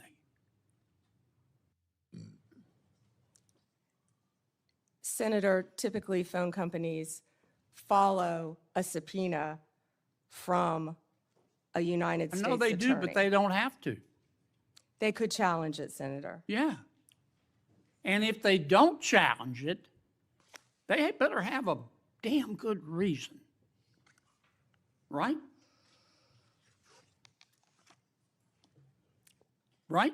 Senator, I can't talk about the facts of this particular This is just a case. hypothetical. In general, hypothetically, Senator, maybe they didn't recognize any of the names of the 8 sitting United States senators. Hypothetically. That was a joke. Or maybe they should have gone to Amazon and buy some testicles online. Instead of just saying, sure, I'll just show you the phone records of a sitting United States senator on the basis of an administrative subpoena. Now, do you have copies of the subpoena applications for Yes, these Senator, 8 Senator, I can't discuss anything regarding You this can't case even with tell me if you have copies? I can't discuss any of this. All right, with when you, are I'm you sorry. going to, General, when are you going to be able to discuss it? I can't discuss whether there is or is not a pending investigation, I understand, Senator. This but was let's just assume brought to light if by there is a Director pending investigation, I don't want this to get swept under the rug, okay? Because I think you're going to get pushed back from all quarters. I think the telecommunication companies are going to be all over you like a bad rash because they've got liability here for just turning over these records when they knew what was going on. I think some FBI agents may have some liability here. I think a special counsel might have some liability here. If I were your special counsel and you had appointed me and I wanted to get the records of a sitting United States senator, is that something you would expect me to tell you as Attorney General of the United States? They better have. Yeah. And Do we know in this instance of the 8 sitting United States senators if they told Attorney General Garland?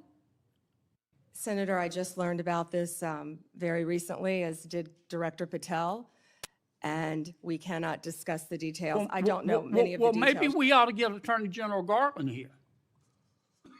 Do you know if the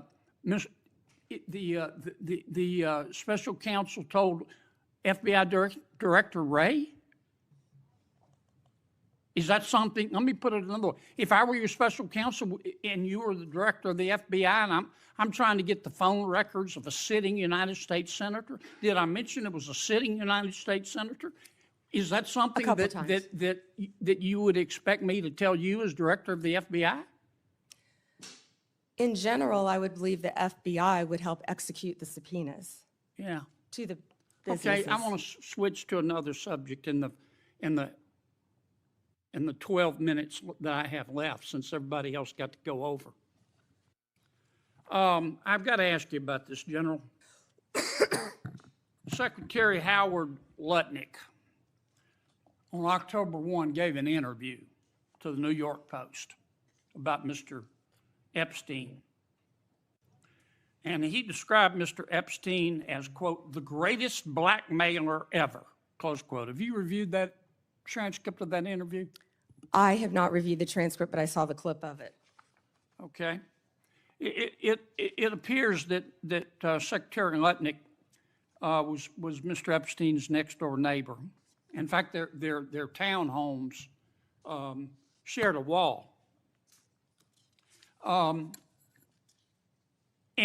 the reporter that was talking to Mr. Lutnick, she asked how other prominent men could have been associated with Epstein when Mr. Lutnick could immediately sense that he was a, quote, pervert.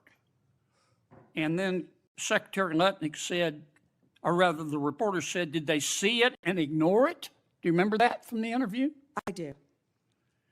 And Commerce Secretary Lutnick said, no, they participated. And then Commerce Secretary Lutnick goes on to say, quote, that's what his MO was. You know, get a massage, get a massage. And what happened in that massage room, I assume, was a video. This guy was the greatest blackmailer ever, blackmailed people. That's how he had money, end quote. Is that true? Senator, as our July memo said, we did not uncover evidence. This case has gone through 3 administrations, as well as former U.S. Attorney Alex Acosta. I know that, Pam, but have you interviewed Secretary Lutnick? No, Senator. Do you plan to? If he wants to talk to the FBI or the FBI wants to talk to him, that is more than on. Don't you think you ought to talk to him after this interview? Senator, if Howard Lutnick wants to speak to the FBI and if Director Patel wants to speak to Howard Lutnick, absolutely. Okay. Maybe we ought to get Mr. Lutnick in here too, Mr. Chairman. Senator Booker. Thank you. Thank you, Mr. Chairman.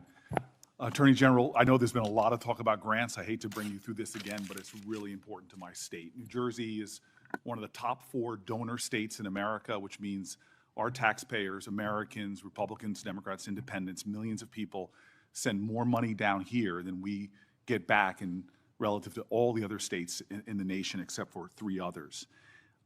We've been talking a lot about different grants. I want to be very specific about Office of Justice Program grants. There were $35 million worth of grants that were approved in a bipartisan way in this committee, grants that invest in things that are really vital to the public safety of our community. I know, again, we are in a room full of people who want to see crime go down. Republicans and Democrats, law enforcement officers have spoken to the urgency of these programs which deal with school violence, which divert people into substance abuse and treatment and supportive services. Community violence intervention programs, again, bipartisan programs that this committee really worked hard on this.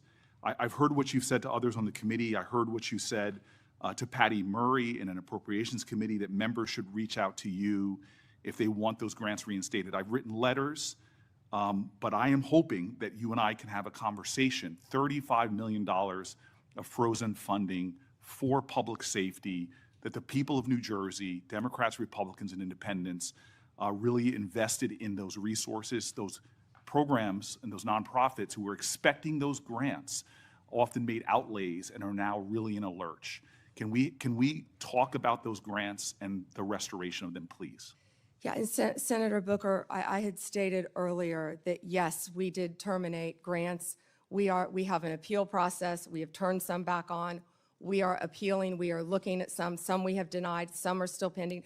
I believe we have multiple appeals pending with New Jersey, and I would be happy to sit down with you and look at those appeals. I believe one is with the city of New Jersey. I know there are multiple ones pending, but of course, I'd be happy to sit down with you or any senator or any House member and look at grants that have been terminated. I've been doing that, and I would welcome that. But I will be the first one you sit down with, correct? Absolutely. I'd love to sit down with you on that. I'll look at those tomorrow, Senator Booker. Thank you very much. I want to move on. But we have I'm sorry, we have been restoring some grants. I understand, Some have but- been denied, some have not. New Jersey, none have, and I really want to get to the bottom of that, and I'm hoping that we can reinstate some of those grants. The second thing I want to move on to is that earlier this year, the Department of Justice charged Newark Mayor Ras Baraka after he sought access to Delaney Hall Detention Center to conduct oversight. The charges on their face, to many of us, especially in New Jersey, were clearly baseless. Many people say they're politically motivated. And then the judge, the federal judge, admonished the prosecutors for even bringing the case. This is the quote from the federal judge. Federal prosecutors serve a single paramount client, justice itself. Your role is not to secure convictions at all costs, nor to satisfy public clamor, nor to advance political agendas. The federal judge went on to call the charges embarrassing and a worrisome misstep. Mayor Baraka was arrested that day on the scene, and I know you understand this, to arrest a mayor of a major city on charges that were called by a federal judge embarrassing and a worrisome misstep is very concerning to me, and I think should be to the whole committee. A recently released video shows a federal agent telling fellow officers that the decision to arrest Baraka was, quote, per the Deputy Attorney General of the United States. And I'm assuming that person is Todd Blanche. This is evidence to me that this decision wasn't made by people on the ground in the field, but by Maine Justice, that they were directing an arrest from DC on the scene. And it leads to the conclusion that this was a political decision, that the decision to arrest was not made by the people who were there on the spot. And I can assume that you can see how that's problematic to me. So I have questions not about the case, but really about how the decisions to arrest and charge Baraka and now MacIver, Congresswoman MacIver, were really made. Before this committee, I am saying that I'm going to submit these questions for the record, and I'm really hoping that we can understand how those decisions, as our oversight, how we're making decisions, especially for high-level officials in my state, the mayor of our largest city, the congressperson of that city, and I'm hoping that you can respond to those letters on the record. Yeah, and Senator, that matter is ongoing, and so I can't discuss it. As an attorney, you realize I can't discuss an ongoing matter. And I respect that. I guess I just want to know, and we'll leave this for the questions for the record about the decisions on how they're being made, not the case in itself. I want to move on. And again, I've heard your testimony so far. I know that there is data about violent crime in this city, but I'm really concerned about the application of Justice Department resources towards the challenges we have. You and I both know that about 11,000 Americans have been killed by a firearm just this year. The Department of Justice, according to the White House's own documents, as well as that of the conservative think tank Cato, have shown that there has been a significant movement of law enforcement resources away from many other issues and into immigration enforcement. And we are seeing that in that immigration report, a lot of the people are not the violent criminals that we are really needing to rid our streets of. In total, according to the Cato Institute, you've reassigned 7,460 law enforcement away from their primary duties, investigating drug traffickers, prosecuting child pornography, targeting high-value white-collar criminals, and again, forcing them, this is according to the Cato Institute, into low-level immigration enforcement. This includes, in terms of gun violence, 1,778 agents from the ATF to this kind of immigration enforcement. The White House itself has said that they diverted 45% of all of agents in 25 FBI field offices to work on immigration full-time. As a person who worked very closely in my time as mayor with the New Jersey field office, that's really concerning given the other threats. But it doesn't end there. The DOJ has eliminated the Organized Crime Drug Enforcement Task Force, the independent component of the DOJ whose job it was to combat transnational organized crime, dissolved the Community Relations Service, which in New Jersey has been invaluable over 60 years, responding to communities experiencing conflict or violence, and something that people on both sides of the aisle of this committee have really invested in. You all have rescinded VOCA and VAWA grants to support survivors of sexual assault and human trafficking. There seems to be a disconnect here between the application of the resources of the Justice Department on the things that are most concerning when it comes to crime and where they're being directed instead.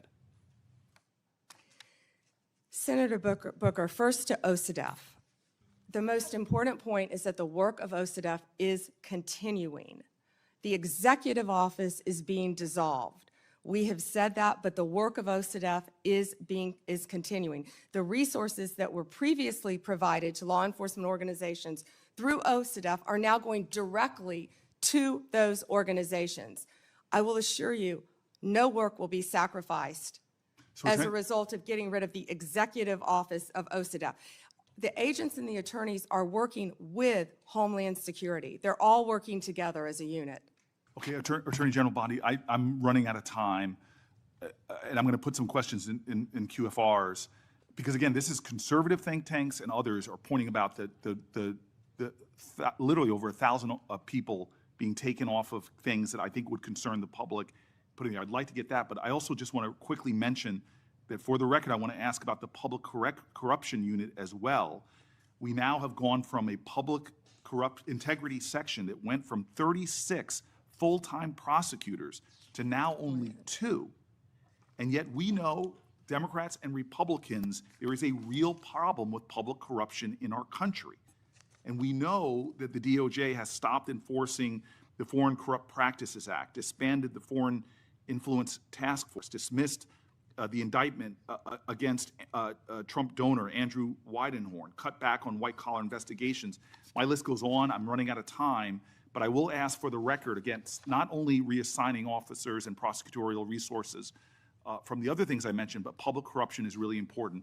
I want to talk about an area of bipartisanship on this committee, which is antitrust. This is a very bipartisan area.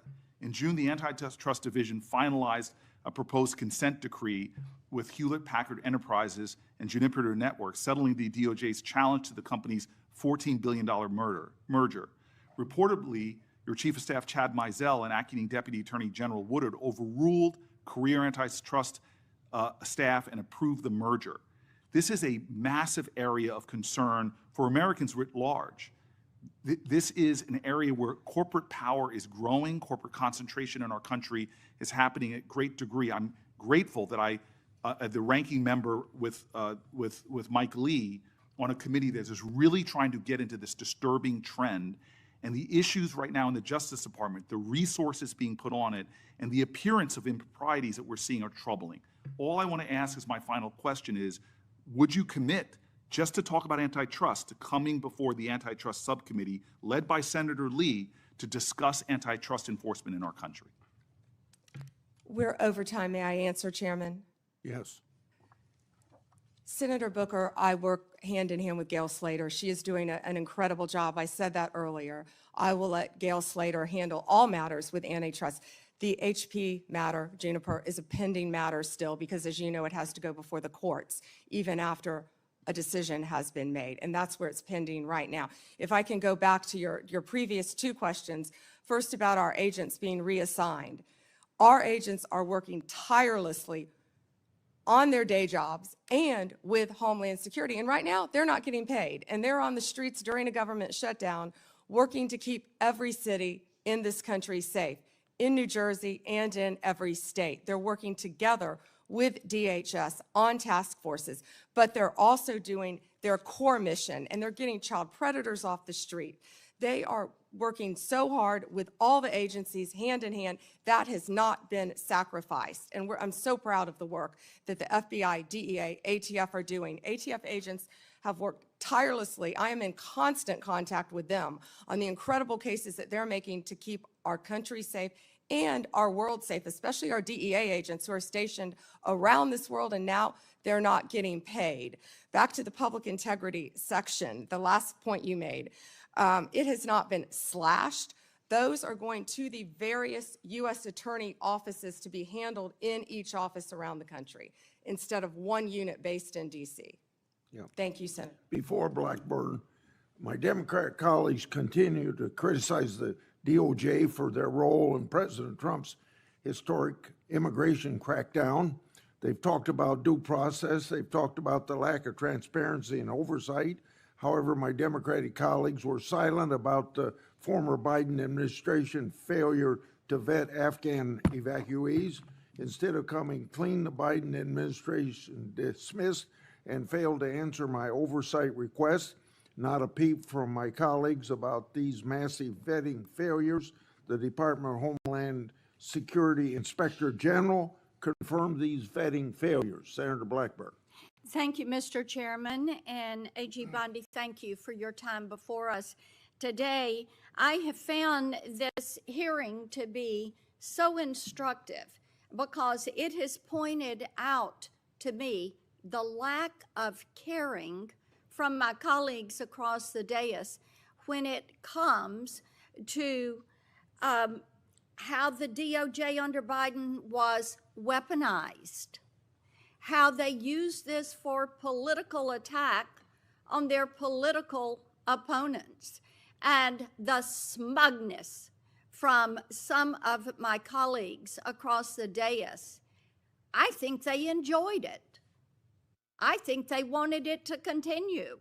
And I think that's why they oppose some of the reforms that you are making to actually get people out across the country and to get them working and to have people that are actually finding out what the FBI and the DOJ did. You look at what happened with Crossfire Hurricane and the way some Democrats tried to blow that up and make it some big issue and all about Donald Trump and the accusations. And of course, they've been proven wrong. You look at what has happened, what we're finding out about Arctic frost and the way we were surveilled and the way Senator Graham, Senator Hawley, and I, we don't know what all they got. We don't know who all they tracked. But to tap our phones, to pull that data for these wireless companies to have allowed them to have that and for them to use it in their investigations, how disgusting is that? And their attitude and lack of concern about the weaponization of the DOJ. I've had a couple of colleagues who have been so concerned about some bureaucrats at the DOJ and the FBI being fired. You know what? If they did wrong, not only fire them, prosecute them. And my hope is that as we look at what happened with Arctic frost, that there will be a special counsel, that we will do our due diligence, and that those who did this wrong, this illegal activity, absolutely, they need to be prosecuted and they need to face the full extent of accountability within the law. I made a note of how resistant they are to reform. And in my opinion, what this shows is that they don't want one tier of justice. What they want is two tiers of justice. It was their play box. They could get in there and manipulate and use it to spy on us. So they saw this as something that furthered their political goal. So I am pleased that you are cleaning house. And those who have not served the American people well, fire them. They need to be gone. They need to be gone. Talk for a moment, just a moment, about what you're doing to end the weaponization.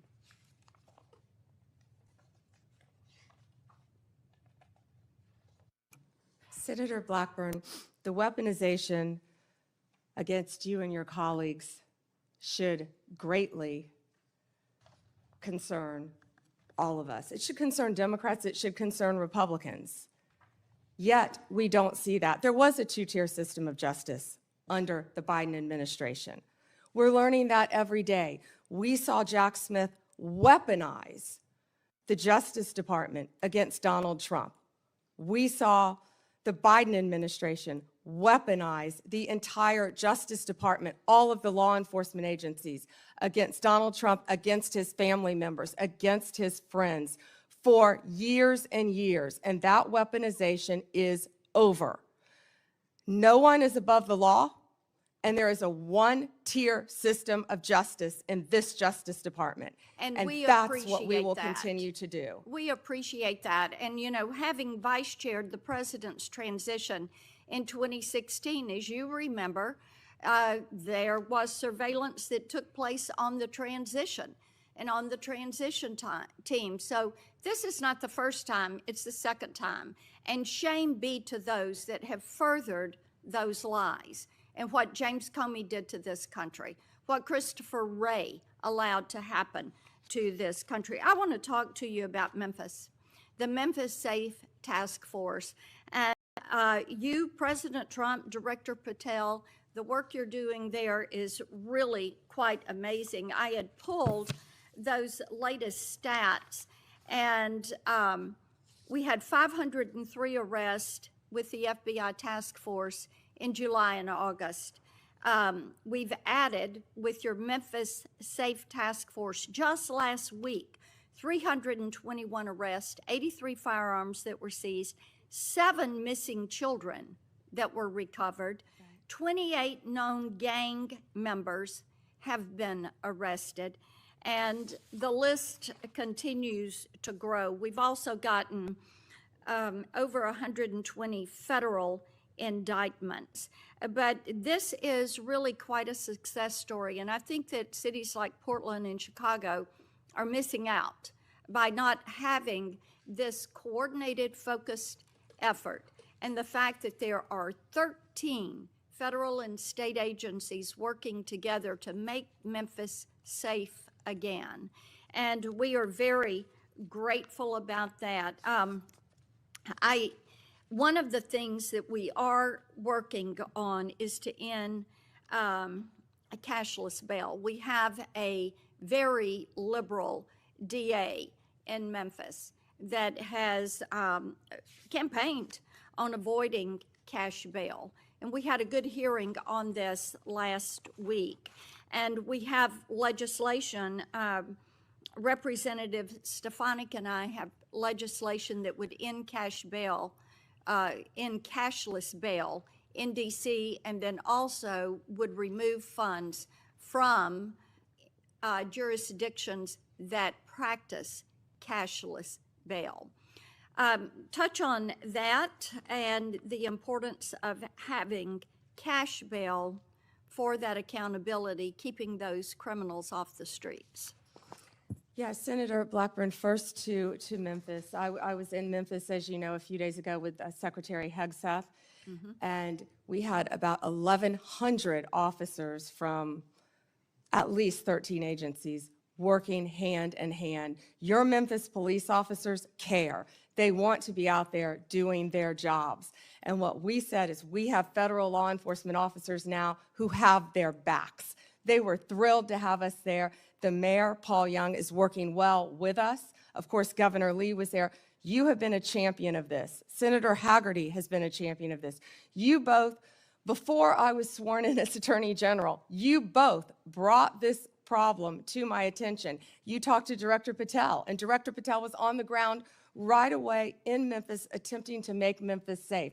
But we knew we needed so much more than that. He put a huge dent in the problem. But Memphis's crime is through the roof, the highest violent crime rate in the entire country.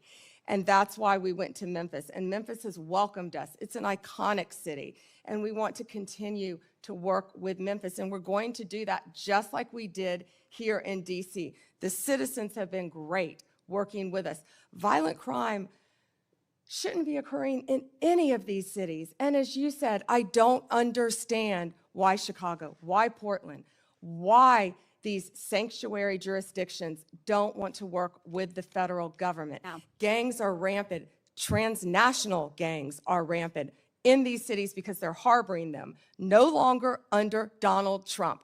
whether they want to or not, we are going to come in and make it safe for their citizens, whether these liberal lawmakers want to or not. And you know what I said regarding the DA in Memphis? I said, we're going to protect the Memphis police officers. We're going to take every single case federally that we can, because the DA has cashless bail. It's a revolving door, and no one is being held accountable. Police officers are seeing someone arrested, and they're back out on the streets the next night committing crimes.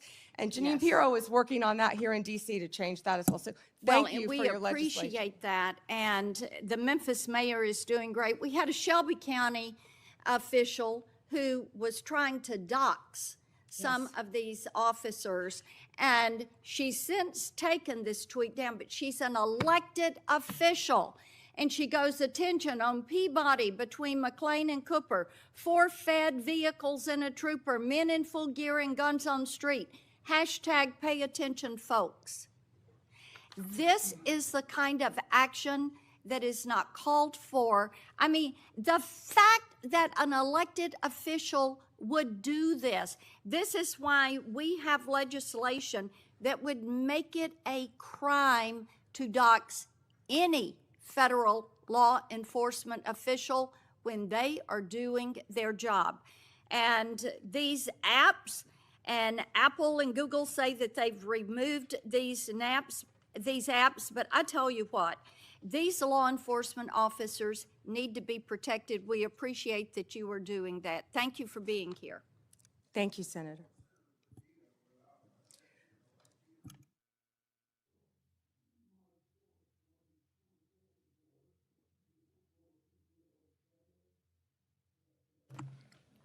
Evidence that the Obama-Biden State Department obstructed law enforcement efforts to arrest high-level Iranian targets.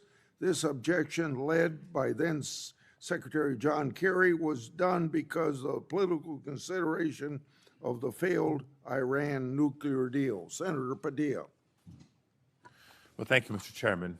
Appreciate the opportunity to participate in this hearing today, which is our, at minimum, annual opportunity to ask questions as we fulfill our obligation to provide accountability over the Department of Justice.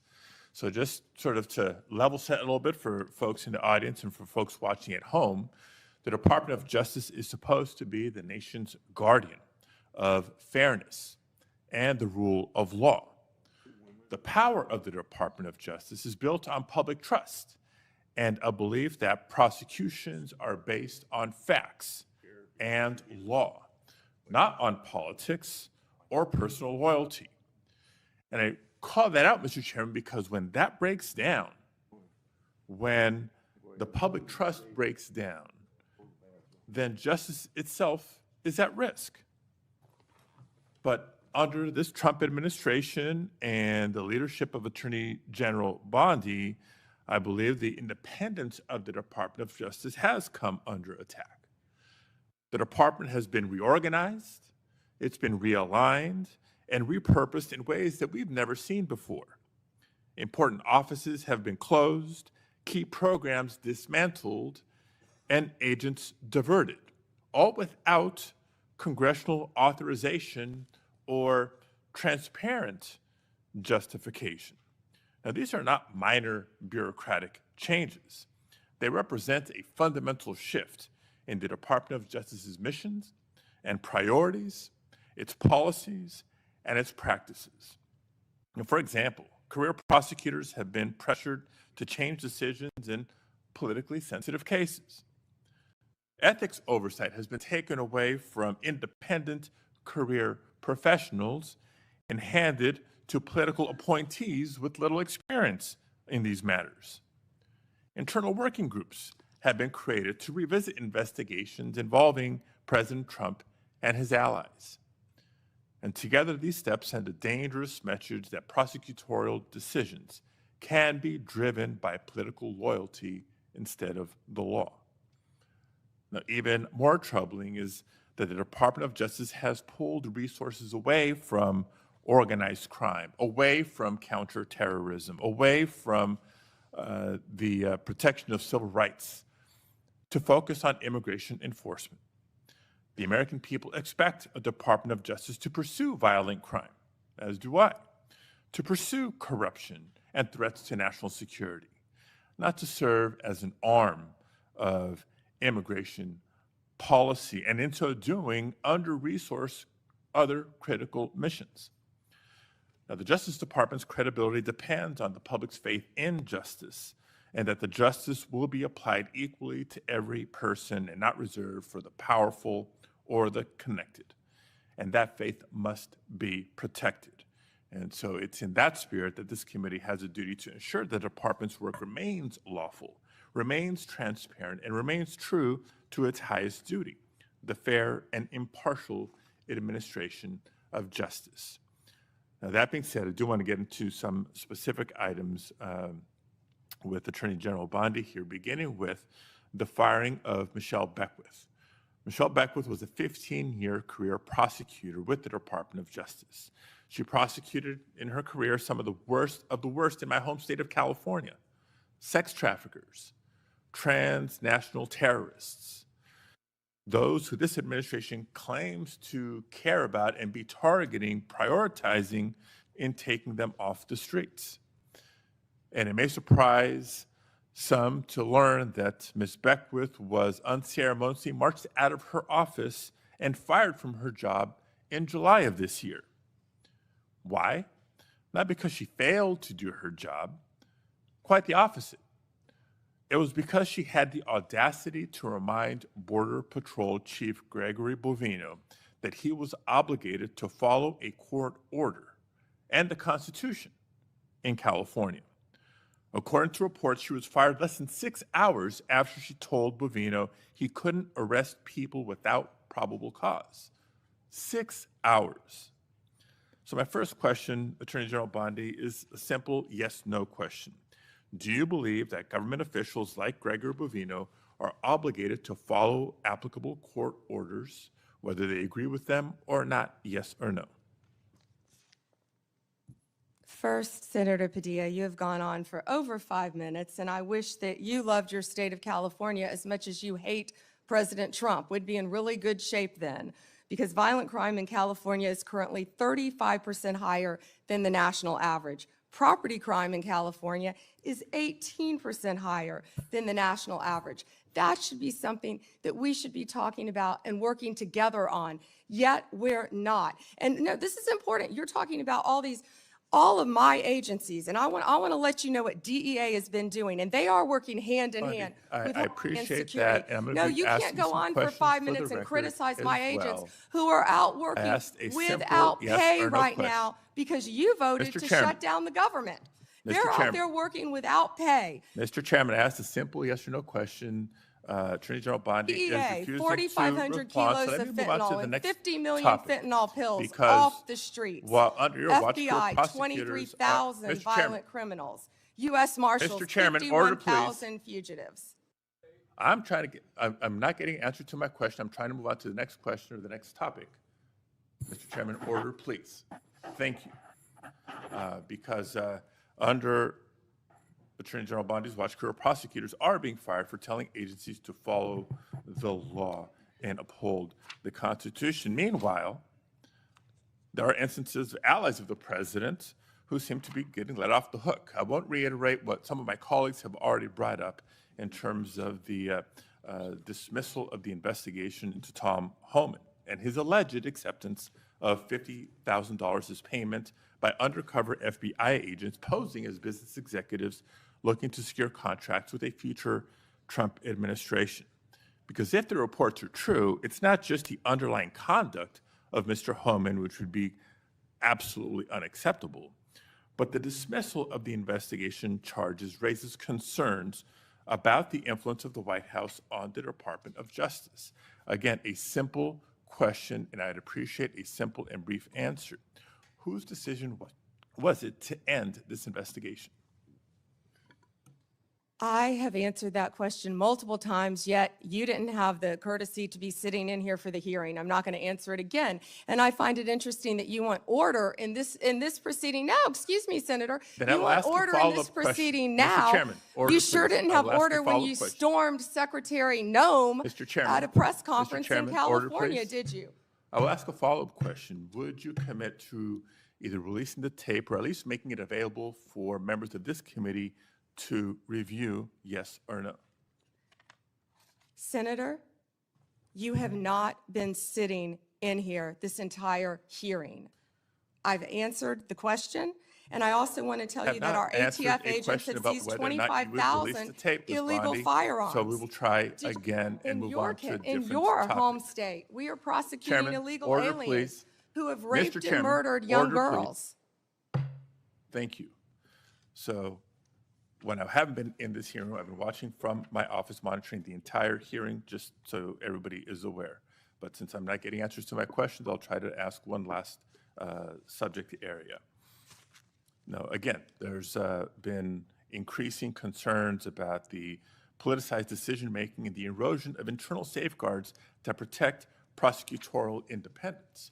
Before we even get into the integrity and independence of prosecutions, we get into, you have to ask the question about the independence and integrity of investigations themselves.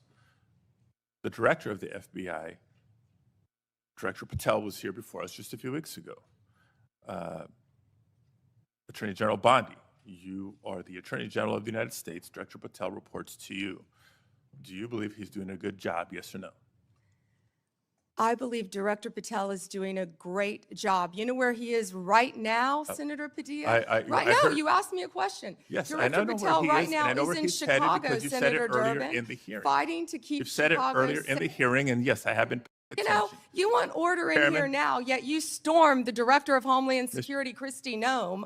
You sure didn't have order that day, did you, Senator? Attorney General, you are under oath. I did not storm the secretary, the video. Oh, that was makes on that very video. That clear. video has been released, I believe, very publicly. Mr. Chairman, recent actions raise serious concerns about Director Patel's judgment and politicization, including lawsuits from former FBI officials alleging retaliatory firings and his decision to cut off longstanding partnerships with civil rights organizations and his decision to fire an FBI agent for refusing to engage in a, quote, perp walk of James Comey. And on top of all that, his prematurely claiming that subjects were in custody after the shooting of Charlie Kirk. I take Attorney General Bondi's endorsement today of his work as her support for those actions. Thank you, Mr. Chair. May I respond, Senator Chairman? Yes. Under Director Patel, 23,000 violent criminals have been arrested, a 91% increase over last year. More than 1,500 child predators have been arrested. We are making cases in your jurisdiction constantly in California, and I wish you would care about those cases. We have disrupted 1,600 gangs and criminal enterprises, 1,600 gangs within this country, thanks to Director Patel and the great men and women of the FBI. Senator Schmidt. Thank you, Mr. Chairman. How are you today, Attorney General? It's good to see you. Have a rough voice. I have to say, I am struck by the degree of the cognitive dissonance that I hear on the other side. It really is. I mean, I'm used to sort of the political debates and arguing in court and all those sorts of things. But to hear the other side of the dais talk about weaponization is truly shocking, given what we know now. And I thought what I might do is just tell a story, and these are 100% facts. Hillary Clinton, concerned about her email scandal, works with a Soros organization to cook up this Russiagate nonsense. They feed it to the intelligence agencies, and they spy, under Barack Obama's presidency, they spy on the political opponent, the Republican, running against Hillary Clinton. He gets elected. They continue the operation, and they launder this intelligence into stuff that was meant to, by the FBI and the CIA, to sideline a presidency of a duly elected president of the United States of America, to sideline him. And that continued. You heard even some people on this committee further that nonsense for 4 years. And then the FBI is involved with pre-bunking the Hunter Biden laptop story because they didn't want him to get elected again. So they pre-bunked the Hunter Biden laptop story. The American people should have been allowed to make their own judgments from that. They weren't, because the FBI called it a Russian hack and leak operation. They were meeting with social media companies every month and every week, telling them that the laptop that they knew, that they had verified in November of 2019, they knew was real and knew was his, said it was Russian disinformation. We've heard that before. And then, after Joe Biden comes in, 3 days in, they start a censorship campaign against the country, anybody who's a conservative. And now we also know that the FBI was weaponized in this Arctic frost investigation that tapped the phones of sitting U.S. senators. And also, the Republican Attorneys General Association, so let's pull in 2 more U.S. senators, Ashley Moody and myself, who were on the executive committee at that time. Charlie Kirk, political organizations they didn't agree with. This is not in the Soviet Union in the 1980s. This is in the United States of America in the last few years. And then, when they thought President Trump was on the run and there's no way people would elect him, and then he announces he's running for president, 3 days later, Jack Smith's appointed to get Trump. Fani Willis brings charges against President Trump, and the assistant prosecutor meets with the White House counsel's office. Why would that happen? Then you have Alvin Bragg bring his charges. The number 3 person at DOJ goes to work for him to get Trump. All in the United States of America. This continued. And Senator Hawley asked the question, wrote it down, what is happening in this country?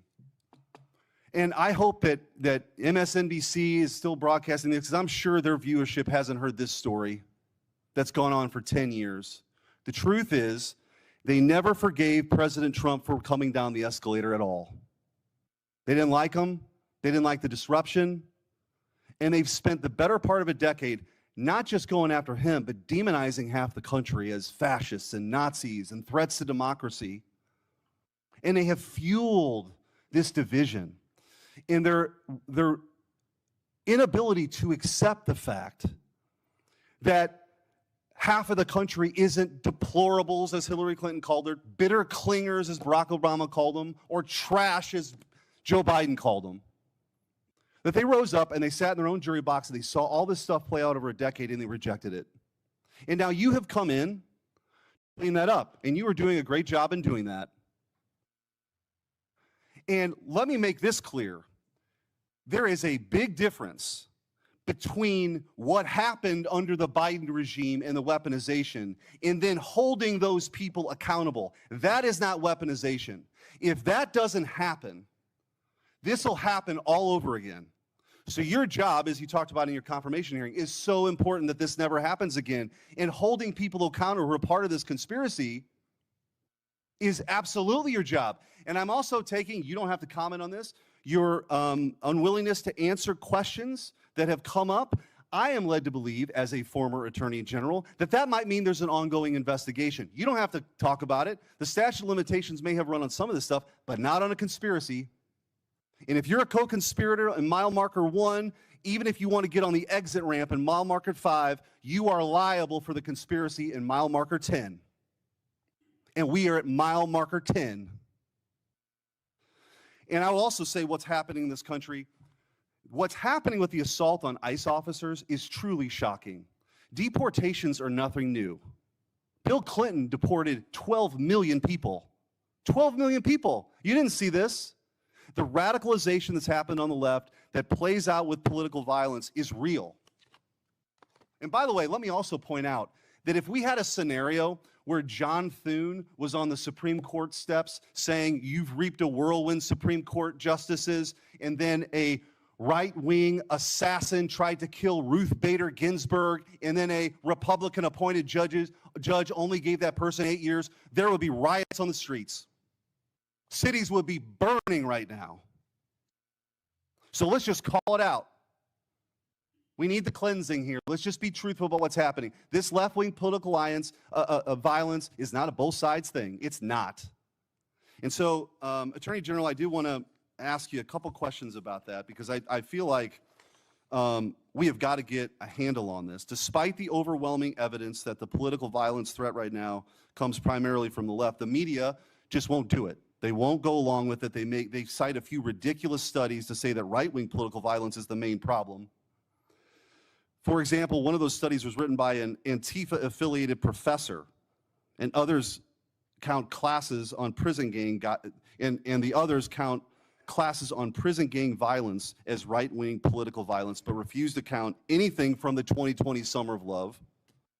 Antifa attacks, like the ones that set off the explosive outside Michael Knowles' campus speech. We need good data. We need good data here. Will you commit to having the Department of Justice and the FBI research and release a public report on left-wing political violence? Yes, Senator Schmidt. Thank you. I also want to, after Antifa has laid siege on federal buildings and officers in Portland during the 2020 riots, your predecessor, Merrick Garland, dropped virtually all the cases against these defendants. You recently issued a new charging memo instructing federal prosecutors to aggressively pursue Antifa and other radical leftists wreaking havoc on our cities. What can you do to ensure that the various U.S. attorneys' offices follow through on your instructions? Hopefully, we will have our U.S. attorneys confirmed soon. They've been held up. Now our government is in a shutdown, yet our prosecutors are still working. Getting all of our U.S. attorneys confirmed would be a huge step forward, Senator Schmidt. But yes, our attorneys throughout this country will be focusing on that. And I want to thank you, too. So I talked to you during your confirmation hearing and also with Kash Patel of sort of, you talked about your two pillars, which is to end the weaponization and to get back to actually crime fighting. God bless. Like, that is something that the American people support, despite what you hear from the other side of the dais today. And in those conversations, we talked about you and Kash Patel getting field agents out in the field and doing the work of law enforcement. I said, I've got just the place for you, St. Louis. And St. Louis has now received the largest per capita infusion of permanent FBI agents anywhere in the country, and they're working hand in hand with local law enforcement. That's what happens when you have state leaders work with federal partners to crack down on something I hope we could all agree is a scourge for our communities, which is violent crime. But that is not, J.B. Pritzker, I guess he wants his moment. These Portland people want their moment of defying Trump. It's crazy to me. We should all be unified in this effort of making sure our laws are enforced and taking on violent crime. But I will say, in closing with this, because you referenced the shutdown, it's the same motivation. The same thing that motivates J.B. Pritzker to stand in front of the podium and defy Trump is the same motivation I hear from my Democrat colleagues now in this shutdown.